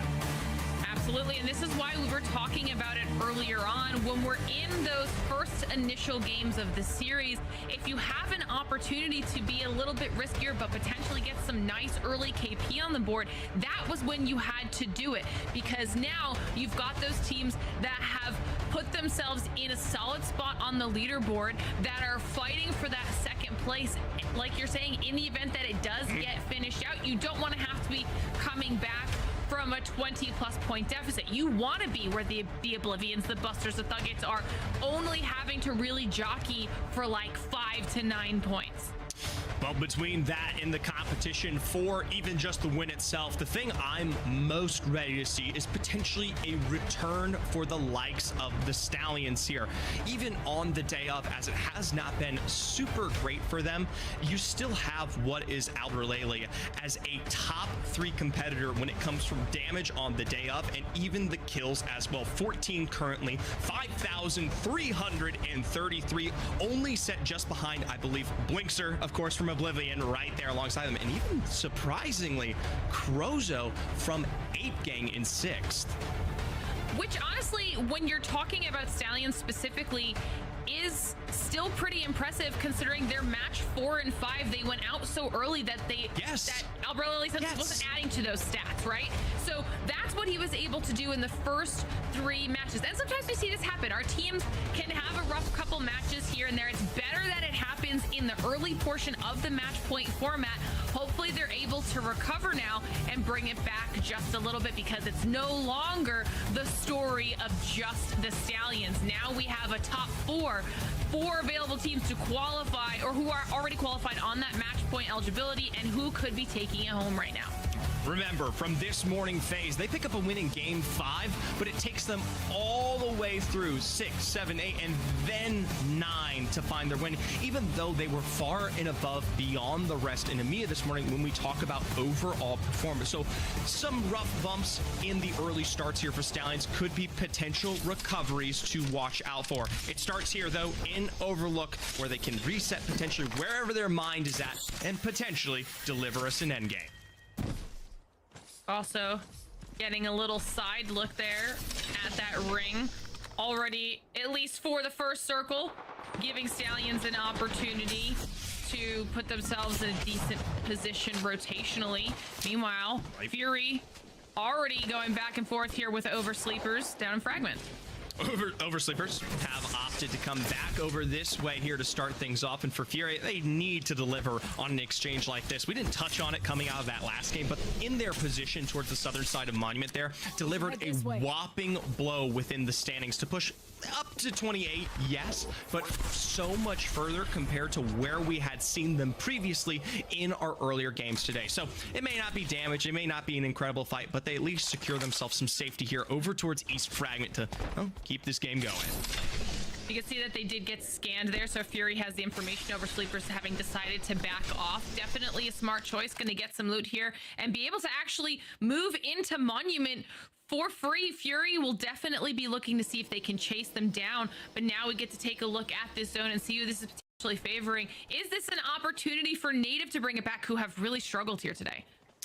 could potentially be in very interesting zone here. I really like Thuggets. They've got the mentality and the tempo for where it could be the potential pull for. Straight to Grandma's here as what could be a returning zone, given the fact that we don't really see so much of Skyhook to give me the confidence that this is where it will end up. Even if it does make the pull back into it, it's still a great transition point to walk out of that into the northern choke and then play into those buildings, which we know have so much room. But for now, the Busters already down one here, looking for recovery. They'll find a knock to take it to a 2v2. And I don't think there's a follow-up close enough by.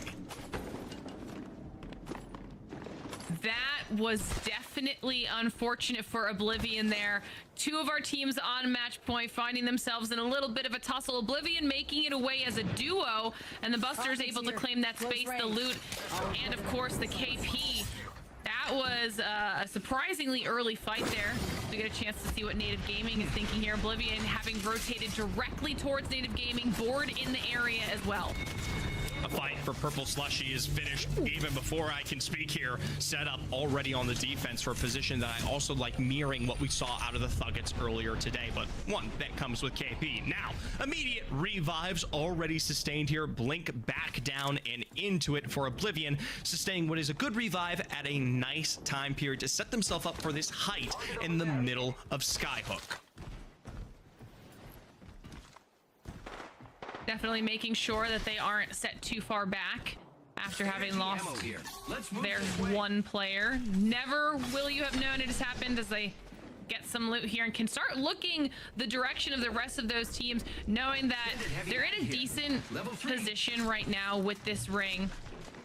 But as everyone continues to rotate towards them, how do they want to handle the situation?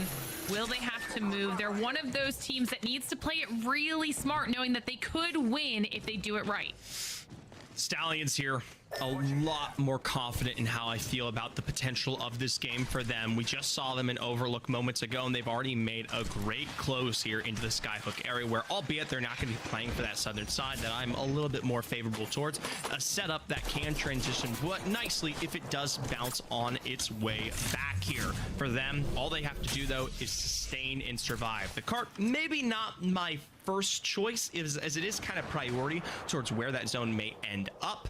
I'm more curious to see them potentially, maybe Sniper Tower. This is a little early, and I mean, they're surviving, especially based off of the Newcastle more than anything alone.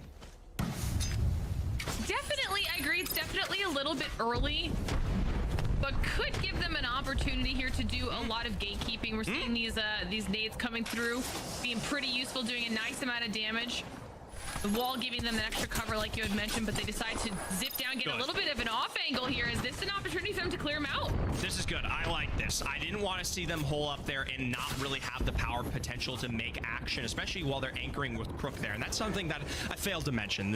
I apologize to the Stallions here. By anchoring with Crook there, they actually give themselves a lot more confidence to play out this position, right? Have a dominant control over the lay of the land, but if, you know, it gets a little bit worse for where they can pull it back any time. For the Busters, though, they made recovery, but they found their way to Countdown and find themselves down and out just as quickly as they come back into it. Just Presley escaping away from ICBM. Gonna see what he can do now for the rest of the squad. ICBM feeling very happy with that result, clearing out anyone in front of them as they can now continue to make a rotation into Skyhook pretty safely and potentially get some decent building space to hold down here in just a little bit. I'm glad we jumped back on board with this because I wanted to see how this is going to play out. I saw Tenacity coming through behind them and I got a little bit worried because I don't think they were checking their back as much as I would have liked. And now they find themselves sandwiched here between a lot of different teams. It isn't full push, though. Caden's off angle does make this a little bit worse than I would assume here now.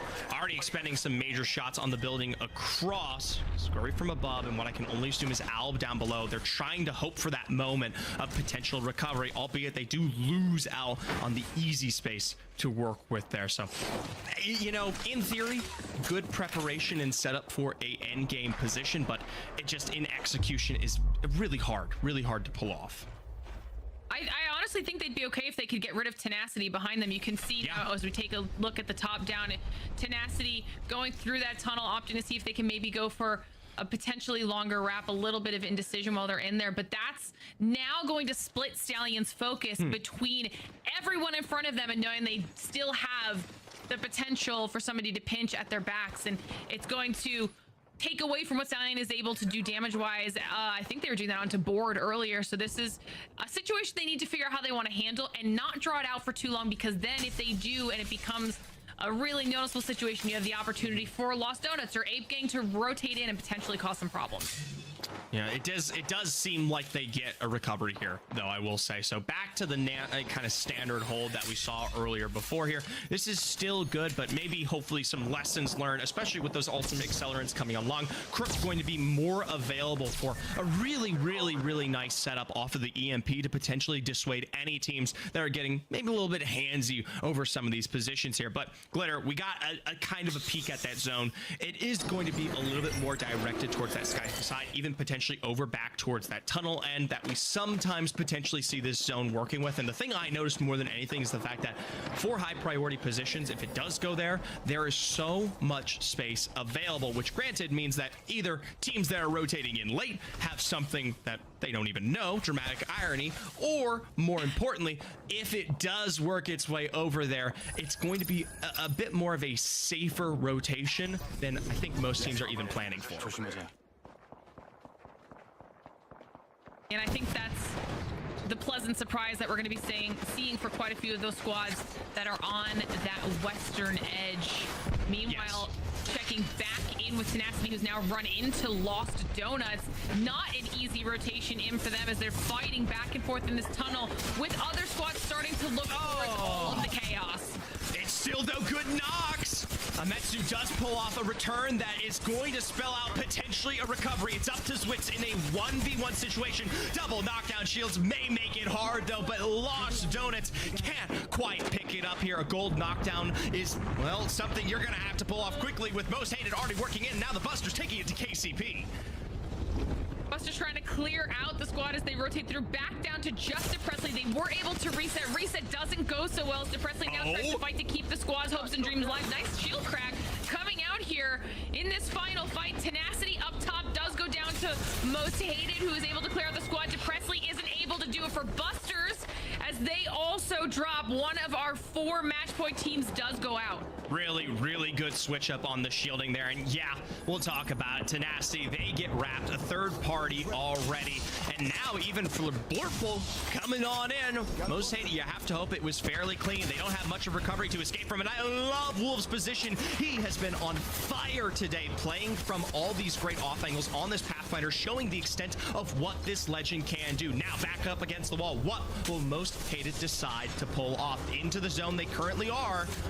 Do they have the health to work with? It is just round 2.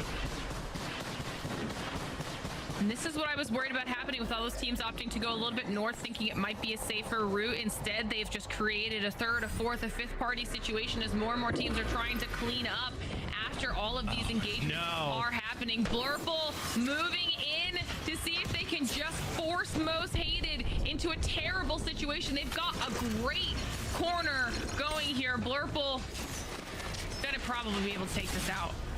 Yeah, they do get revives back up as Laser is chunked out there, in and out through the mobile shield. He's more than happy to just wait things with the Mozambique's Hambino. PK in hand. That's a bit more of a packing punch, but it isn't enough to seal the deal. And I don't even know why we mentioned this fight, because it's already over for everybody here. Most Hated can't pull off any health revive. They go down at the Costa zone, and Stallions, they've been here all along, just waiting to take advantage of the backside that has been literally cleared for them. I have questions, but this was an unfortunate situation for both Blurple and Most Hated. Stallions, like you said, the benefactors of those choices that were made to continue that fight in that little corner. Weave will be looking down that tunnel as well, but Thuggets, you talked about Thuggets. You liked the zone read that they were making. They were originally in Grandma's house. They've now moved in further to Skyhook, realizing where this zone is about to collapse into, and found themselves a building here with some decent cover. They are sharing the space with Board, if I'm not mistaken, but still in a solid spot. Yeah, really, really good analysis of the macro from Thuggets all day long here. That does set them up at least to play into the extent of this match. But with anything, when we talk about Skyhook, it is such a difficulty into those inklings of when we talk about the last minute moments with all of these buildings, how you are able to transition. Notably, Thuggets a little bit higher up. If you can peek and see that round 5 zone just ahead of things here, we are deep Skyhook for the end of our games, and I would almost say they need to be a little bit more further into that zone. I don't know if my early information regarding the clarity of those buildings still rings true, but I know for a fact that if you're already sharing buildings this far back, you probably can share the ones further forward as well if you can potentially suss that information out. Yeah, I think that these teams are assuming that more teams have claimed real estate than maybe they have. That western side got absolutely brutalized by everybody trying to make rotations, and now as a result, nobody ended up moving in on the western edge. We see Stallions trying to make a wraparound, looking for some space. Thuggets still inside this building using that Newcastle wall to their advantage, but where the circle's actually shrinking down to is pretty open. Like I said, you do see teams there, but it is shareable space. This is Skyhook. Even the floors alone are enough to keep, I would literally say, almost all 12 of these squads alive. They'll extend out. Catalyst wall ahead here. That's going to give them potentially the advantage, but they choose to move fairly directly into the open here. Remember, it's information they might not have, but granted, Trepstack's on that crypto. I'd be dissuading what is his capabilities if I said they didn't. No, either way, Mobile should, and a couple nades will keep the dream alive for just a moment longer if they can sustain against all of this damage, all of these sightlines. Yeah, this could be a potential position for the end game, but they got some work to do. Able to survive by the skin of their teeth there. Took a lot of damage from that frag as it came through. Now able to see the situation with Oblivion down to a duo as they're trying to hold this floor of their building. Teams are starting to realize they have to move in just a bit more farther in from the east than they initially planned, and as they're moving in, we're going to start seeing these fights breaking out here. Oblivion sharing space with 5 stars and having to decide how to handle it. This is tough too, especially as a duo already being targeted out. You don't have primary shield to work with, and peeking down, Blinkster takes so much damage in this exchange. It's not a healthy party to boot here, even if you are able to pull for recovery. Do want to shout out Stallions in the standings there. They are able to pick things off, and even if this goes one more game, most hated have made it, and the Oblivions, well, their end potentially a second could potentially look to give us maybe that game 7. It is a 2v2 now though. 2v1. 2v none. That was rough. Weave has done a really good job of playing late and pushing in and really kind of capitalizing on anything that's been happening in front of them before they got there. So they find themselves now in Oblivion's position. You see that Newcastle res coming through, as well as they keep 5-star in their sights. Stallions, like you'd mentioned, have made a very wide rotation that I think is going to end up paying off for them as they're able to claim that western side that no one had really thought about, and now they've moved back to that central circular building, and this is going to be one of the only corners that's currently safe with no one else on that building with them. Even though they don't get into a lot of action early here on World's Edge, the thing is, with that west side completely open and sustaining some damage in fights across the board here, they take themselves from blue to purple shields. And the reason I think that's super important is because when we look at rosters like the Thuggets here in moments ahead, deep rotations alongside what is that central position they have to compete for is going to be so hard against so many of these other teams that have been, well, further forward for the time. If we did get a little peek of that zone, though, it does very heavily make its way back over to the west, which is, I mean, playing right into Stallion's hands.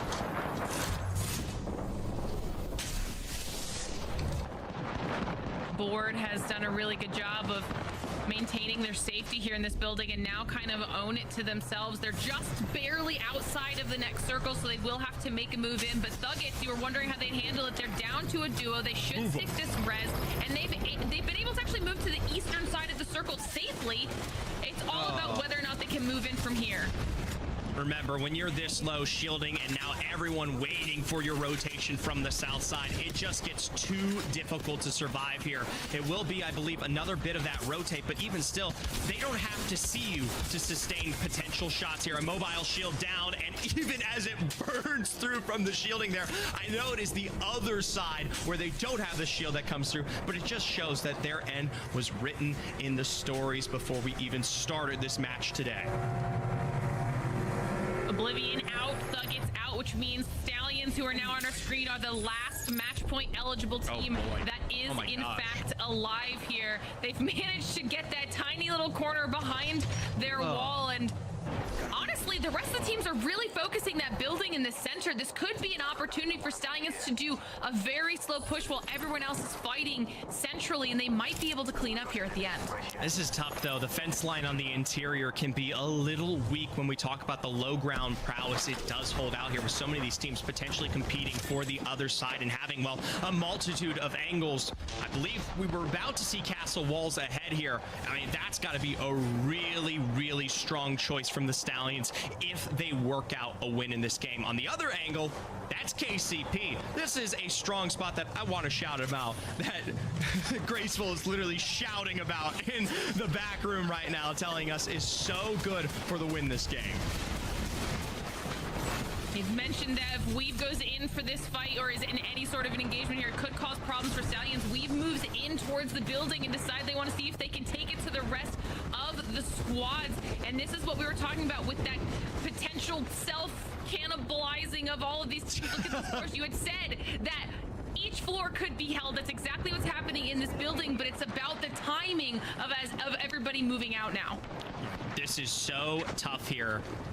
Final round closing out. You have to wonder if anyone potentially gets some early angles on KCP to potentially stunt what might be that rotation. The problem is Stallions are going to lose out on cover a little bit earlier here. That mobile shield, a big cooldown to use early on in this exchange. That's not going to be available for rotation's head, as Crook has already expended, or my apologies, they've already expended castle walls as well. ICBM definitely trying to look down on Stallions and see if they can maybe take them out of this competition as they're holding the roof here. Pioneers still alone on that western side as the circle is beginning to shrink in. The smokes are out trying to block that vision. The wall is down. This is it, Zephyr. EMP brought out early here. The Kansas City Pioneers moving in on the other side. They've set up a wall, but that building from height above does make it difficult to survive cleanly. Now, from everyone dropping down here, I can't imagine the Stallions survive. ICBM are more than happy to lay it in, even with the golden P2020s. Did not think I'd see that here in this late game, but we've got teams dropping like flies as ICBM do what they can from height. This is just scary. Remember, it's as fast as you can click here in these final moments. It sends it down like John Wick from above to fight it out in the final moments to take the win here in Game 6 and keep us going. I don't even know what to say to that. They're good. When was the last time you saw P20 in an endgame? Hey, it was just last week. Alliance Hockey's was playing with them in Boom TV. A shout out to the man himself. Hammer points with the gold. If you pick those up, it can make it work. And like I said, it's literally just as fast as you could shoot there. And when you're in a position like ICBM, where you literally have free reign over that lobby, no one's targeting you. Everyone's just trying to survive. You are getting so much damage.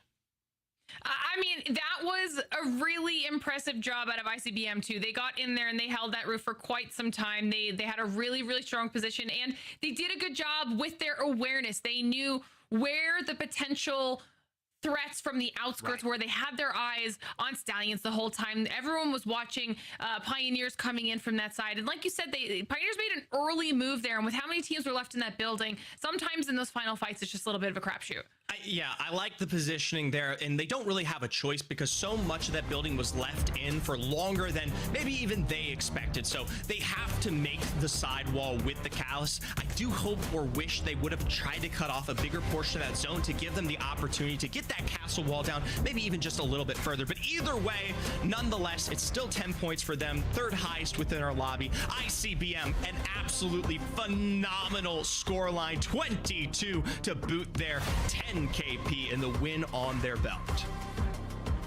Yeah, that's a massive amount of points for ICBM. Quite a few teams actually moved up our series results leaderboard here, because you'll be able to see not only do we add another squad to our match point eligible teams, but look just how many teams have now managed to make it on the good side of the 40s, putting themselves one mediocre game away from also being match point eligible. I mean, this is how it works. Someone either has to clean up, or everyone is going to be battling it out for that champ spot. Tech could make champs here. Most hated, even in the midst of all of those fights, were able to pull off the little bit of points they needed on the exterior of the train line to now put them in a position where they could be one of our 5 teams, even with the win, or even potentially with a nice point score line in a second place position. I know there are fans at home who've been potentially waiting for that one for a while. Absolutely. I want to get your thoughts on that game as well here, Graceful, but we'll do that in just a little bit, because we're adding another friend here to the group for post-match 6. Exciting to get him in here. Hodzic, come join us. Let's talk about what we've seen here so far in our LCQ. Welcome. It's great to see you again, friend. Always good to be back, Litter. I'm always happy to be part of the broadcast. All right, we're going to have a lot of fun here chatting all things LCQ so far. But before we get into today, I want to get your thoughts overall. We're in these are the last 2 teams making their way through to champs, and then we've got a big gap for everybody to really be practicing and nailing down what they're going to be doing for Japan. So just talk to me in general about planning for that, what that looks like for these teams. What are we expecting, them to really figure out? Are they going to be using the BLGS to get some more reps in, etc.? I mean, yeah, definitely BLGS is going to be probably the main way that people are going to be getting a lot of practice, because you have to realize, like, there are no scrims going on right now. It would be pointless if there were. Champs is about 5 months away, so we have so many. We're going to be on like 3 or 4 different patches ahead from what we are now. So the game's going to change, I'm guessing, pretty drastically by the time we actually get to champs. So BLGS is definitely going to be the best way, I think, for a lot of these teams to really test themselves, because as we saw in this most recent LAN, metas change, and a lot of teams that were previously strong might not be so right now. Love it. Graceful, give me your thoughts, or you have a question here for Hodzic. Yeah, I mean, I also think that, seeing Energy's performance on the previous LAN as well, with people maybe underestimating you guys to a certain degree, like you said, meta shifts a lot of power dynamics in the rankings. And I'm happy to see that BLGS will definitely do that, as well as we're playing, further patches later on down the road. But I'm pretty sure we'll see another big wave of roster shuffles once again for BLGS. Oh yeah, definitely. I mean, it just happens after every big tournament. All right, now Hodzic, I'm excited to mostly have you here, and I'm going to leave you in Zephyr's very capable hands as well to start talking about these final circles, though, because what we've seen so far in matches 4 through 6 has been all over the place, Zephyr, to say the least. Yeah, Hodzic, we'll start out, of course, with game 4, a checkpoint finish here, but you, a man, a coach, a monolith of a person in the Apex scene, I want you to help me break down what lessons are to be learned from this kind of end zone. I mean, this is like just your classic battle royale end zone, right? I love seeing zones like this where it's like, it takes me back to like the PUBG days where it's nothing but hills, rocks, and trees, right? So it's a lot of actual like BR kind of math goes into that. First team generally that has to move is the team that everyone's going to be looking at, right? The team that has the best kind of geometry around them is going to be the one that's going to be, generally speaking, the most safe here. And then at the end of the day, the Apex part of it comes in, and it's all about who uses their utility last, who blows the Newcastle walls last, or the Catalyst walls last, is generally going to be the team that has most of the power. Well, it's Busters that come through and cement themselves, of course, onto match point here. But help me break down, of course, this Monument ending where there's less to work with in terms of that style you just described. Yeah, but it's at the same time, it's still pretty similar, Zephyr. It's, you know, you got a lot of high ground, it's just about a bunch of rocks, and you see Oblivion up here in one of the strongest spots, right? I mean, high ground is key in every FPS game. So, and them and Most Hated are kind of showing it here. They're just raining hell down on everyone that's below them, just playing their spot as much as they can, making sure not to use their utility where they don't need to, but taking the calculated fights where they need to. Oblivion's here recognizing that the last two teams here are fighting, and then they just need to come in and clean this up as cleanly as they can. Well, in the end, it's something that gars them their success as that third-partying roster. But this is the last game, and I'm most interested to get your opinion on Stallions in power positions within the center here of Skyhook. What should they have done maybe to potentially keep those dreams alive and maybe even potentially win this game out? Yeah, I'm going to be honest.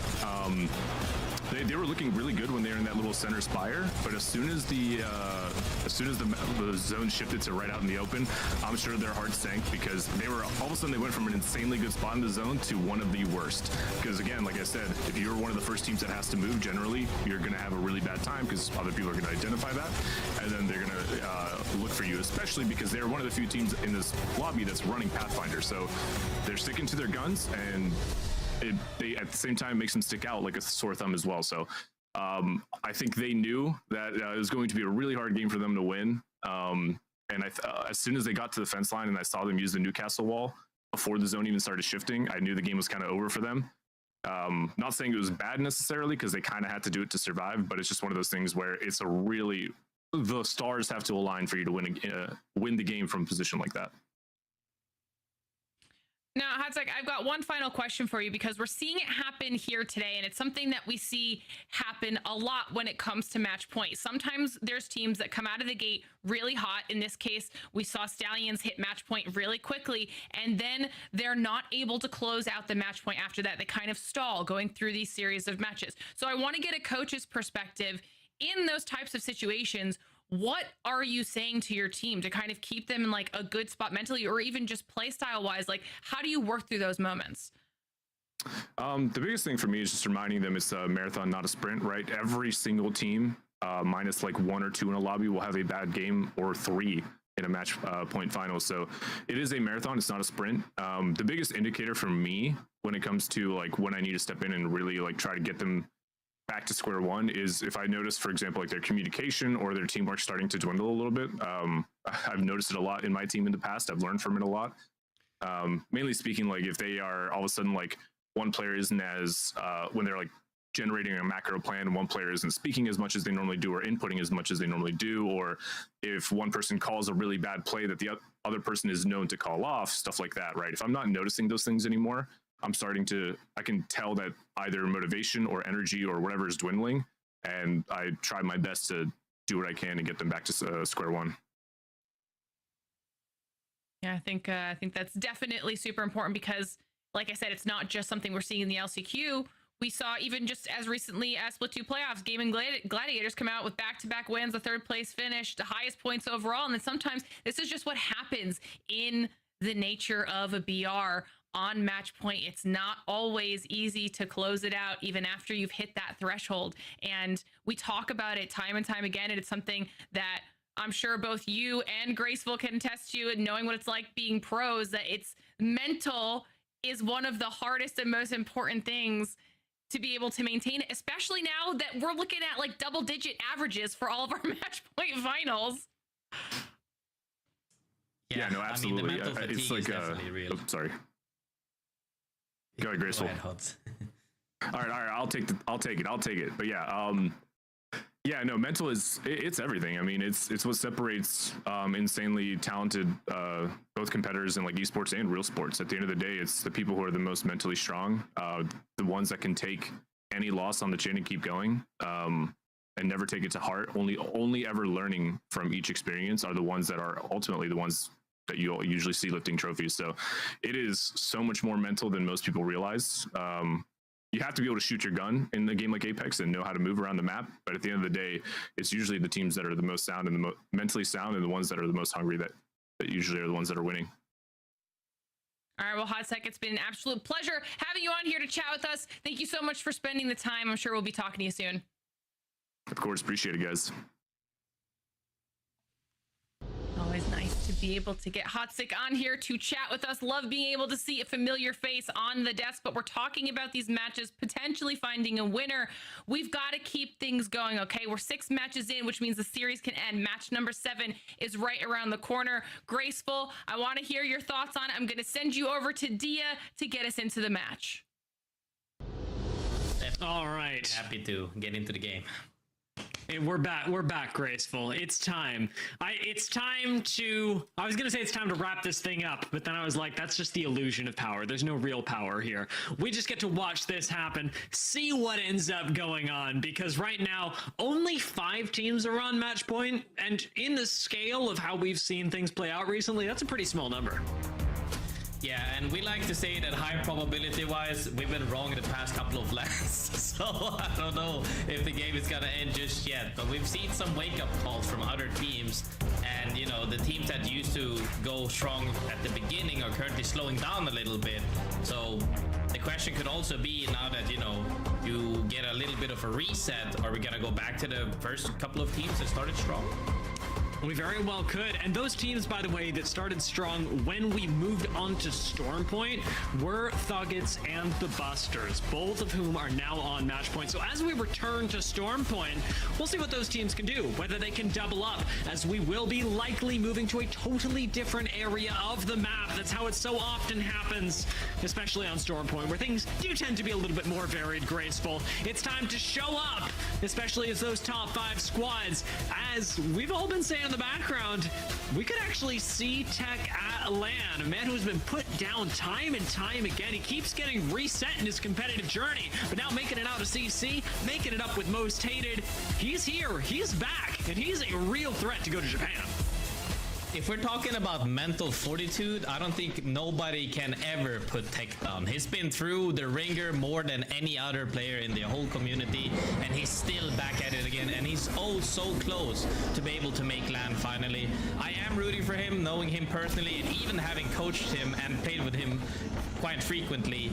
I think that he has what it takes, but the real question, as we say, you know, the mental fatigue starts to set in, though, as we get into these later games. Match 7 now. And I do think that there are a certain subset of IGLs, and I'd count Tech as part of them, that if they can identify that mental fatigue in themselves, have enough latent anger to put it down, to go, no, I'm not going to feel this way right now. But it's crucial that you be able to identify what is happening to you mentally, whether you are starting to lax a little bit, not quite keeping up with the rest of the game. A lot of the teams on match point may be falling into these traps. So we'll take a look now as we head down towards Pylon and Echo HQ at what IGLs, what teams are able to best identify their approach to this game.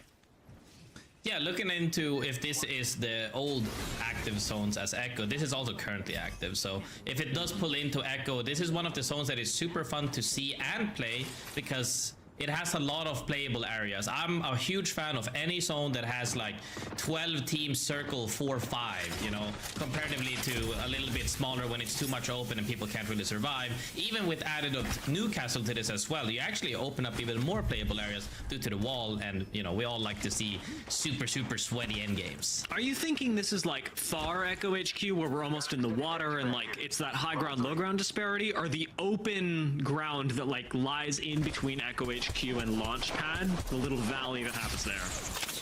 Yeah, to be fair, we've seen, I think, 4 zones in NA currently that have been super old, specifically tied to World's Edge. So if this is the old one, this could be the one that is under the palm tree, which is a little bit more towards the mountain, so to say. Yeah. If it's not that one, I think we're gonna see a repeat during the platforms like always. But I hope it's the old one as well, because that one is definitely fun to play. Could be fun. And one of the things that was being shouted out a lot during both EMEA and NA LCQs were Oob plays with evac towers. They've been a big hot topic recently. Privacy has really brought that into the limelight with a lot of videos. Privacy, of course, the analyst for Falcons. So if you guys get the chance, check out some of the oobs, the videos that are out there, but keep your eyes out, especially for them in this game, because there are some cheeky ones you can pull off from Pylon into Echo HQ should the zone be pulling this way. Yeah, privacy leaking the strats now. It's messed up. Most of the oobs, some teams have been gatekeeping, but that one specifically from Pylon, where you can actually evac and then run over the mountain on a timer, about 10-second timer. It's definitely a huge play because you can land in the palm tree, which is a nice little thing you can do if you're late into the rotates. There's a funny thing that happens in BRs as well. You're talking about, like, you know, sometimes you find something out you don't want to tell everyone else. BRs are funny because you both want to keep secrets that let you perform better, and you want the other teams around you to be performing at their best, because that's also when they're most predictable, when other squads are behaving in a way as intended. Yeah, I'm all for it, because I feel like back in the day, oob play was a lot more oppressive than it is today. Back when you could pull out nades while on timer, back when you could shoot from oob. Now, you know, with the timer being so that you can't really be aggressive, I think it's more than fine to go for oob plays. Well, it's a good thing you feel that way, because we very well may be casting some of them. A lot of folks already sat inside of Echo or right next to it. I like the setup that the Thugs got. We've actually seen Complexity win a few games in North America from that position. Stallions making their way out of Devastated Coast. Do have a few teams in the area as well. They're sitting right next to Lost Donuts and the Busters. So 2 match point teams in the same corner of the map, maybe shadowing each other.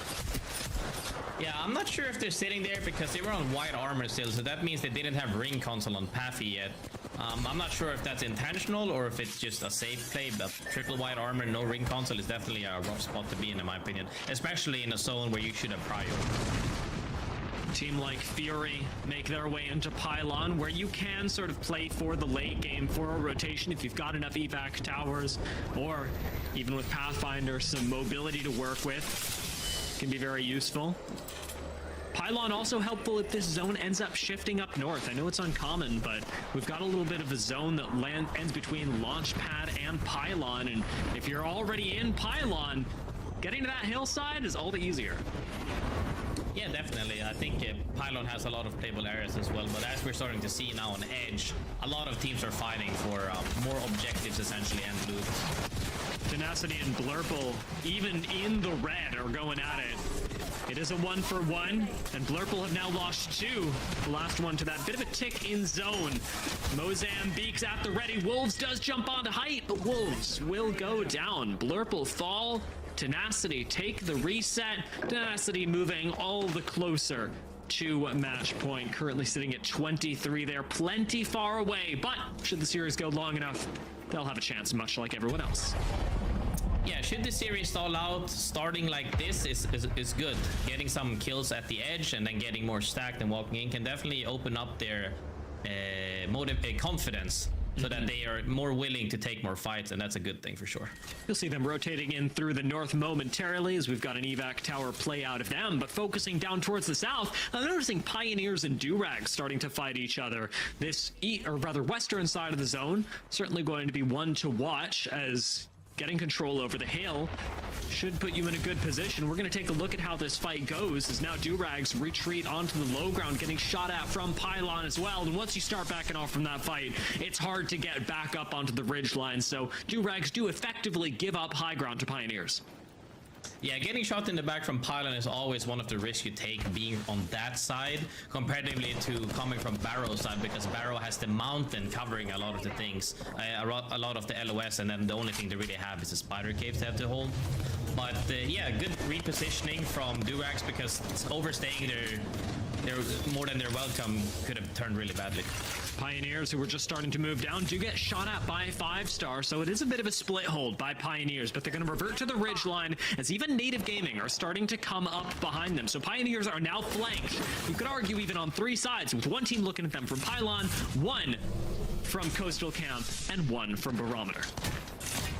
This is one of those things that I see happening a lot, especially on the leaderboard as well, is that teams that are supposedly strong and supposed to be at the height of the leaderboard are having intertwining macros, and that's keeping them, you know, further down low, because only one team can make it out if they end up fighting here. Native, I think, is one of them that teams have been looking favorably upon, that now haven't had as much of a huge games as of yet.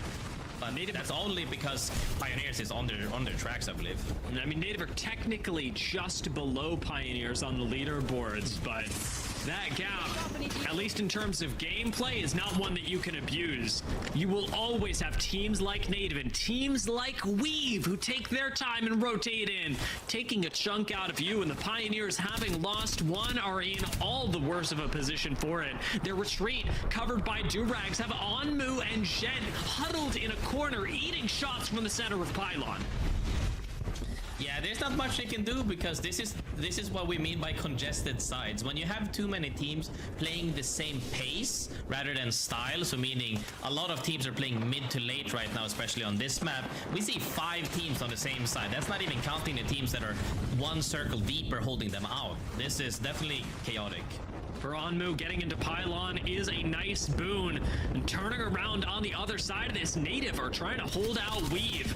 It is Snipe Down that's fallen. Full thirsted, even as we say that. Lord of the Rings taking that kill, and now Carter looking for a shield swap to continue the fight, but he gets wrapped by Vayne. Weave lose control of the engagement. Lord of the Rings sets up the wall. Can't find a res just yet. And with this wall actually cutting him off from his teammate, he'll have to wait until he finally manages to get the knockdown shield up. Very little HP left. This is not a gold knockdown, so immediately a re-knock should come in. Riley goes down, Carter goes down, Lord of the Rings is low, and when he gets the shield back and turns around, Luxford falls, and Native gaming her out. Yeah, Native giving her out. I think other teams died as well. They're now also getting cleaned up by 5-star coming in late. This is what I mean. It's too many teams playing the same pace, and you have to be able to adapt to the lobby, because if not, that's what happens. That congestion, absolutely deadly.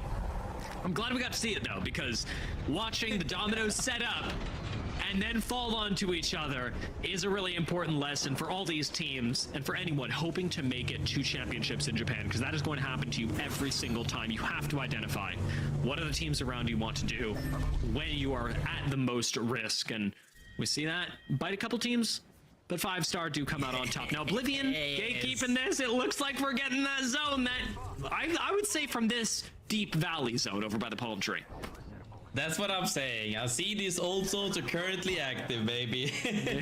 Seeing these zones brings me a tear, because I've been playing them for so long.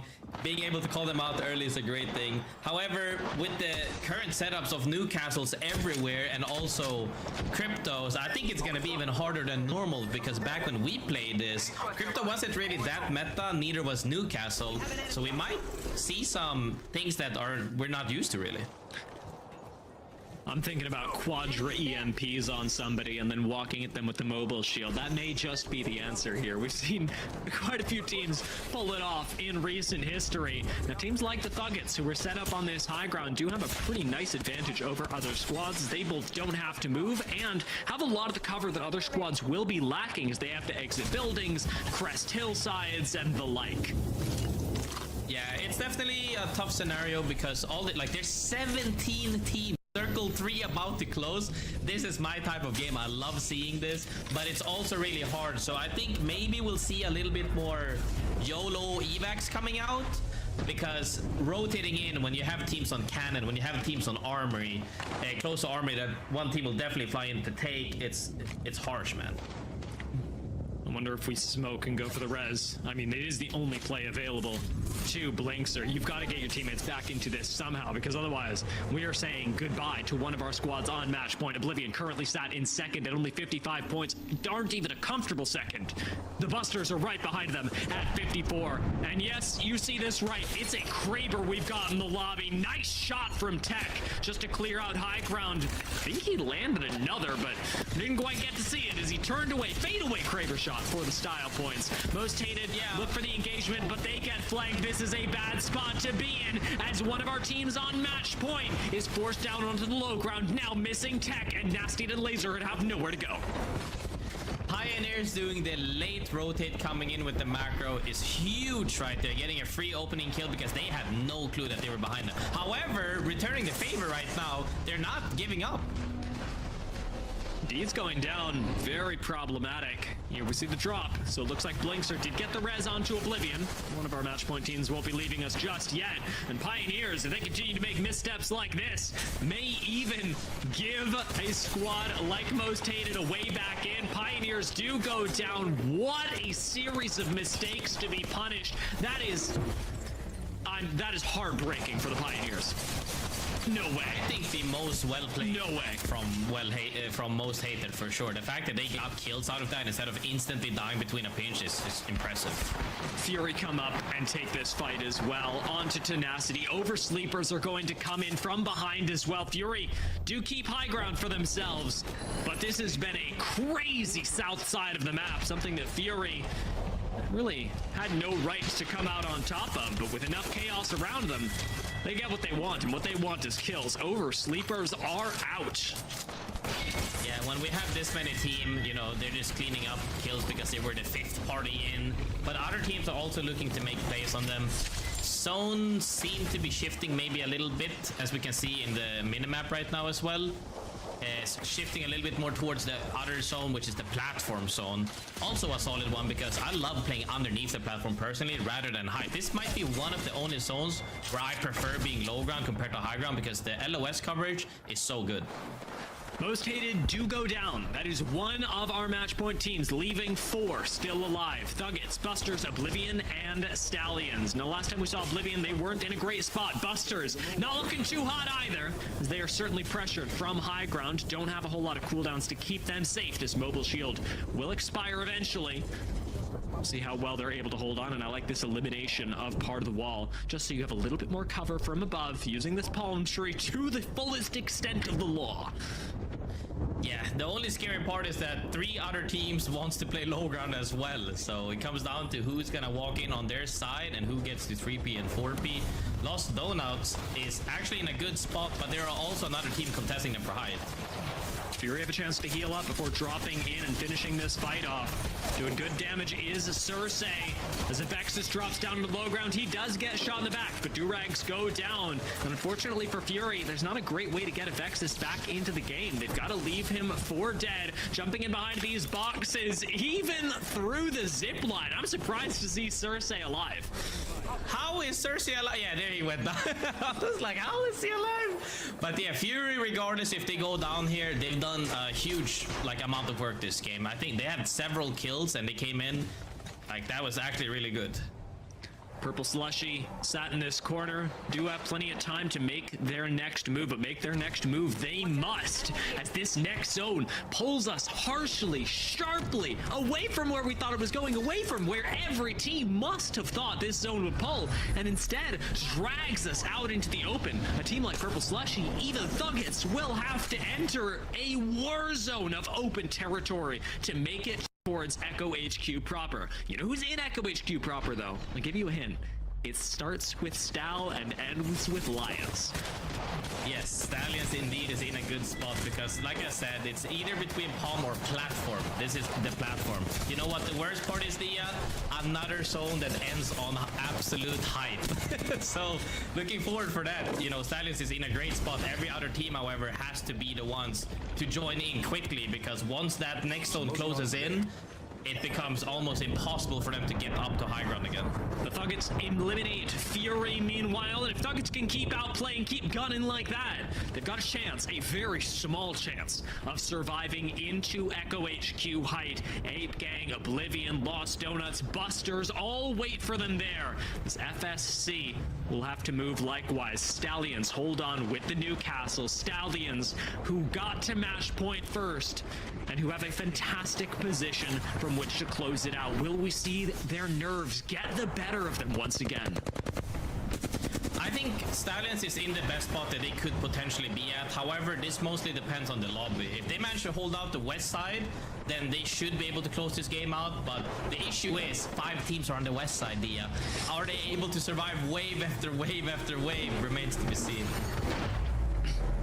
It's a tough position to evaluate as well, because you and I have been talking throughout the day about how you never want to give up autonomy. You never want things to depend on the teams around you. But in this case, I don't mind it so much for Stallions, because while this does depend on what teams around them will do, it's pretty reasonable to assume that Stallions can either outplay, live through it, whatever it may be. Yeah, I would like to hope so, but giving up autonomy isn't necessarily because they can't, it's because of the fact that there's too many teams even if they want to. So, yeah, it's definitely gonna be rough. Trevstacks with an R99, a sharp contrast to what has made Trevstacks famous to so many. He's put down the snipers for now, picked up the crypto, and is serving with it. This is Thuggets, who should have been dead at this point. Maybe taking out FSC, certainly a part of FSC, who are trapped in the corner.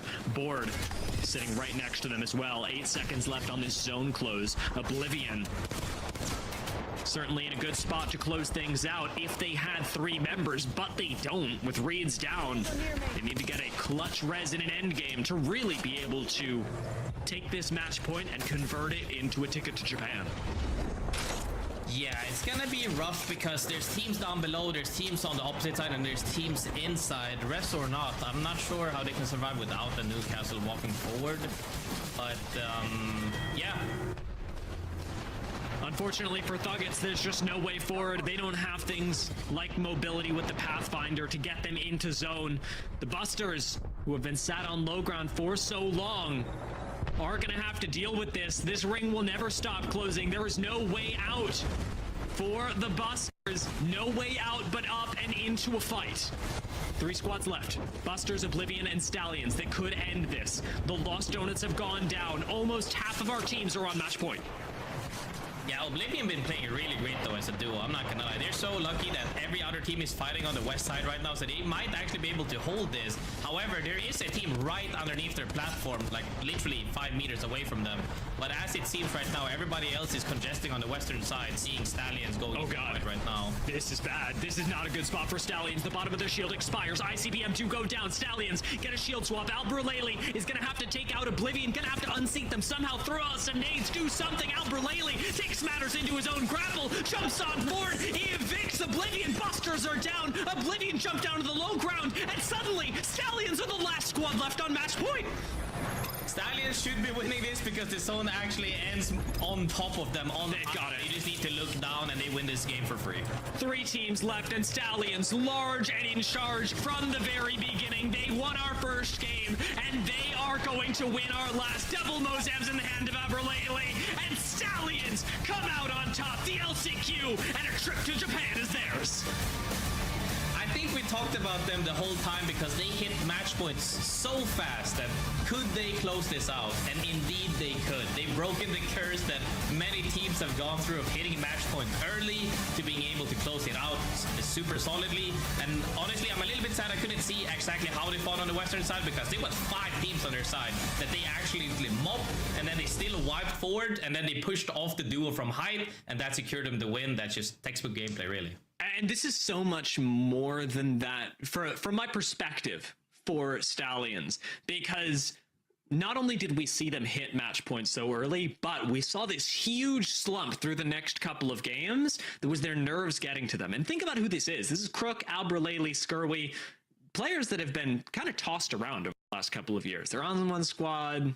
That gets shuffled. Maybe they get swapped out for a player that's perceived as better. They don't gel with the squad. For a lot of these teams, for a lot of these players, they've doubted themselves pretty severely over the last couple of years. So to come out on top of the LCQ, to do it as 3, and to do it after overcoming a lot of the insecurities and doubts that kept them from closing it out early, this is a story of a team that could very well continue that into champs. But for more on that, I want to bring in Glitter and Zeph, because the Stallions story is one of many that got told today. I'm happy they closed it out, but we had a lot of squads scrambling for that first place spot. You know, I feel like it was absolutely going to come down to this because we had so many teams on match point that were really close to where that final circle was shifting. And it almost felt like it was unavoidable, but when you saw just how perfectly positioned Stallions were at the end, it felt almost like poetic justice after we had just spoken to Hudsick about it as well. You know, how do you recover after having such a strong start, then falling into a little bit of a lull? It was just everything we could have wanted storyline wise, and the closeness with which that second place battle was happening the entire time. I mean, that's the hardest part. We saw it happen in EMEA, how many people were jockeying for that second place spot, Dia, and at the end of the day, it always boils down to 1 point. Why is it always 1 point? That's the most exciting way to do it. And there's no other good answer here. The script writers, they know what they're doing. I need to speak with the script writers, you know, and see how we work Dia's success in the BLGS into the script as well. We'll take a look at our match 7 results here to get those final points tallied here. Stallions with a very strong close to end out their day. That's gotta be something they're very proud of here, Zephyr. Yeah, a phenomenal end for them and so many of our other squads. I know it doesn't go on any further, but we got to see some representation from the squads that, I mean, people have been waiting all day from. FSC, Ape Gang, Purple, Slushy, all in their final moments had some of the best performances that we had gotten out of them pretty much since, I guess, the beginning of today. Yeah, you're talking about Ape Gang and Purple Slushy. He used the strong performances that were able to hit match point just 1 match too late, as they do break into that 50-point threshold. But Stallions not only have the point gap, they get the win, that first place finish, and it is Oblivion who claims second place, who will be moving through to champs in Japan by 1 point above the Thuggets. I mean, it doesn't get any closer than this, Graceful. Yeah, I mean, I shouted them out at the beginning of the series as well, that Oblivion was a team to look for, because, you know, I only know 2 of the players properly, but seeing the new addition and them playing well this entire series, honestly, has been a great eye-opener for me that, you know, maybe that third to freshen up the team is exactly what people need as well. Yeah, absolutely. I mean, we've seen roster changes in all of our regions, and sometimes when you finally find the one that sticks, it ends up in a result like being able to play in Japan. We're going to take a look back at some of these final circle moments, starting here with the epic finale. And it's just, you know, you're looking at this, Dia, and is it what you expected at the end of it all? It is not. I actually anticipated that Stallions in the corner would succumb to their previous form of the last couple of games and end up forfeiting everything, staying in the corner, hoping that Oblivion would make a mistake. And what stands out to me here is that Stallions, who are on low HP, who have the last bit of their shield shot out, I mean, this is not a healed squad. Oblivion knows it, Stallions knows it, and yet Albralele takes matters into his own hands, and it's this grapple forward that cows Oblivion and forces them onto the low ground. This is a game of much more information than it used to be, Glitter. We talk about the Mozam changes all the time, but you remember, you can see health bars. Oblivion know that Stallions are low, and even with that, Albralele's move towards them reeks of so much confidence that Oblivion have no choice but to, as a duo, give up the high ground. Now, from here on out, it isn't really a game of mechanics. It is a game of positioning, and Stallions win it handily. But it's that moment of confidence that speaks to so much more from the Stallions that really stood out to me. Yeah, and that's such a good call out too, because I feel like we saw that a lot out of Albralele today, just really pushing into those engagements in what would potentially be a scary situation for some of these squads. They just looked like they were willing to make those moves, to take those chances, because they knew on the other side of it, they were going to come out on top. And Zephyr, that's kind of what we were looking for when they were the team that hit match point as quickly as they did.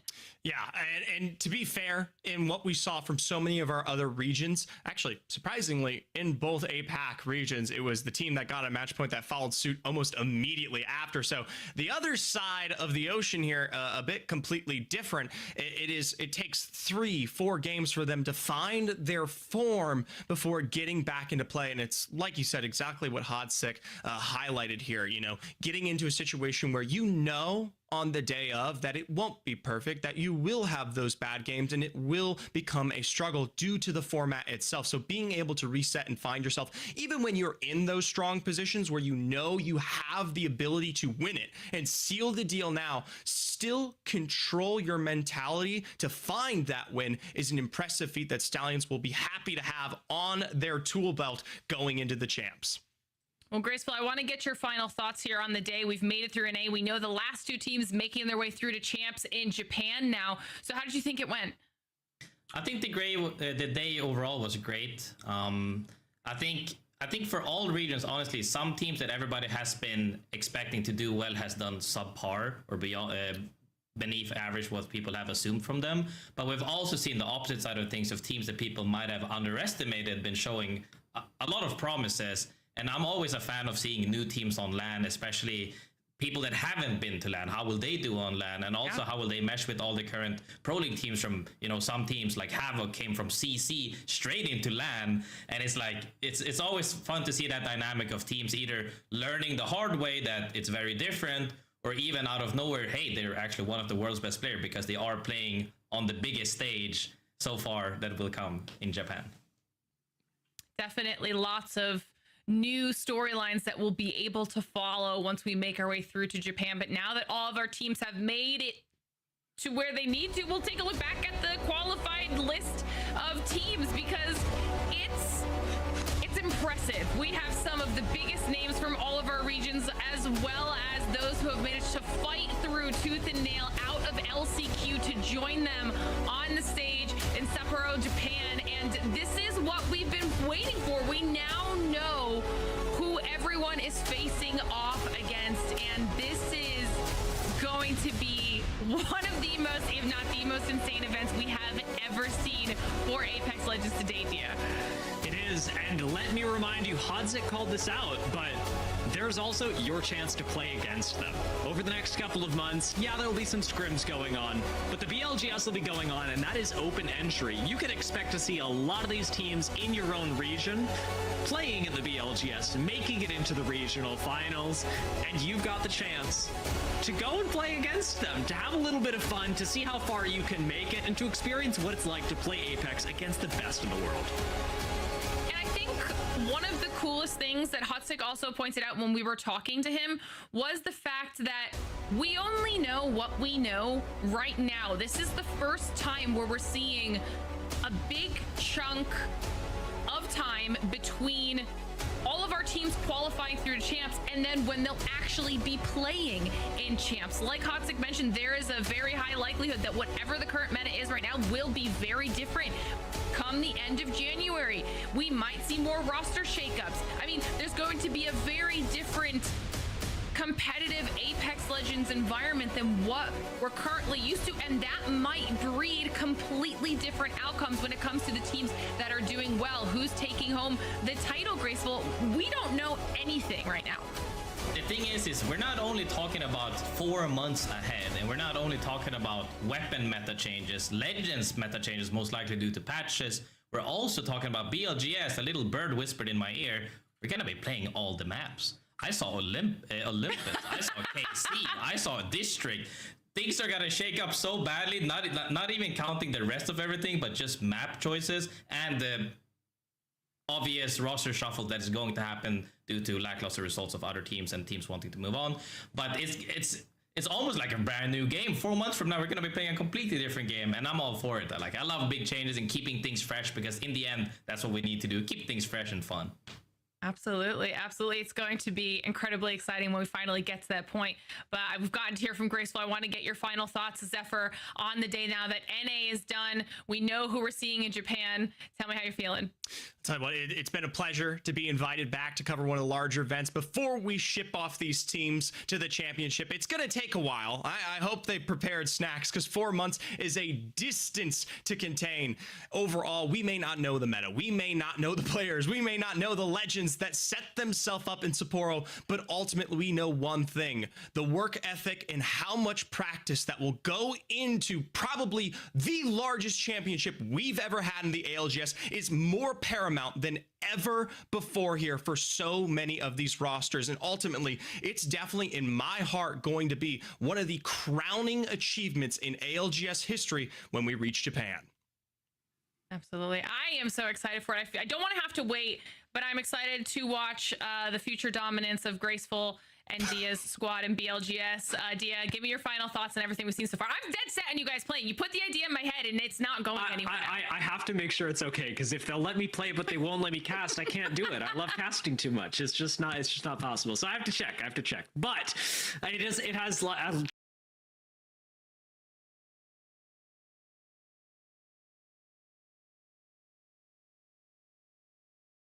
Bigger, are you there, Bigger?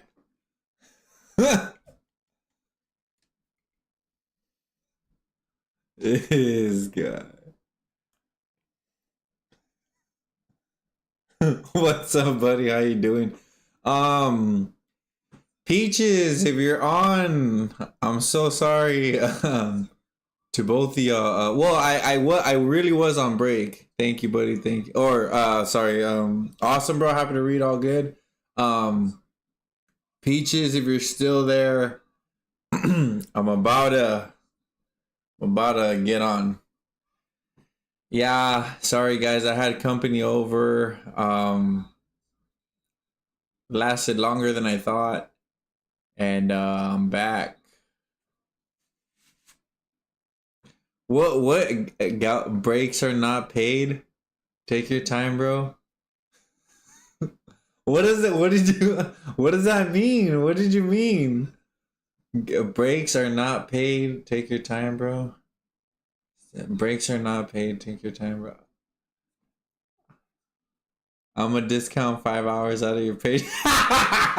I get you.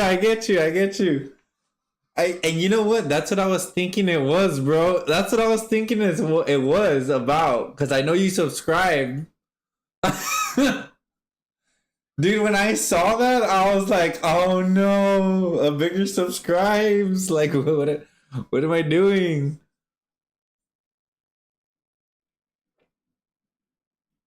Shoot, I forgot Peaches subscribed too. Oh, now I feel bad.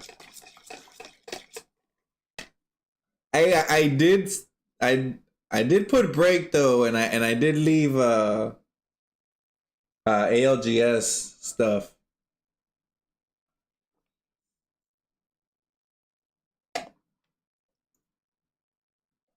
You're like, nah, I'm gonna need a refund, son.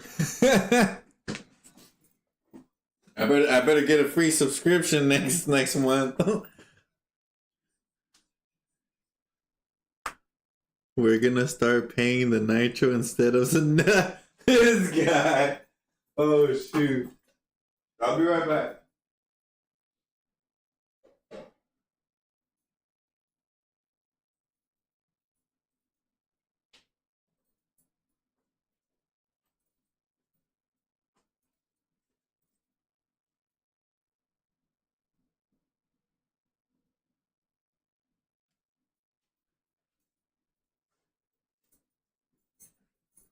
Hey.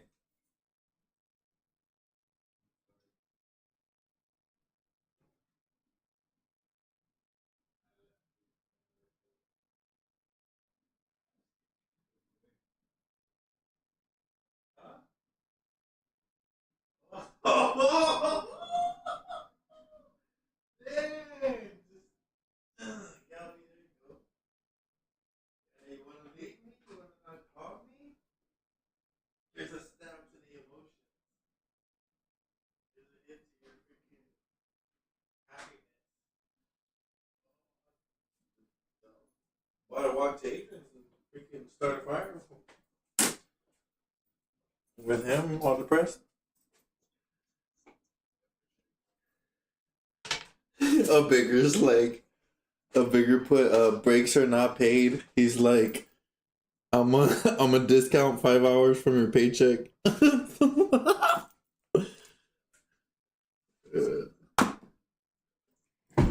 Huh? I was talking to a friend of mine. I hadn't seen her in a while. We're catching up. What, dude? Who? A friend of mine named Melissa? Huh? Yeah, it's an old friend of mine. I met her when I was like, shoot, like 19.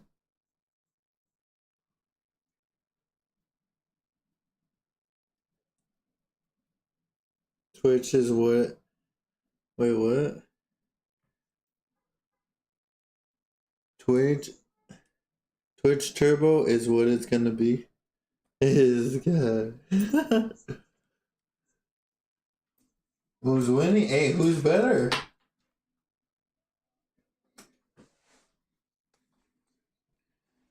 Oh shoot. Who wins more? Oh, okay.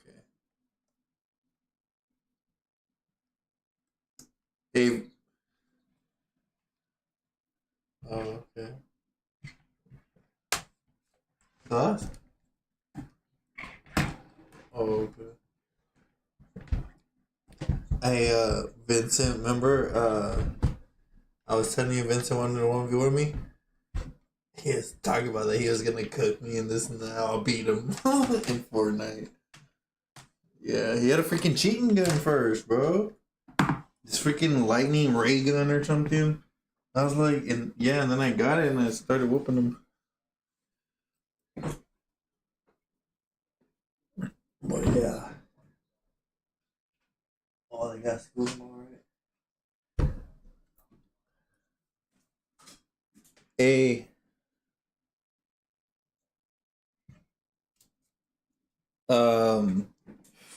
What are y'all gonna do for Halloween?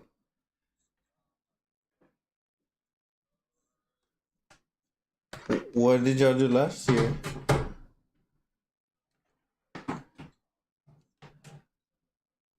Oh, the neighborhood around South? Nice. Oh, really? We usually go to North. So you're a West Sider?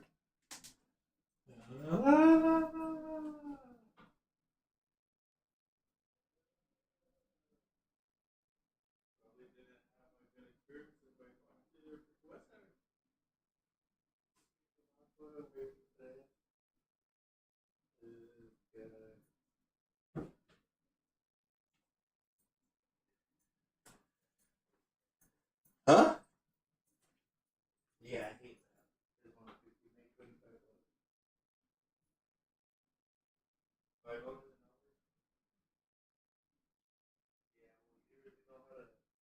Well, I thought he didn't know how to weed eat that good, but he actually, it's not that bad.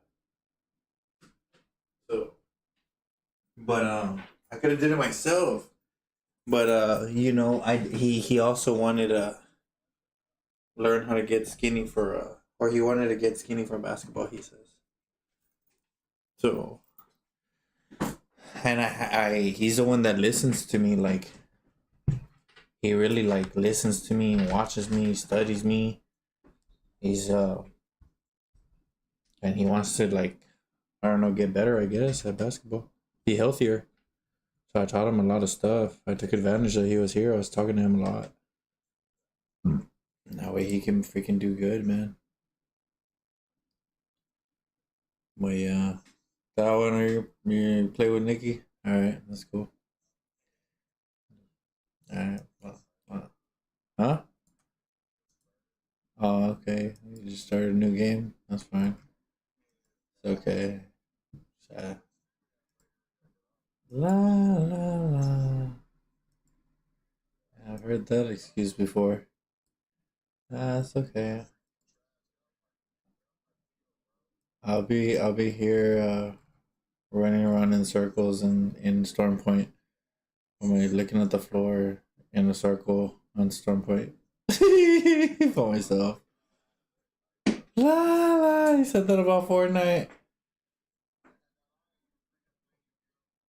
You win like freaking 4 hours later? I was 1v1 Vincent for a while. Nah, but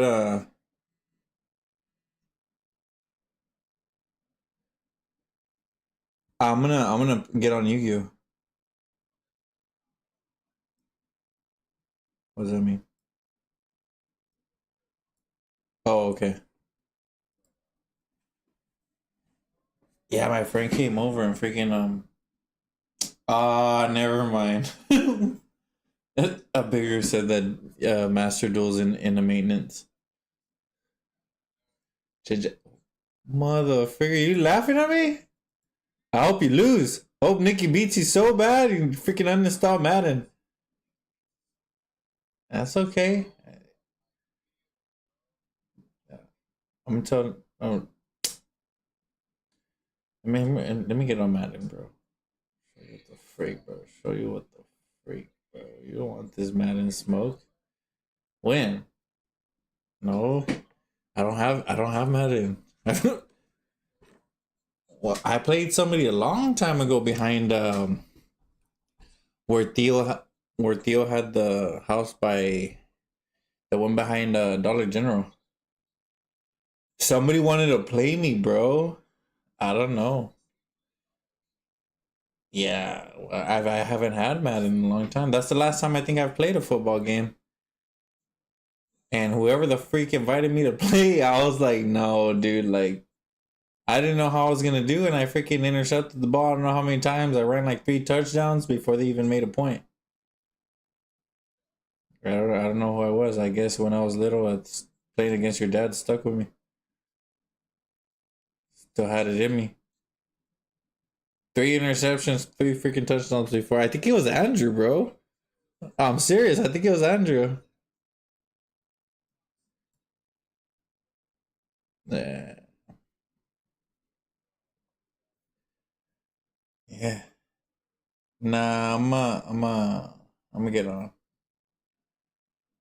I'm gonna get on. Well, yeah, I'll see if a bigger wants to play because I do feel bad. All right, leave me alone, boy. Stop calling me. Nah, just kidding. Yeah, if you want to get on, let me know. I'm be on. All right. All right. A bigger. What are you doing? Wait. Are you on Apex or no? If you want to play Apex, I'll play Apex. But if you're not, I'll play my little game. Oh, you're on Fortnite. I have Fortnite, but I don't really play Fortnite. Okay, no, that's cool. No, you're good, bro. I was here and I was eating and stuff, so you're good. All right, sounds good. Yeah. I didn't think it was gonna be that long, but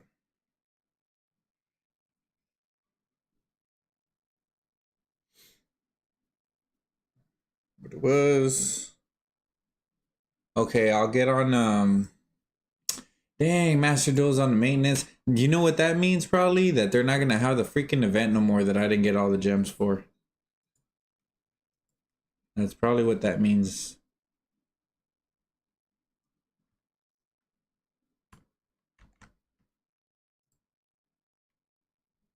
Wait a minute. I forgot to take out a break at the top. Oh, no. Yeah. Dang it. I missed out on gems, bro. I like gems. I like events like that give like the 3K some gems. Those are cool. Well, it's gonna say break, but I'm here. I mean, they could see me. Super not on break. I'm right here. What else do I play? Well, I play Dragon Ball, but nah, I'll just play my. I really like my little game, bro. I really like my little game. I'ma say it one more time and I can stop. I'ma say it one more time and I can stop. I'ma say it one more time and I can stop. I'ma say it one more time and I can stop.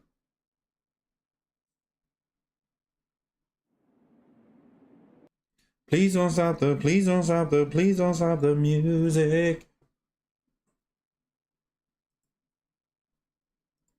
It's getting late. I'm making my way over to my favorite place. I gotta do take the stress away. Possible candidate. Eh? Do you know what you started? I just came here to party. I wanna take you away. So let's escape into the music. DJ, let it play. I just can't refuse it. Like the way you do it. Keep on rocking to it. Please don't stop the, please don't stop the, please don't stop the. Mama say, mama sa, mama boom sa. I'ma say it one more time, I'm not gonna stop. I'ma say it one more time, I'm not gonna stop. Okay, hold on a minute. Where's my earbuds? I'ma say it one more time, I'm not gonna stop. I'ma say it one more time, I'm not gonna stop. I'ma say it one more time, I'm not gonna stop. I'ma say it one more time, I'm not gonna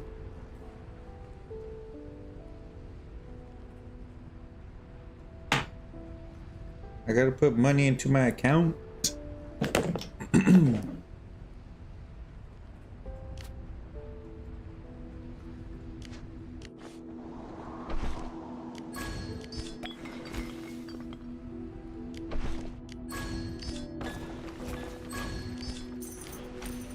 Keep on rocking to it. Please don't stop the, please don't stop the, please don't stop the music. I'ma say it one more time and not stop. I'ma say it one more time and not stop. I'ma say it one more time. Did Amanda call me?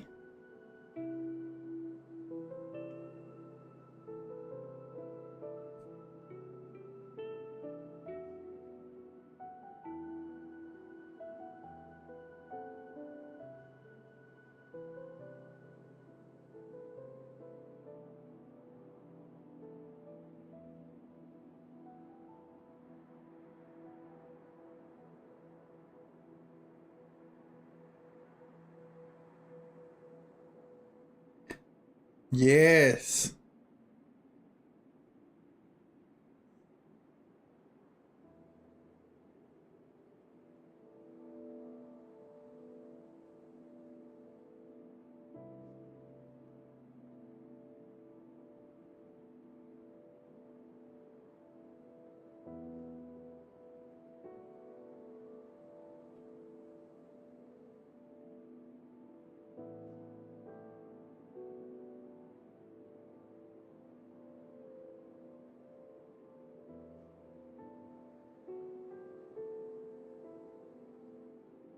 What the heck? She goes for the Cowboys?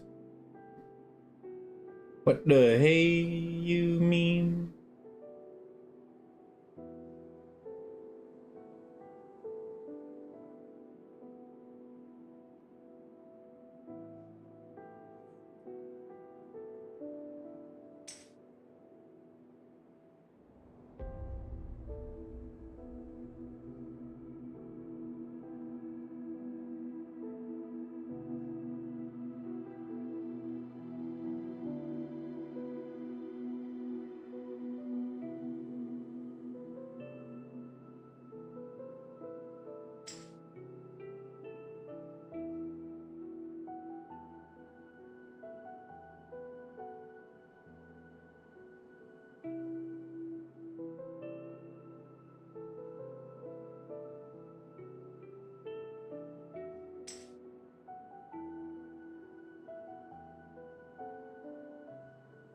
Okay, sounds good.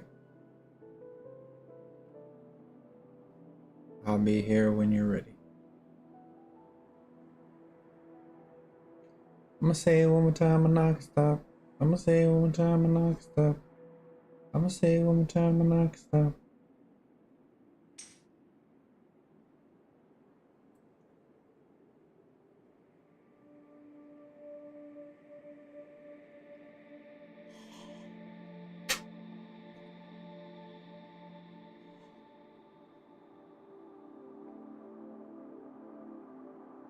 What?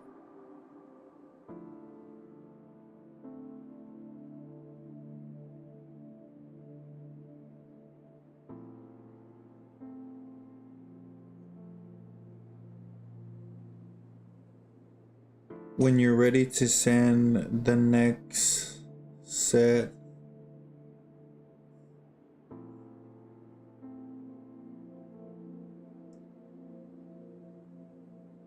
The card design that you were talking about in the previous message.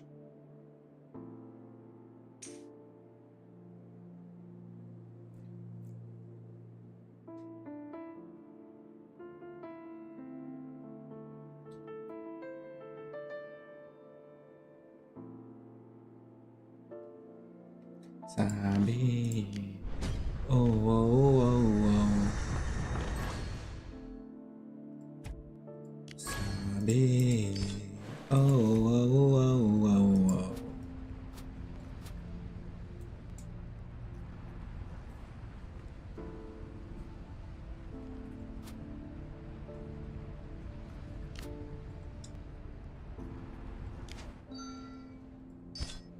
No reason why they welcome me along.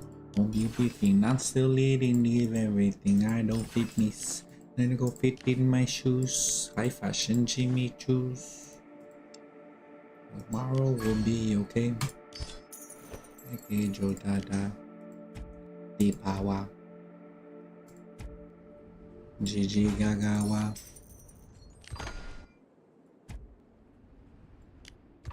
Sabi girl they do. Sabi. Oh. Hero development? I'll look at this later.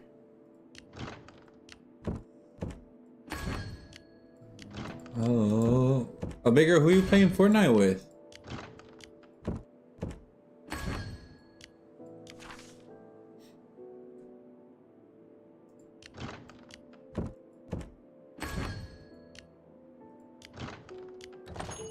Solo? Oh.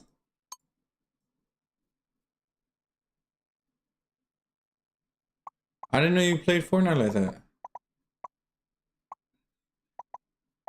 What do you play? No builds or builds? Or what game mode do you play?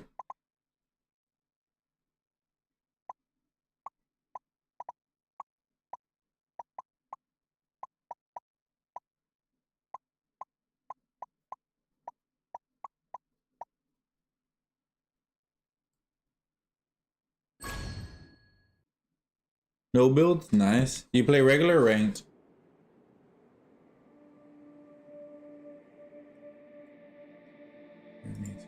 I'm gonna make you Jodada. Deep power. Regular? Got you.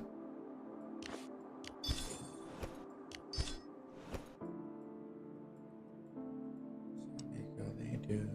Sabi. Did that reset? Oh, claim the following. Okay, when it reaches. Go ahead. Sabi. Oh.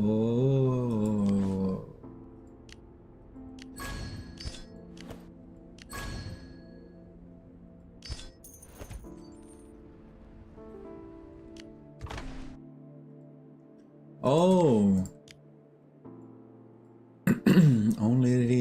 only reason why they won't call me alone.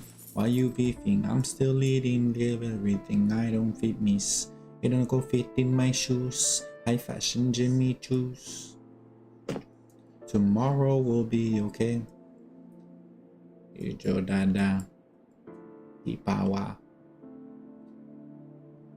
Gigi Gagawa.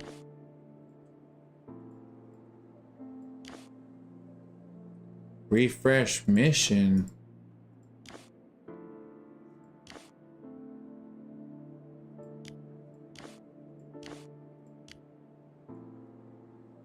Yeah, give me something I can do.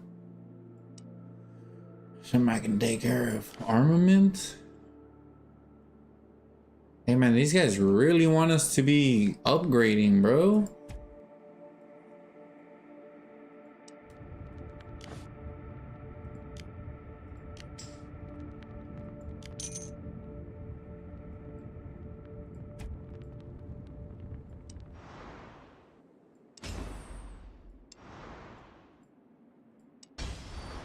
Oh, he said something about this. What did he say?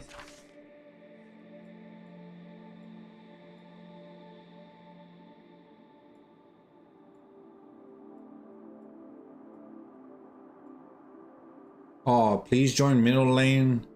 Only I'll reshuffle everything. Preferred ratios 50, 20.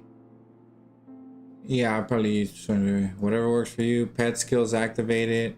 You can save your march. And it'll keep the buff 2 for the event. What do you mean you can, what? Pet skill activated, you can you can save your march and till keep the buff 2 for the event.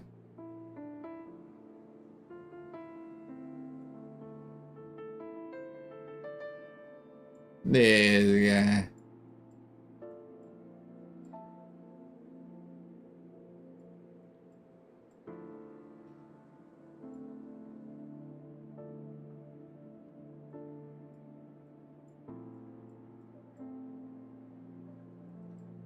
Is the only reason why they want me along? Beefing, I'm still leading, kill everything. I don't fit me. I don't fit in my shoes. I fashion Jimmy Juice. Tomorrow will be. Did he say just bread? I don't know if he said just infantry. Oh no, okay.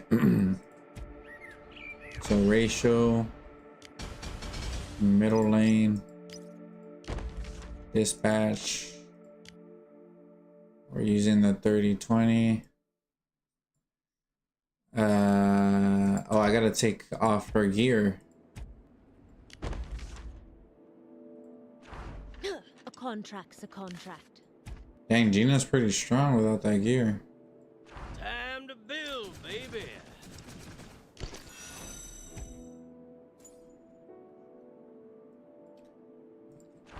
You're the call, Rainbow Warrior. Joe Dada. The Bawa. I'll do all I can to restore time. You. Nothing is beyond the right medicine.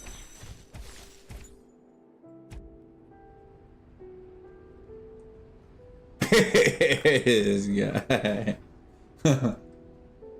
You're too much, a bigger.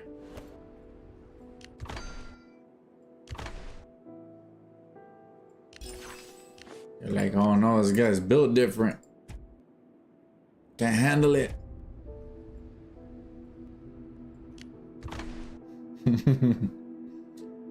Oh, what's this? No, refresh mission. Speed ups? Refresh mission. Give me a gathering mission, Brett.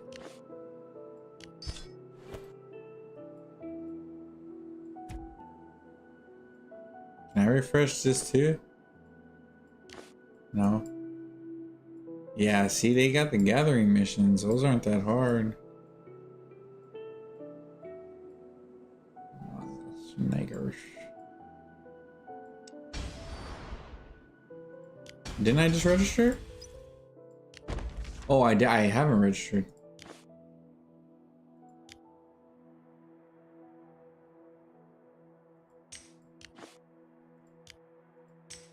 This is the only reason they want to come me along.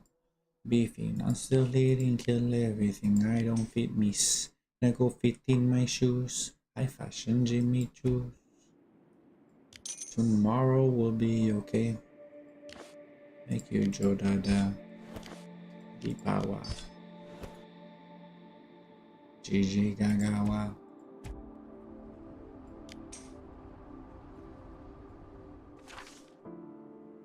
Sabi. Oh. Sabi. Oh. 10 beast. Dang, this thing, bro. Am I getting what's worth it, bro? Cause like if I'm not,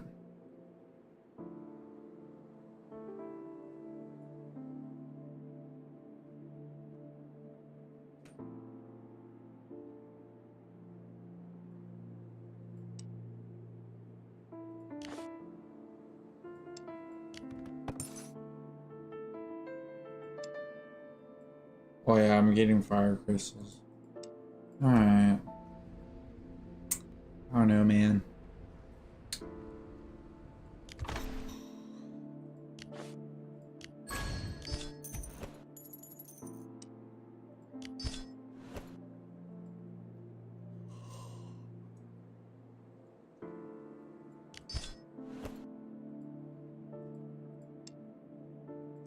Bellow.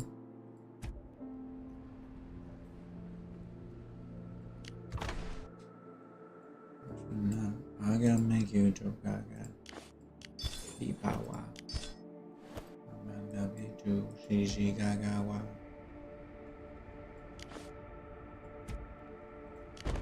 Sabi girl, they do. Sabi. Oh, Sabi. Oh, Sabi. Oh, Sabi. See, I can do that, but not right now. I can probably do that one. Shoot, in a freaking long while though. Only reason why they knock on me alone. I'm still leading till everything I don't fit me. Fit in my shoes. I fashion Jimmy Choos. Tomorrow will be okay. Thank you, Joe Dada. Gigi Gagawa.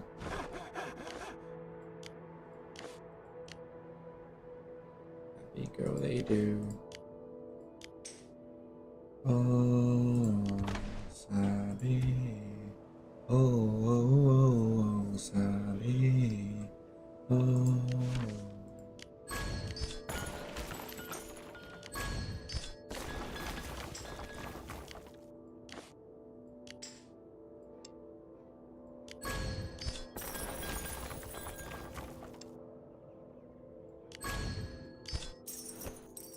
No.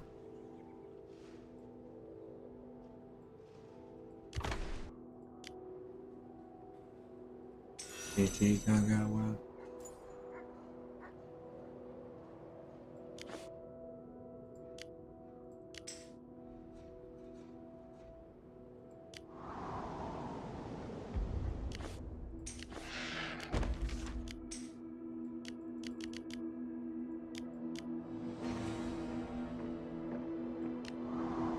Hello. Hello. Hello. Hello. Hello.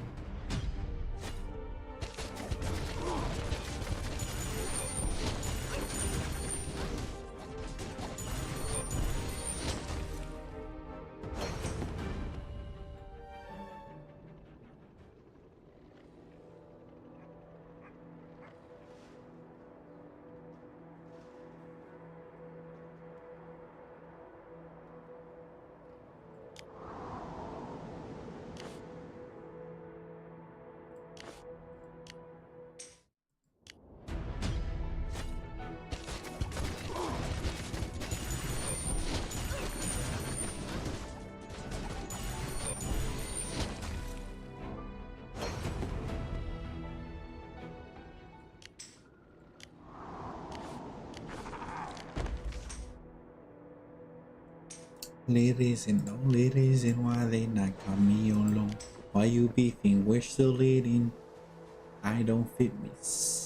Fit in my shoes. Jimmy Choos.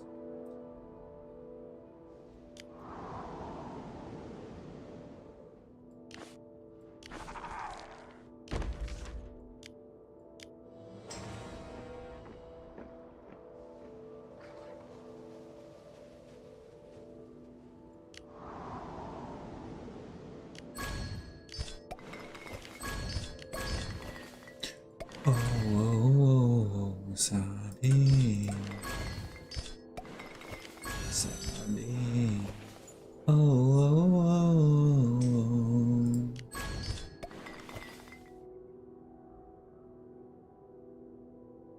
That's crazy because I needed a lot of stamina earlier, and I got it.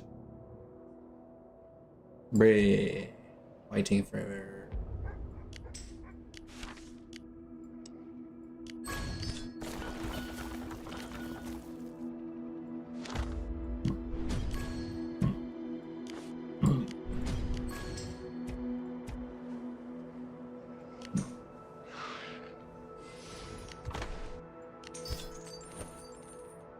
Speed ups of any kind. Defeat 10 beasts.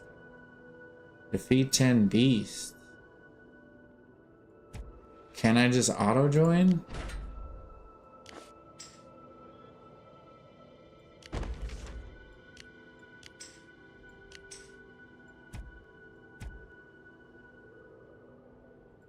Those are polar terror if I'm right.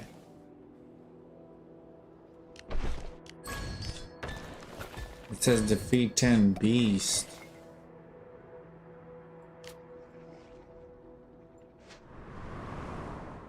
Huh. Look at this. Free, kill me please. I like free. What are we doing? Upgrade? Dang it, I need to. I need two contracts? What I get free? I mean, what I use it? What the heck you mean? Why they not call me alone? I'm still leading, kill everything. I don't fit me. Fit in my shoes. I fashion Jimmy choose. Tomorrow will be okay. Make you Joe Dada. That's my island?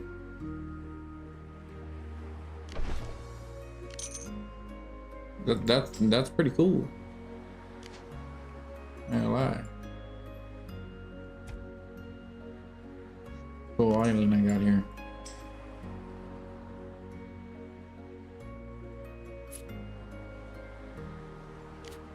Troop defense.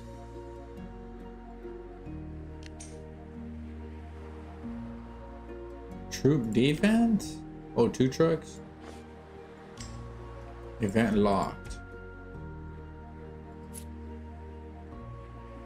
What's this? Lancer defense? Oh, word. Lancer defense. Yeah, because these guys. What's this? Oh, I can trade these for, okay, I can trade those for... How much I need to?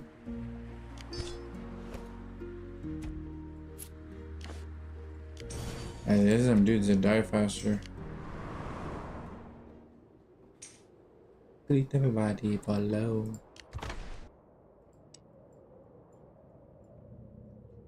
Bellow.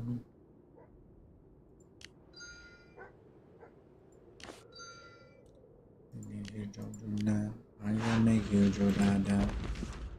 The power. GG Gaga. How many beasts?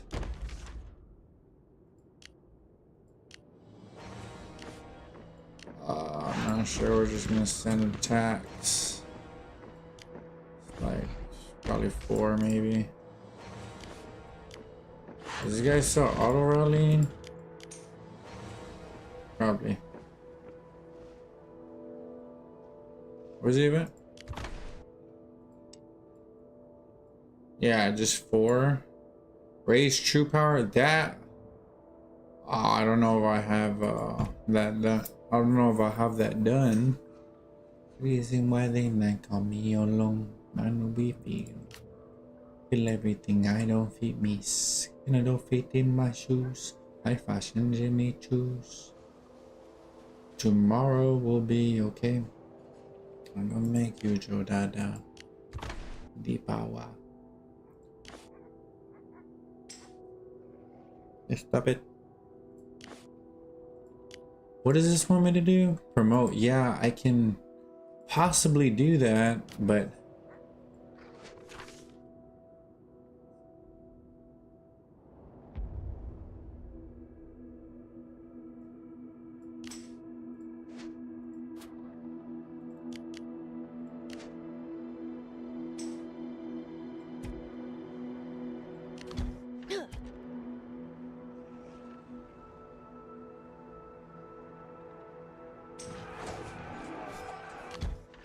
contractsicle. A contractsicle.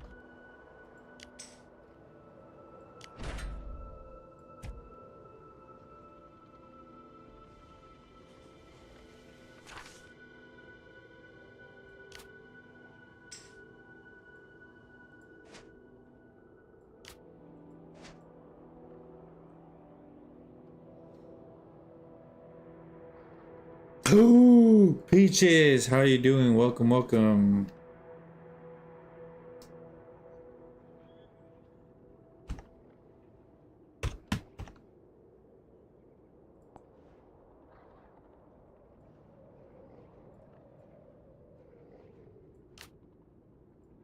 Whisper.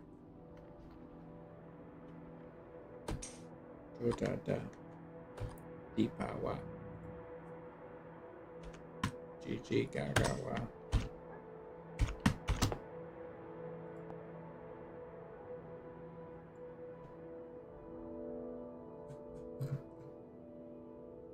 Sabi. Oh. Did I complete the mission? Yes, sir. Use speed ups of okay. Speed ups. Rise. True power. Okay. Oh, that might wait till tomorrow.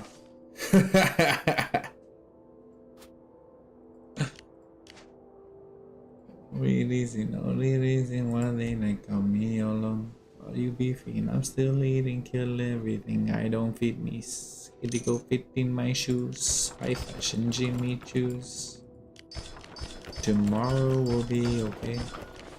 I gonna make you Jodada. Dibawa. I should do GG Gagawa.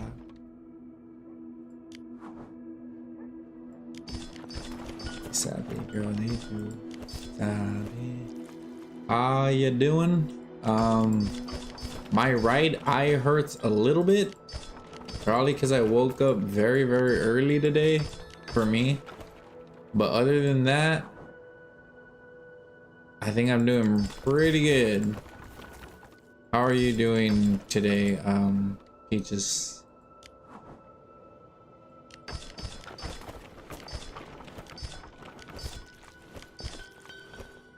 You're okay? Hey, that's better than not okay.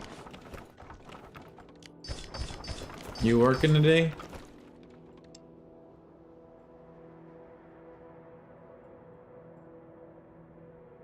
Do you want to... yeah, we can. I have like 15 minutes. It's your day off? Ooh, awesome. Days off. Days offs. I can't speak. Days off are super awesome.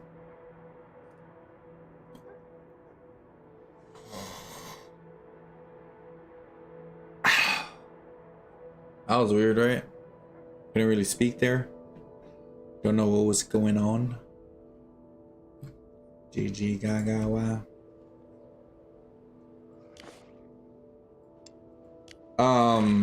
Do you want to try to figure it out today? I got like 15 minutes.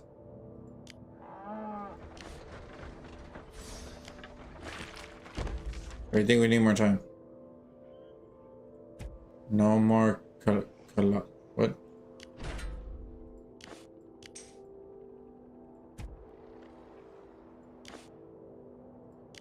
What the flip? Where's my... already found somebody for me. Only reason why they not got me along. Still eating, kill everything. I don't fit me. You know, go fit in my shoes. High fashion Jimmy choose. Tomorrow will be okay. Make you Joe Dada. Deepawa. GG Gagawa.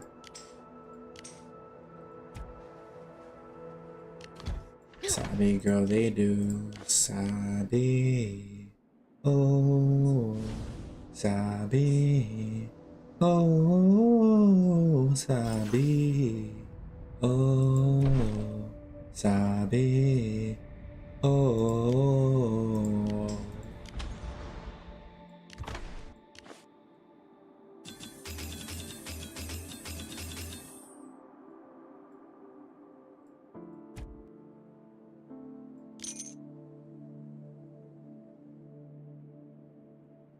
Yujo Dada. Be power. They do. GG Gagawa.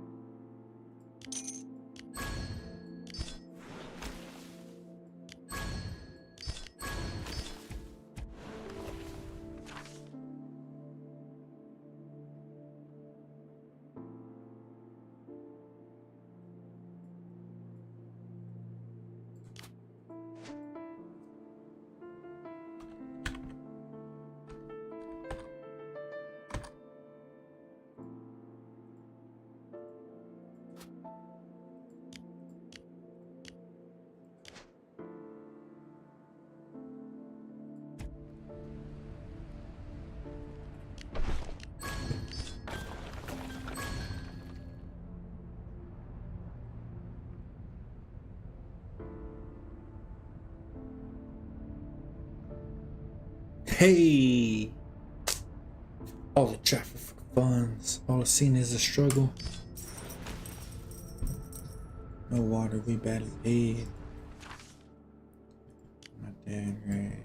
I'm pushing it hard. Pushing the south. We pushing the line. He pushing for Ross.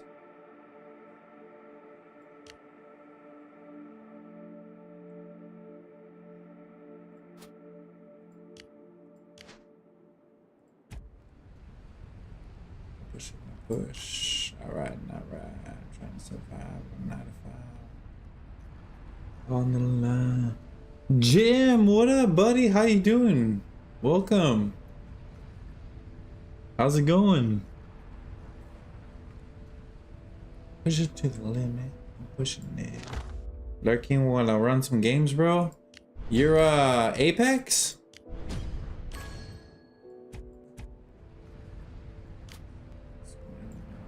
Fake dudes, my moves made news. Nobody used to speak. Now everybody wave. You talking about my house. You such a sister straight. The elevators and I'm telling me. I see you clear. I know you see me in that fat and wanting it for years. Allergic to broke. Determined to blow. Detergent the soap. Shit, if I hate it, baby. I'm whipping them papers. The whip Mercedes. Arrange them arrange. You gotta push it to the limit. You wanna get paid. Alright, alright. 9 to 5. Put it on the line at the drop of a dime. I'll be pushing them whips. It's 3 at a time. I'm pushing it. I'm pushing it. I'm pushing it. Push. I gotta push it to the limit. Ah! Ooh, ooh, ooh. Yeah.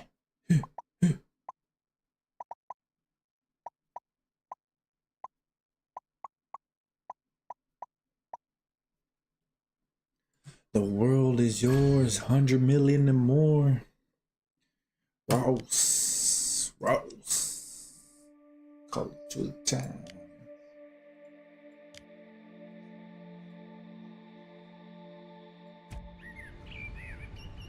Bro, turn.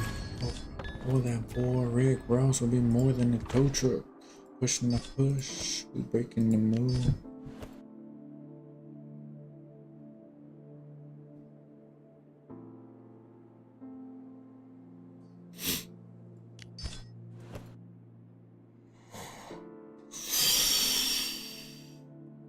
Imagino cómo te debe ver.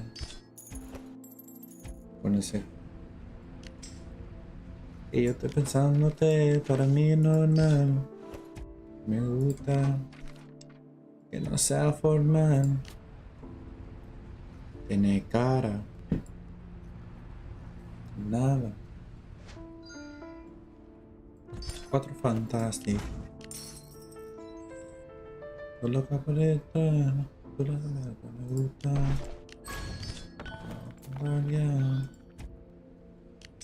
Yeah. Okay. Bye.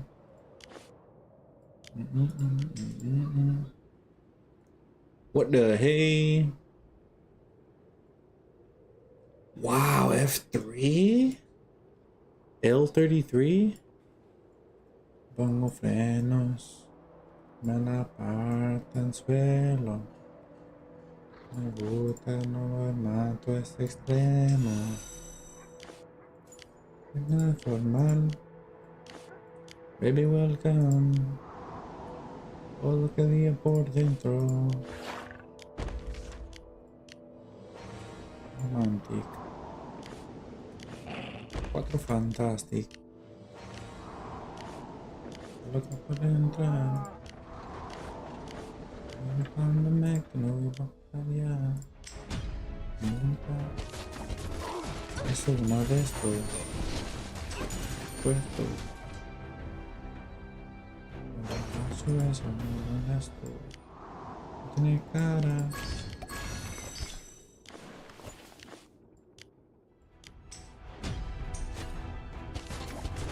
Open book. Oh my god. Mr. 8. Calling in love. Ignore my baby water. Me la partan suelo. Si te metes por encima, me mata sin bala. Romantic. 4 fantastic. Lo que voy a entrar. Dándome. Nunca.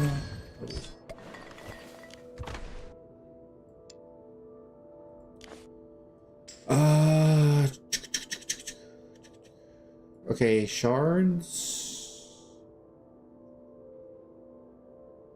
Use advanced recruitment. Advanced, yeah, epic recruitment. You mean recruit? Like this?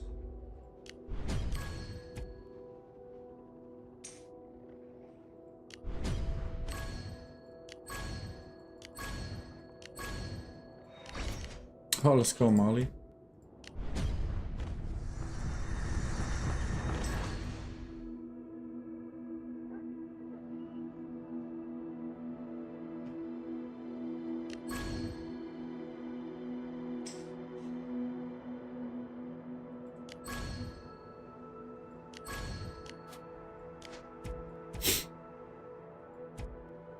Hey.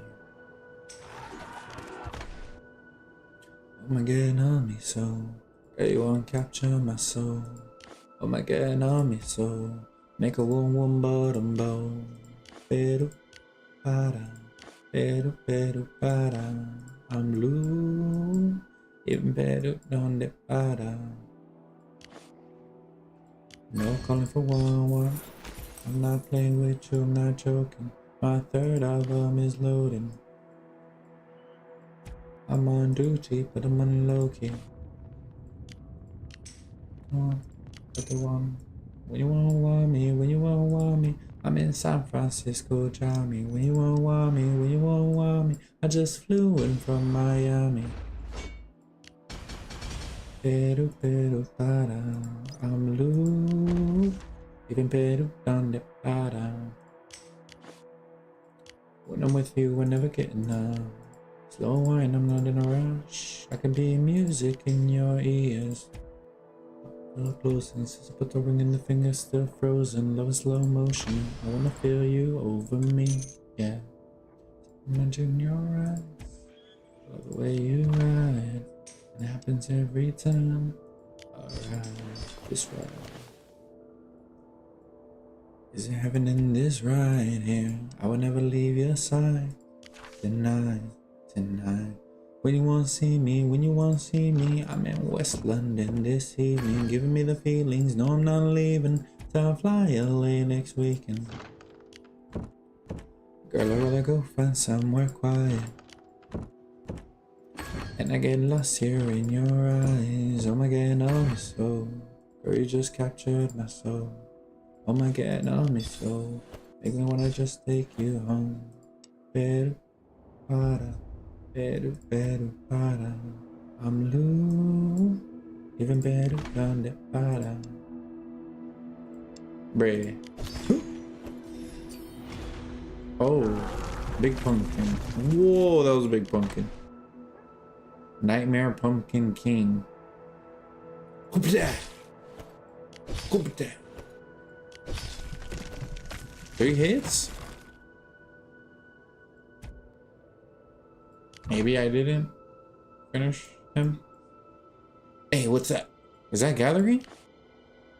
Jeez, I can do that. Oh, hold on. I can 30? Wait. No. Where'd it go?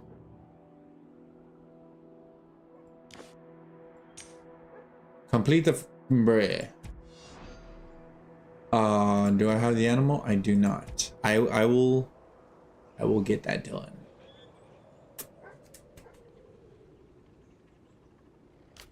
Where's my resource gathering? Oh my god, on me so. Girl, you want to capture my soul. Oh my god, on me so. Make me want to bow. Better, better, para. I'm loose. Even better, done that, para. No calling for one. I'm not playing with you, I'm not joking. My third album is loading. Duty, but I'm unlucky. 1:59? No, 12 for that. That's like 1 in the morning. Right? 1:30? What? Even better, none para. When I'm with you, we're never getting enough. Slow wine, I'm not in a rush. I can be music in your ears. Since I put the ring on the finger, it's still frozen. Love in slow motion. I wanna feel you over me, yeah. In your eyes. And it happens every time. Alright, it's right. Chief Gear Benefit Card. Word? Tonight. When you wanna see me, I'm in West London this evening, giving me the feelings. No, I'm not leaving till I fly LA next weekend. Girl, I'd rather go find somewhere quiet. And I get lost here in your eyes. Oh my god, on me so. Girl, you just captured my soul. Oh my god, on me so. Make me wanna just take you home. Better, para. I'm loose. You're better than the para. Let's see. Decline. It's fine. I need to put money in my card.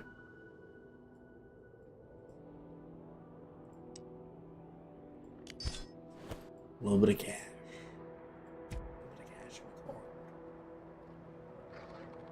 Wait, what's today? Sunday? Oh, I'm waiting 1. I got 1, 2, and I need to put money in my card.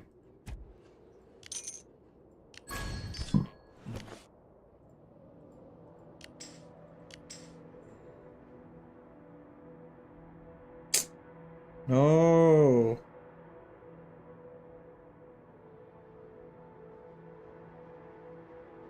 Dang it, it's bedtime. It's lame. Oh no.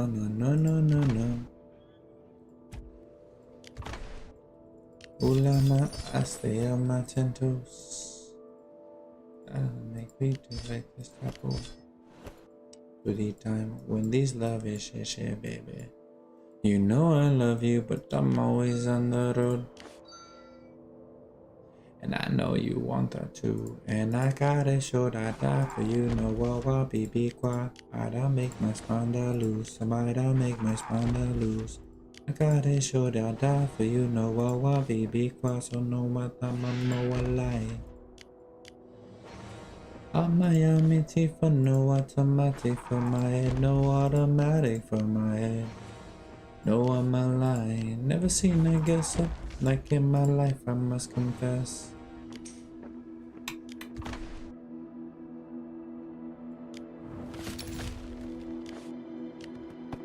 My darling, to understand me, you know I love you, but I'm always on the road. And I know you want that too. And I gotta show that die for you. No, well, be quiet. I don't make my spanda loose. I might make my spanda loose. Should I die for you? No, well, be quiet. Some more what I'm a lie. I'm Miami T for no automatic for my head. No automatic for my head. No, I'm a lie. Never seen a girl so like in my life. I must confess, I must confess. I'm Miami T for no automatic for my life. No automatic for my head. No, I'm a lie. Never seen a girl so like in my life. I must confess. Troop training probably tomorrow so I can reduce the timer. I mean later today. Speed ups. Jiggy. No. What is it saying? 1,000 minutes? 1,000 minutes. 1,000 minutes divided by 60? No? 1,000 minutes. Yeah, divided by 60, that's 16. That's 16 hours and 66 infinite. So basically 16, 6, 7. So 16. So that's 16 hours, 16 hours. But let's do this. 7. 7 minus 16, that's 16 minus 7. That's 10, 9. 9. If I'm correct. And I gotta show that die for you. No, wow, be quiet. I might make my spanda loose. Ooh, super close. So 1 hour? No automatic for my head. Oh, in my life. Never seen a girl so like in my life, I must confess. Oh, I think that's right. It was like 16 something, so about 17. 17 I'll probably use next time. Dramatic for my head. Oh my life, never seen a girl so like in my life, I must confess.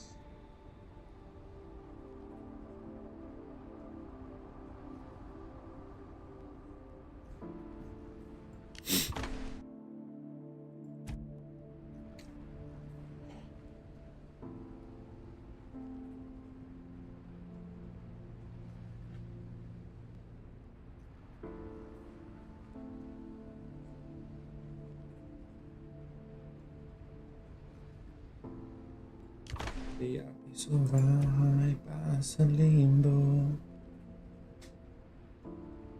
Como está como para romper, para pasarle caliente con toda mi gente. No salgo de ese sol, cruzado de calor, no puede estar mejor. Esto está como está como para romper.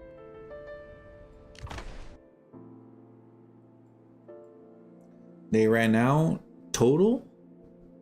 Está mejor.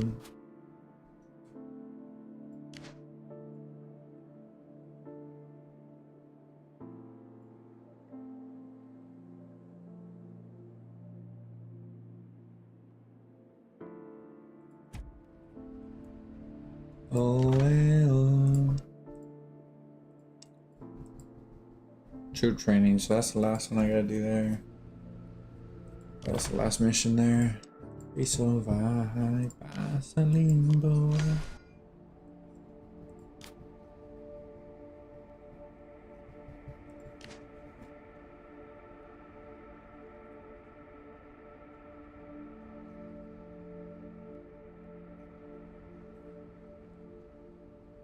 What the hey? Happiness. Problem in not the finish. Gotta try to enjoy. I'm not in the finish. Oh, gotta try to enjoy. Oh, total period remaining.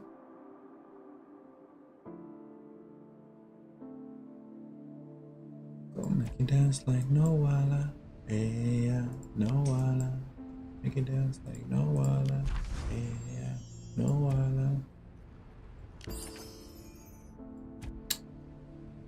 What am I doing? What am I doing? Okay, right here. What is these? Shards?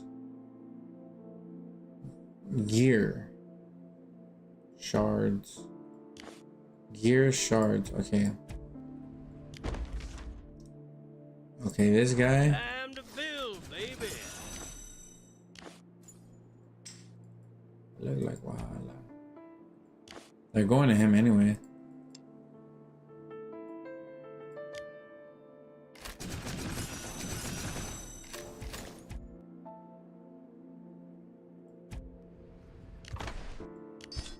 One more. Oh, nope. Hold on there, buddy. Problem in not the finish. Gotta try to enjoy.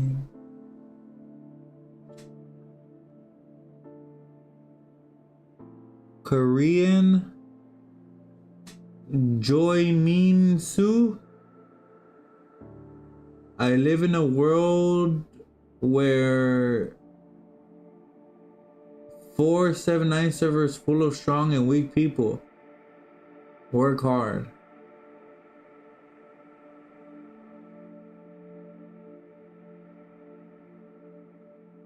Do not raise that kind of thing. Throw it away. Do not raise that kind of thing. Throw it away.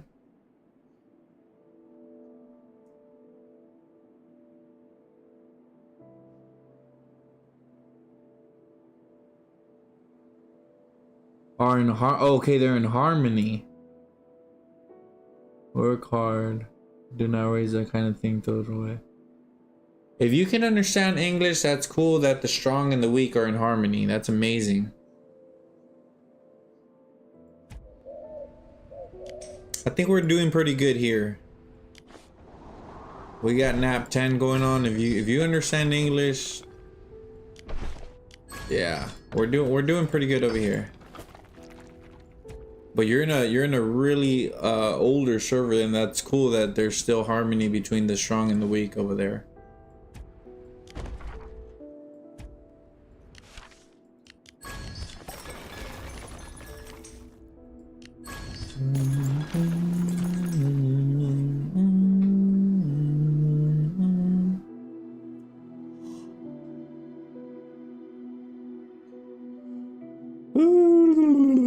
Live my life.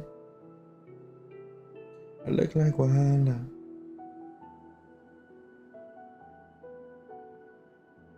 I look like a Sala. Got my money to double. That's for my money to double. 3542. Do do do do do do.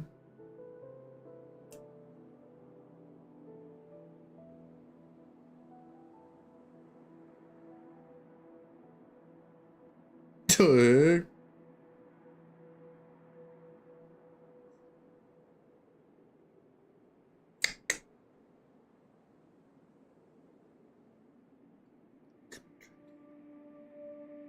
Don't make it dance like no walla. No walla. Position has been approved. Vibes.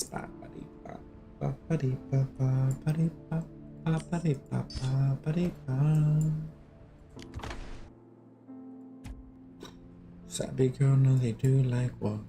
Animals in human form. Body man, nobody like walk. But you must hustle if you want job. They won't fight us.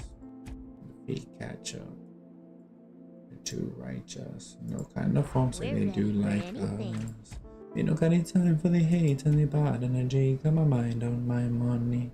Make you dance like broccoli. Steady green like broccoli. Steady on my grind on my heel with they want telling me couldn't know my fantasy. They wanna check if my type be no rush. For the rush, well, it be much.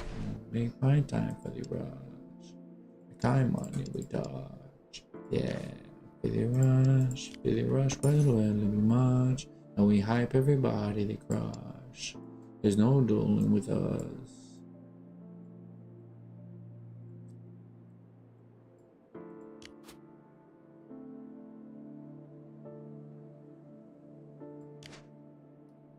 Adeko Kana, talk to the phone, Papa. We ain't never seen before. Cause all of me got me feeling on me 100. AJ, never take my cake away, AJ. You can't count my grace. I just did my length, my length.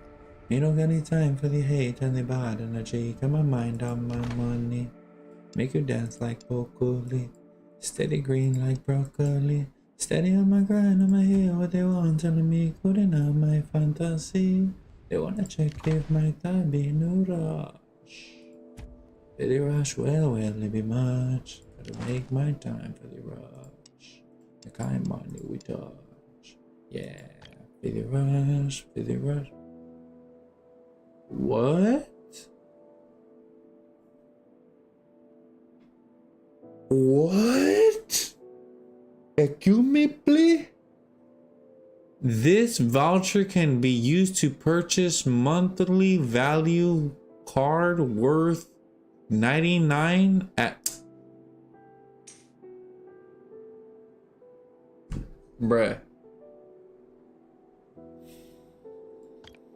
I thought they were giving it to me for free.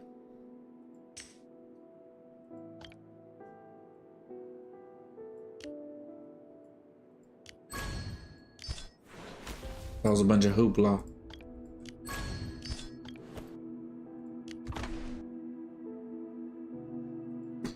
Dang, I thought I was getting it for free, buddy. Psych. Not free. It's not free.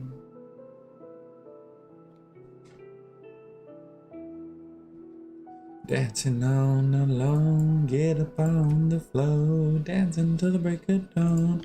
Get up on the floor, dancing to the break of dawn. Get up on the floor, dancing. Oh, baby, you on my mind, and I don't know why, but the feeling is fine. Can't you see that, honey, you are for me? Oh, we were meant to be. Gazing at the stars so bright, I don't give you until the sunrise. Sleeping until the midnight. Get up on the floor, dancing all night long. Dancing to the break of dawn. Get up on the floor, dancing to the break of dawn. Get up on the floor, dancing. Dancing is what to do. Dancing is what I think of you. Dancing is what cleans my soul. Dancing is what makes me go. Do. Dancing is what I think of you. What up, John? How you doing, buddy? I smile with pride, happy that you are mine. Joy and love, your love is true, I know. You are the best thing that has happened to me. The flow, dancing all night long. Get up on the flow.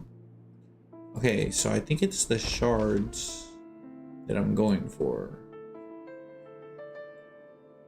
And I don't think I have shards. It's not about what. Hey, enough. Use me as. Huh. We're in a pickle here.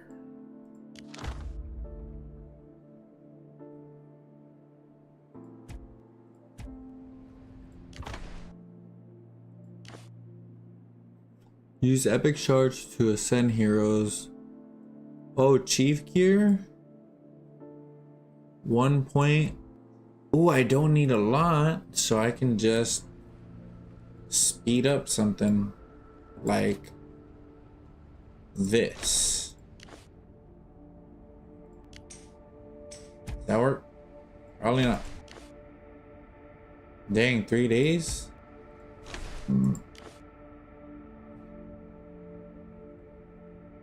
About 1 day. Yes. There you go.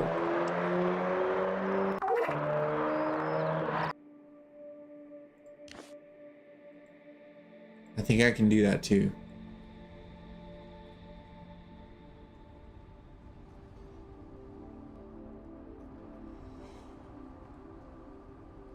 Dances will make me. Oh, let's go, my guy.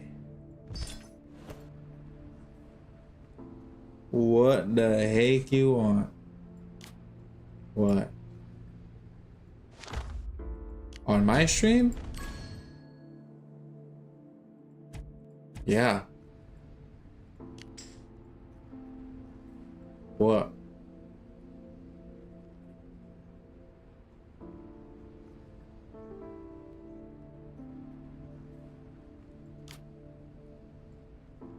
Okay. You told me not to tell you. Yes. Shut up.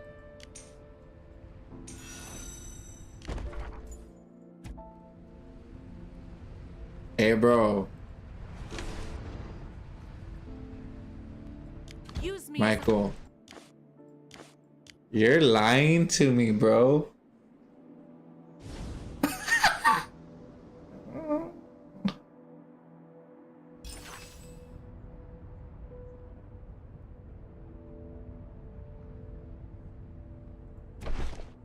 I feel why is this like one of the first times I actually feel like I believe you?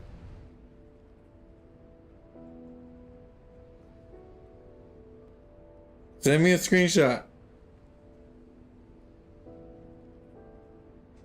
Okay, check this out. I'm gonna show you how to unlock it, John.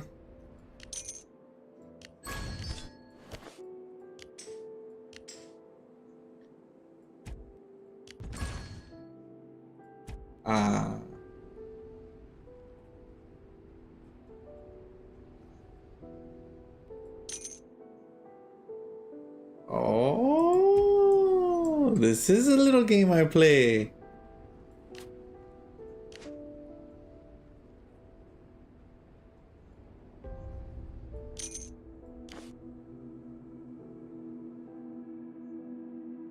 John, do you have 10,000 gems? If you do, I'll show you how to get 30 days. What's your furnace level at?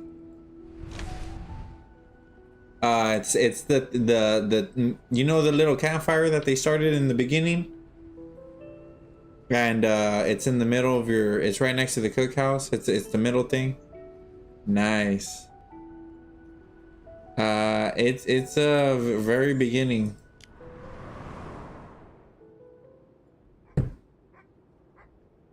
It's a fire game.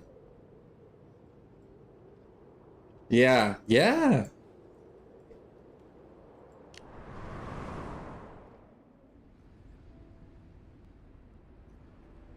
Yeah, you gotta put the, go to your furnace level and you put it on max power. That way they can, your survivors can survive that snowstorm. Because if not, they'll get sick. They'll probably go to the clinic. Yeah, and you don't have to pay money, bro. You can get far without paying money. Yeah, this is a game I play. I have 2 accounts. I'm furnace level 29.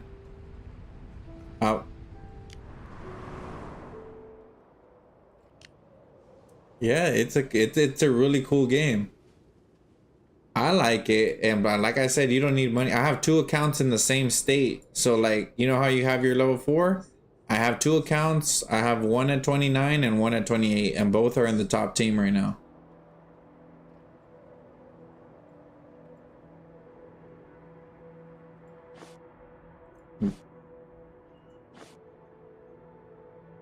Go to your cookhouse, and your people will work better if you switch the meal.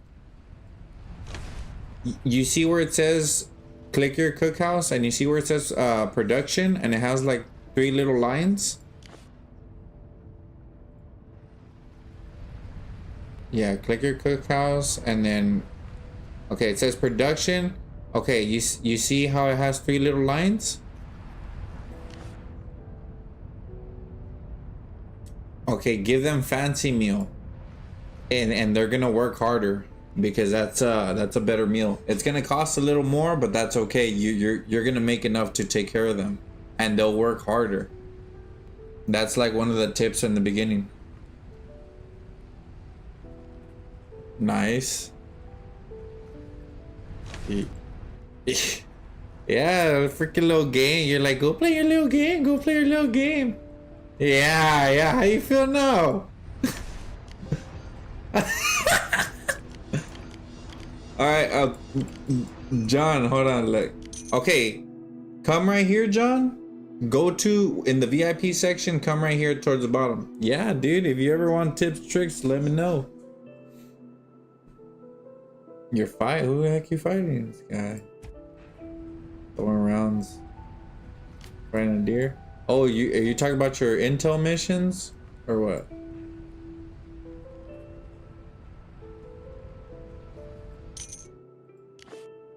You an iron to what?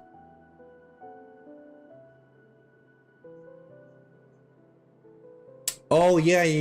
That you just collect it. Well, you can you can leave your phone on and just let it auto, like I think, or once you get to a certain point, it'll do auto. So yeah, man, freak yeah. Yup. I freaking attack people. We rally people. We defend. Yeah. Freak yeah. Look at my stream. You'll see my heroes. Okay, you see this one right here, John? 30 days VIP time for 10,000 gems. This is what you want to do. This one right here to activate your VIP. Oh yeah, that's a good guy. Upgrade that guy because that's going to be your main defense for a while. He's still my main defense actually.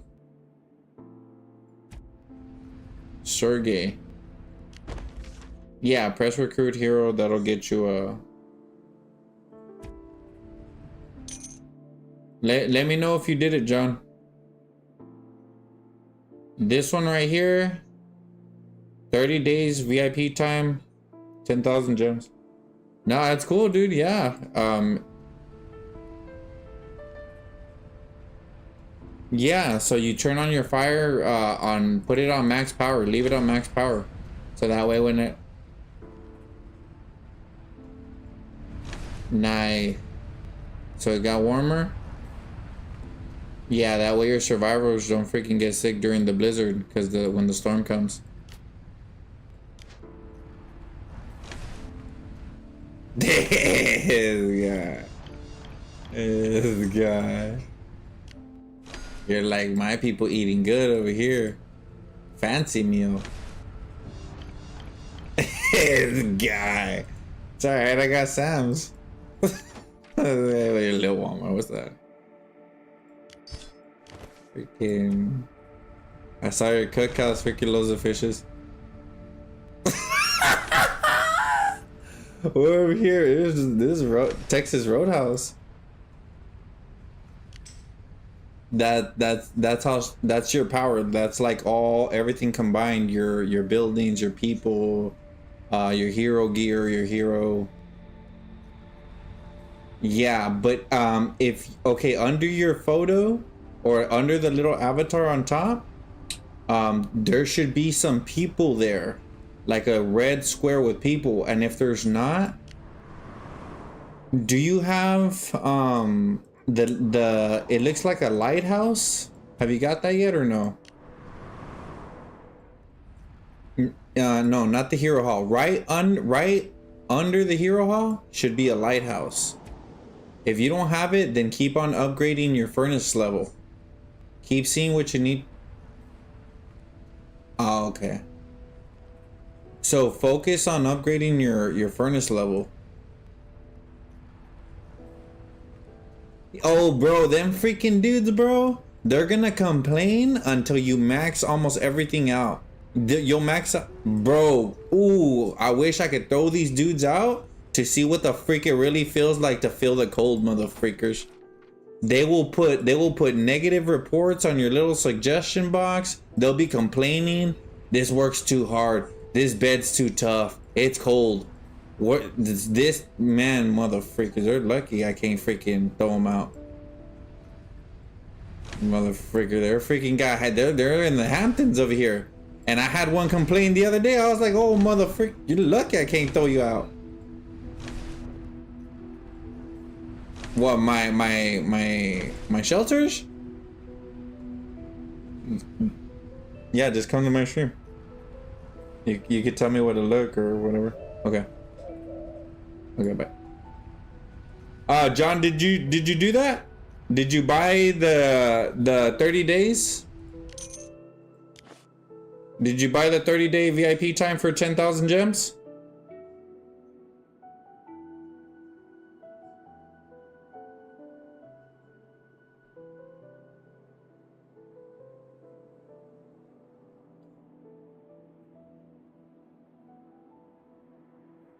All right. Yeah. Check it out. So these are the shelters. You max them out at 10. They max out at 10, so that's the cool thing about the shelters. You'll have 8 shelters in total later on. Okay, and then your cookhouse will max out at 10, right? The clinic maxes out at 10. So these are all important to know right here. Shelters, cookhouse, and clinic, they max out at 10, right? And so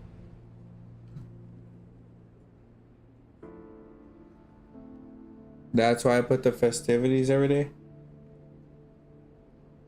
Oh yeah, yeah, man, freak them guys, bro. Yeah. No, yeah, you gotta keep them happy. If not, they won't work as hard. But this is a lighthouse you're gonna get later. Once you get this lighthouse, you can do missions on it and you can get more people to help you. So those people that you said you had 4 of, Texas, I have 32 of them. 28 of them are working right now and 4 are resting. Okay, yeah, let me know, John. Let me know. So yeah, whenever you do the get the lighthouse, you'll be sent to rescue these survivors. And then you'll have a little square right here that's red, and you click on it and you let the survivors in and they'll help you. They'll help you like with the coal mine, with the saw. Only one dude for the clinic. And you can put them right here. Make sure as you get them. Yeah.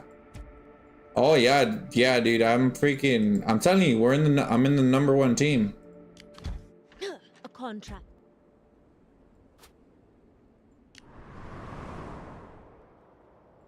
Look, this is us right here. That all those things. You can. Can I join? You can, but I think after a certain time. So, look, what you're gonna look for on yours is this. If you might be in my server, you might not be. I don't know. But this is how you'll know. This thing right here, this number.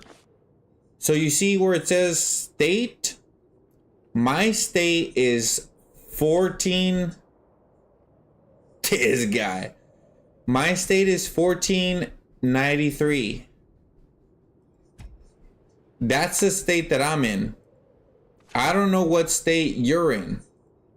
But if you can find out what state you're in, then you can transfer states, I think, later on, if I'm correct.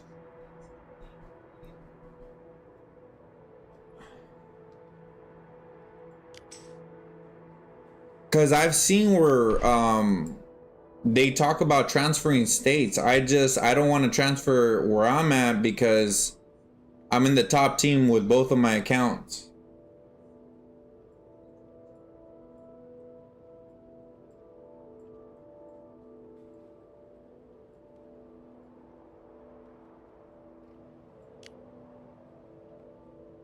But yeah, this is a game I play.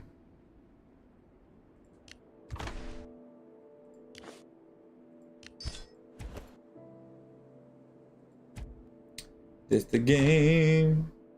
This the game I play.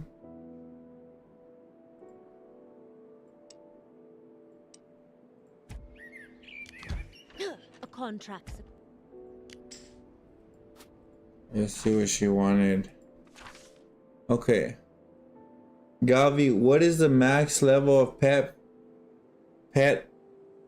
Galvvyy, what is the max level of pet coyote?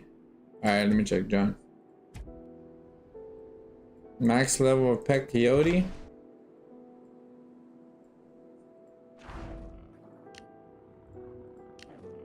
So the max level, if I'm correct, wait, you said coyote? It's 50 if I'm correct. 50's max level. I have one, the hyena, the blue one, this one. See right here, it says max level at the bottom. Level 50, max level.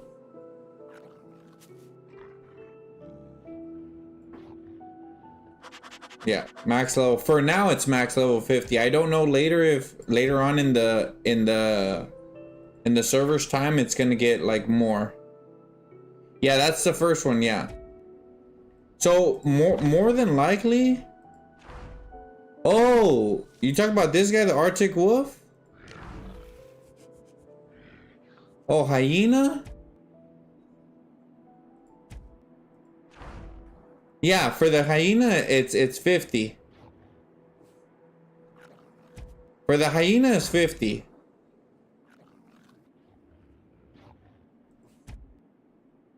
Oh, okay, yeah. Yeah, level 50 is what you want to try to get it up to. And remember, you're gonna need 10 of those. No.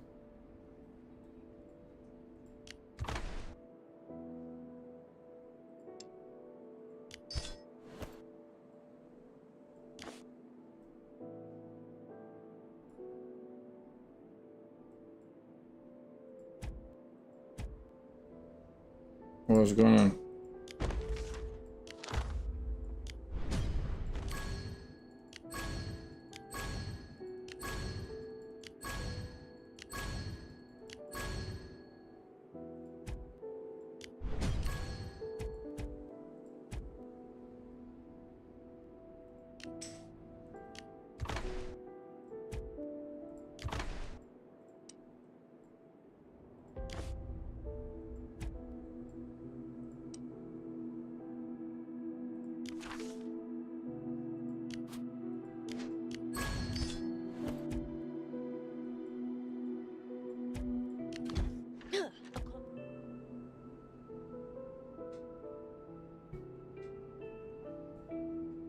No, no.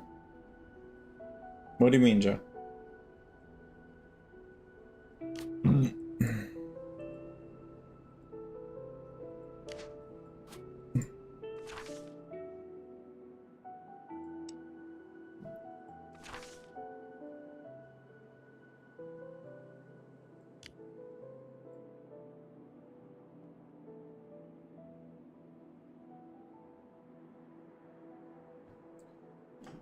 Ahora los DVR are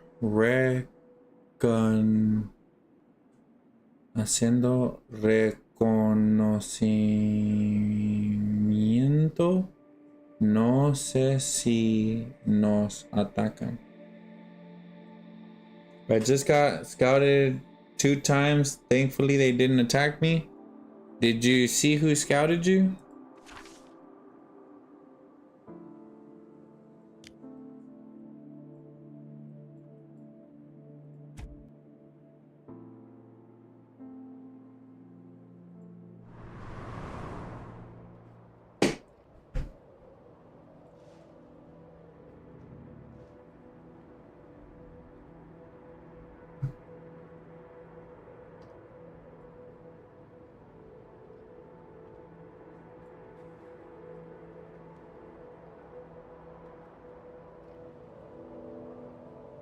Where the heck is Kimmy?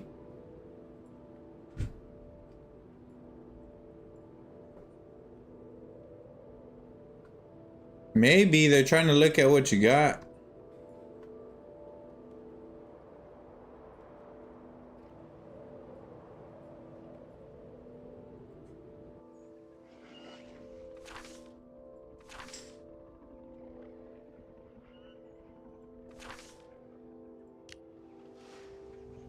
So he was here. Oh, he was here. Motherfucker.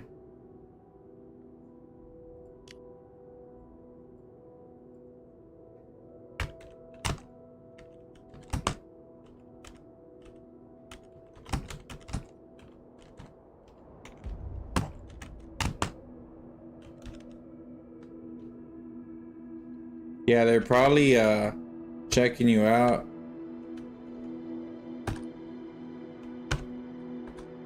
Seeing what you got.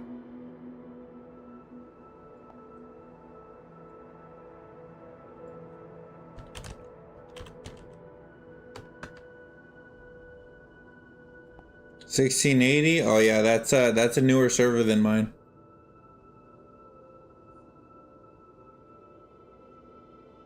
I'm 1493.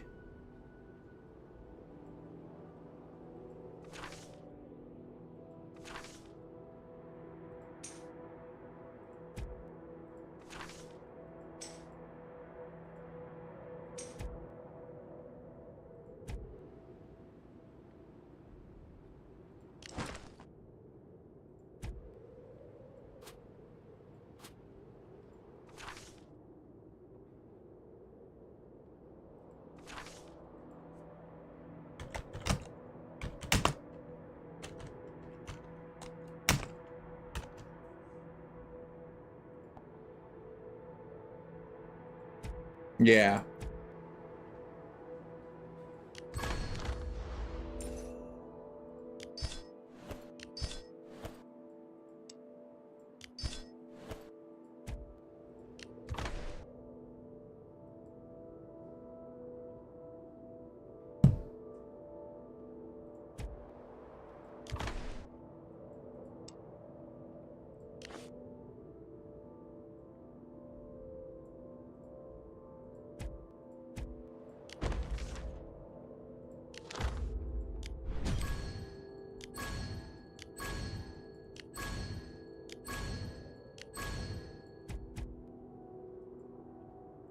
Nothing is beyond the right method.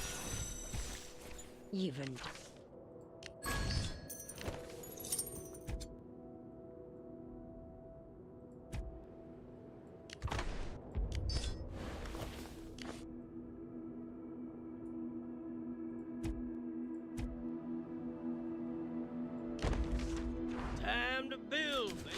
hello. It's not a... Hey, Listen. enough sitting around. I want to go. Listen, the wind will tell you where the target's moving. Enough sitting. I'm in the blink. You're the cool Rainbow Warriors. Very, very strange. Chief gear. Contract's a contract. Not the Eagles will do charm. our part. Yeah.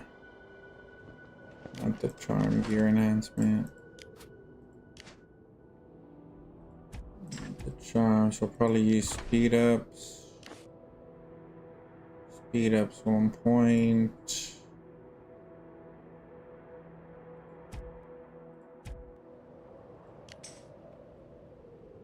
How can I get the Halloween skin? Halloween skin. Okay, so do you mean the permanent one? A contract's a contract. The Eagles will do our part.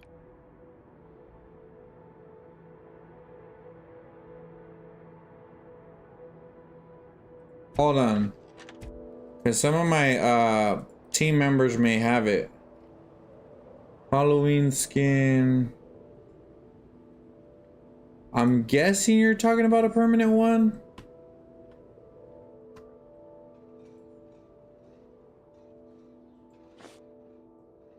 Man, I don't even know. A permanent one? Okay,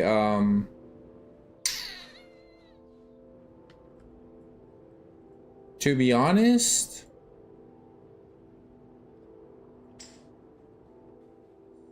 is it this one right here? Are you talking about this one right here?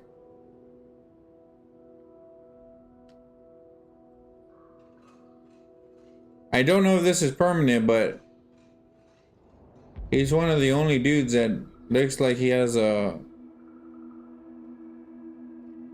Halloween skin that's not temporary.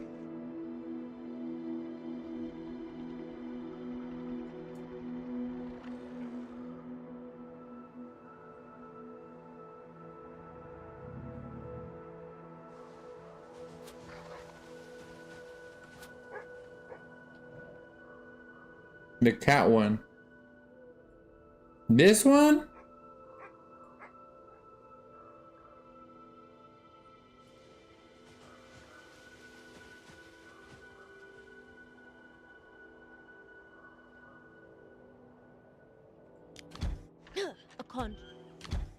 A contract. This one?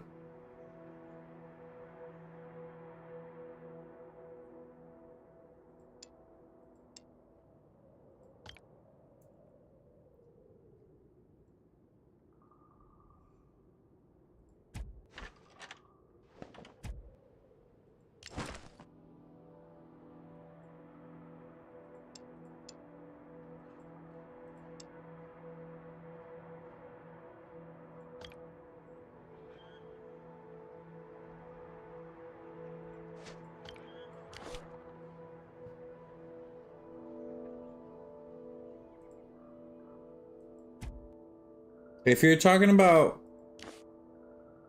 yeah, that's what I'm saying. The cat one's not. That's a temporary. If you're talking about a permanent one, it might be this guy's. It's like a house with floating up top. Something floating up top. And more than likely,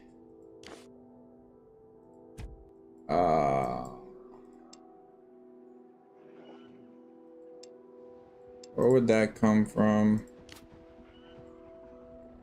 That's probably gonna come from a top up, to be honest.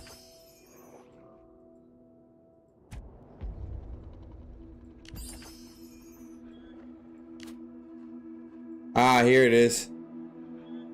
Can't get permanent? The cat one? No, I don't think so.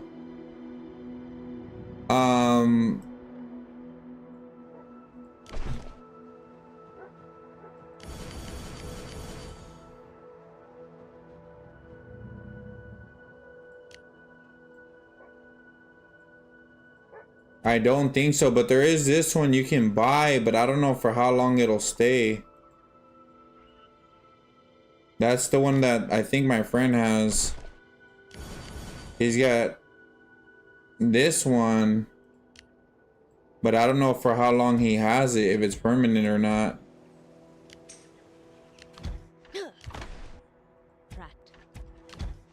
A contract. Yeah, the cat one's not permanent.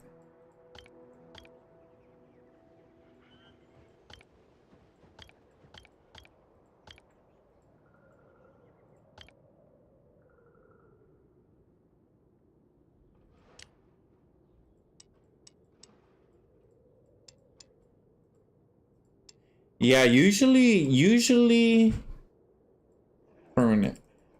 Usually you gotta buy them.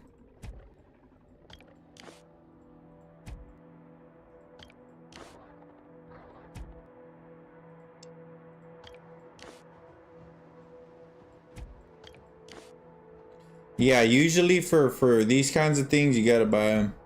Usually, not all the time. If I'm correct, I could be wrong there.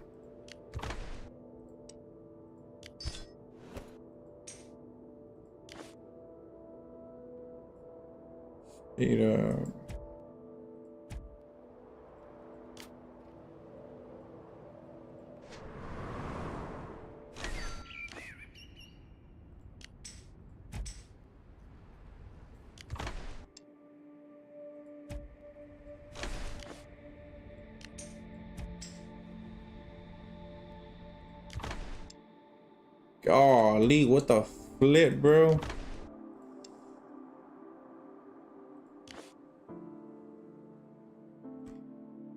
Advance. Didn't I already do this, bro? Mythic hero shard, descend.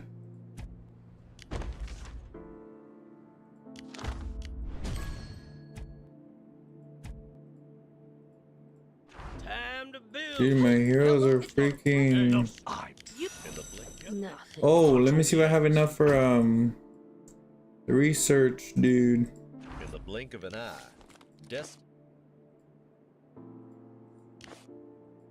Oh, I'm freaking close. Let's see. It's gonna be him. He's the one with the research, right?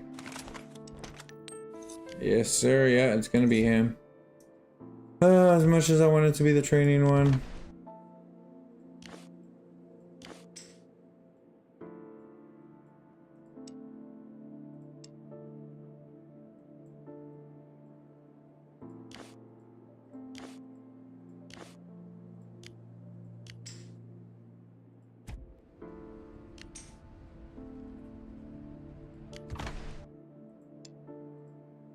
I did it. Okay, so wow, it's pretty easy when you actually do what it's asking. Or what it's telling you to do.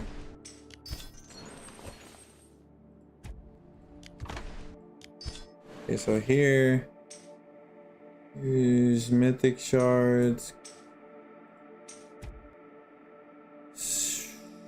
I would imagine it's him then. You're the call, Rainbow This Warriors. guy. Together. In the blink of an eye. Destiny. I can redeem all of them. It's gonna be him.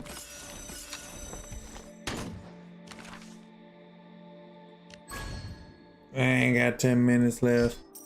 Usually don't push it this far.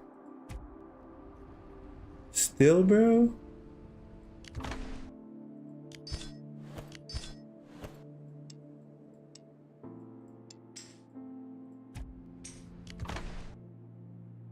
Dude, what the heck? Oh no, we're gonna have to do something. Speed up something.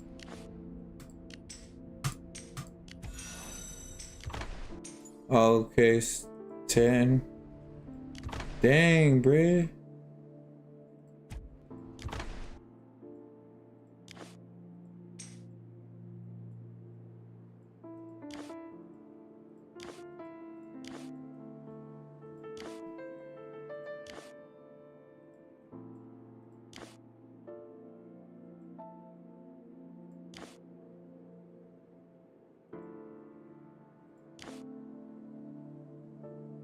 Troop deployment.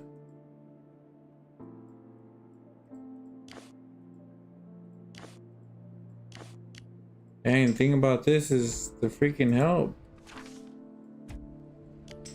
Oh, you know what? I'll just let that, and I'll do this. Oh, we'll do the embassy.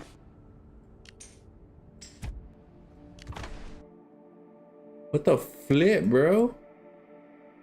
Construction 10,008. That was 2 days. Dang, 2 days.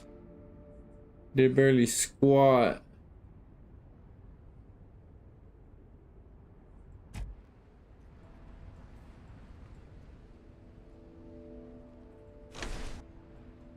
I might as well use it on this one. Golly, bro.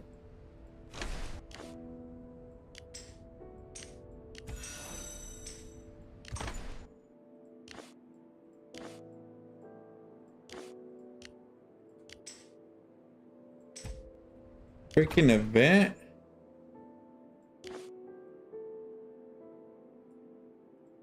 Raise hero. A contract's a contract.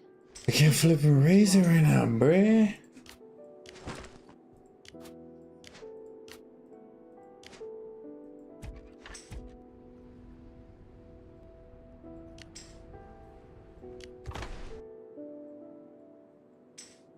Oh, hold on.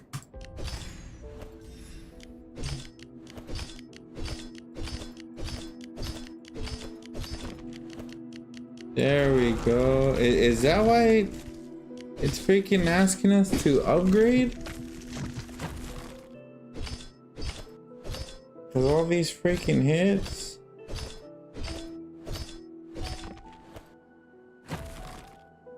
Possible.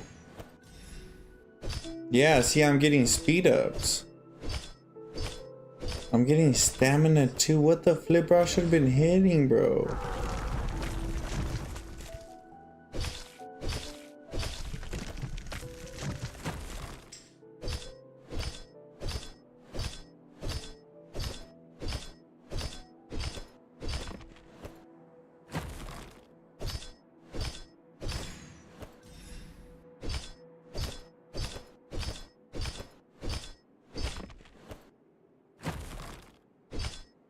Look at all those speed ups.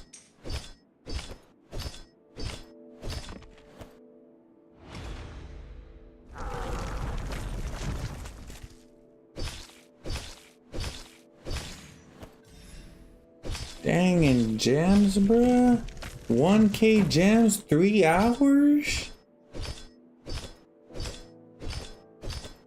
Bro, I have like almost 200 left. I haven't been hitting this thing.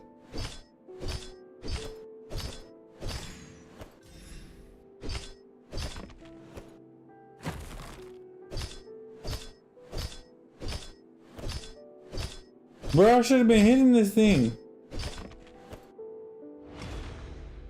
But if I need something, I'll come and hit it.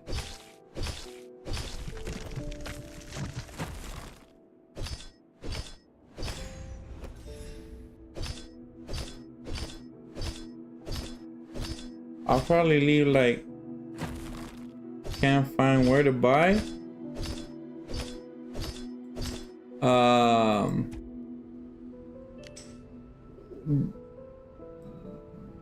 You want to buy a permanent skin?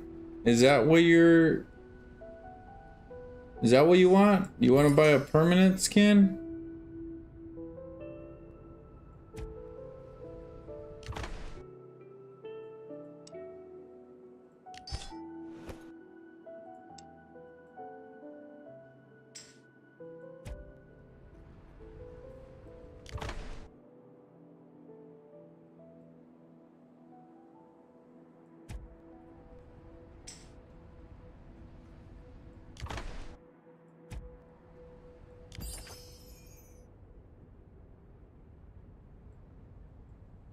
Okay, so to be honest, This right here, I don't know if it's permanent.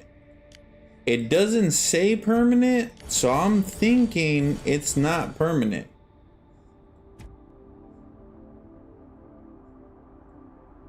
So I wouldn't buy it if I was looking for a permanent skin, this right here, because I don't know if it's permanent.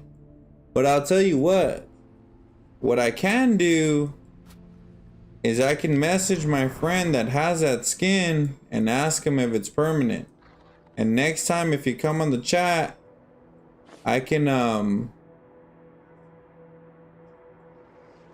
let you know. MAS.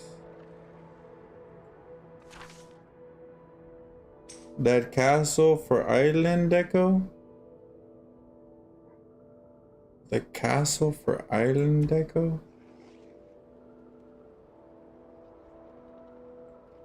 Castle for Iceland deco.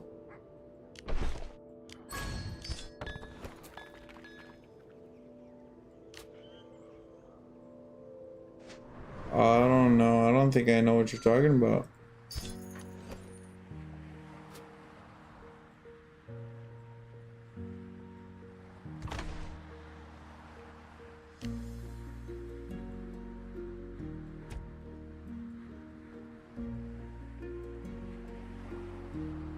Shoot, I don't know. Iceland decoration? The castle?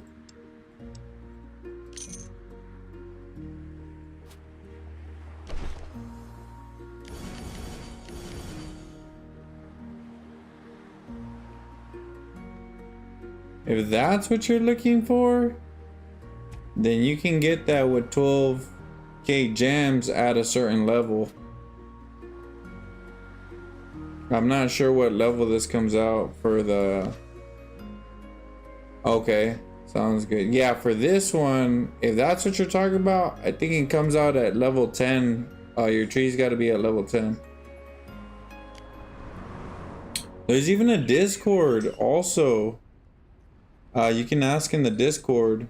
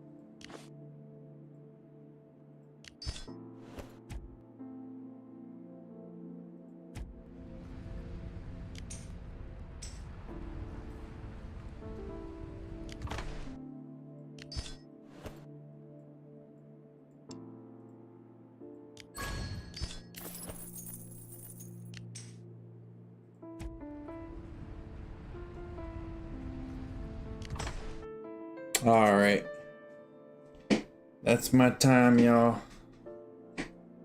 Really gotta get off now. Use me as a blade. Push it an hour later.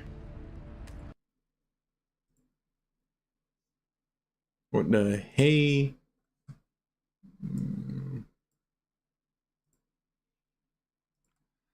All right, y'all. That's my time. Thank y'all for hanging out. I greatly appreciate it. I hope y'all have a good night, good day, wherever you are in the world. Whoever's on YouTube, if you haven't subscribed, please subscribe, please. It would help me generate more income so that I can increase the quality of my stream and keep helping people with the games that I play, and also helping other streamers grow their stream. I'm trying to hit partnered with YouTube. Also, if anybody doesn't know, I do stream on YouTube and Twitch simultaneously at the same time. So if you want to see me on either or, that's fine. I'm already affiliated with Twitch, so I make money from there. And all the money goes back into the stream, the quality of the stream. To keep helping players, to keep doing good at the games that I play, and helping streamers grow their stream. Hope y'all have a good night, good day, wherever you are in the world. Thank y'all for hanging out. Y'all take care. Have a good one.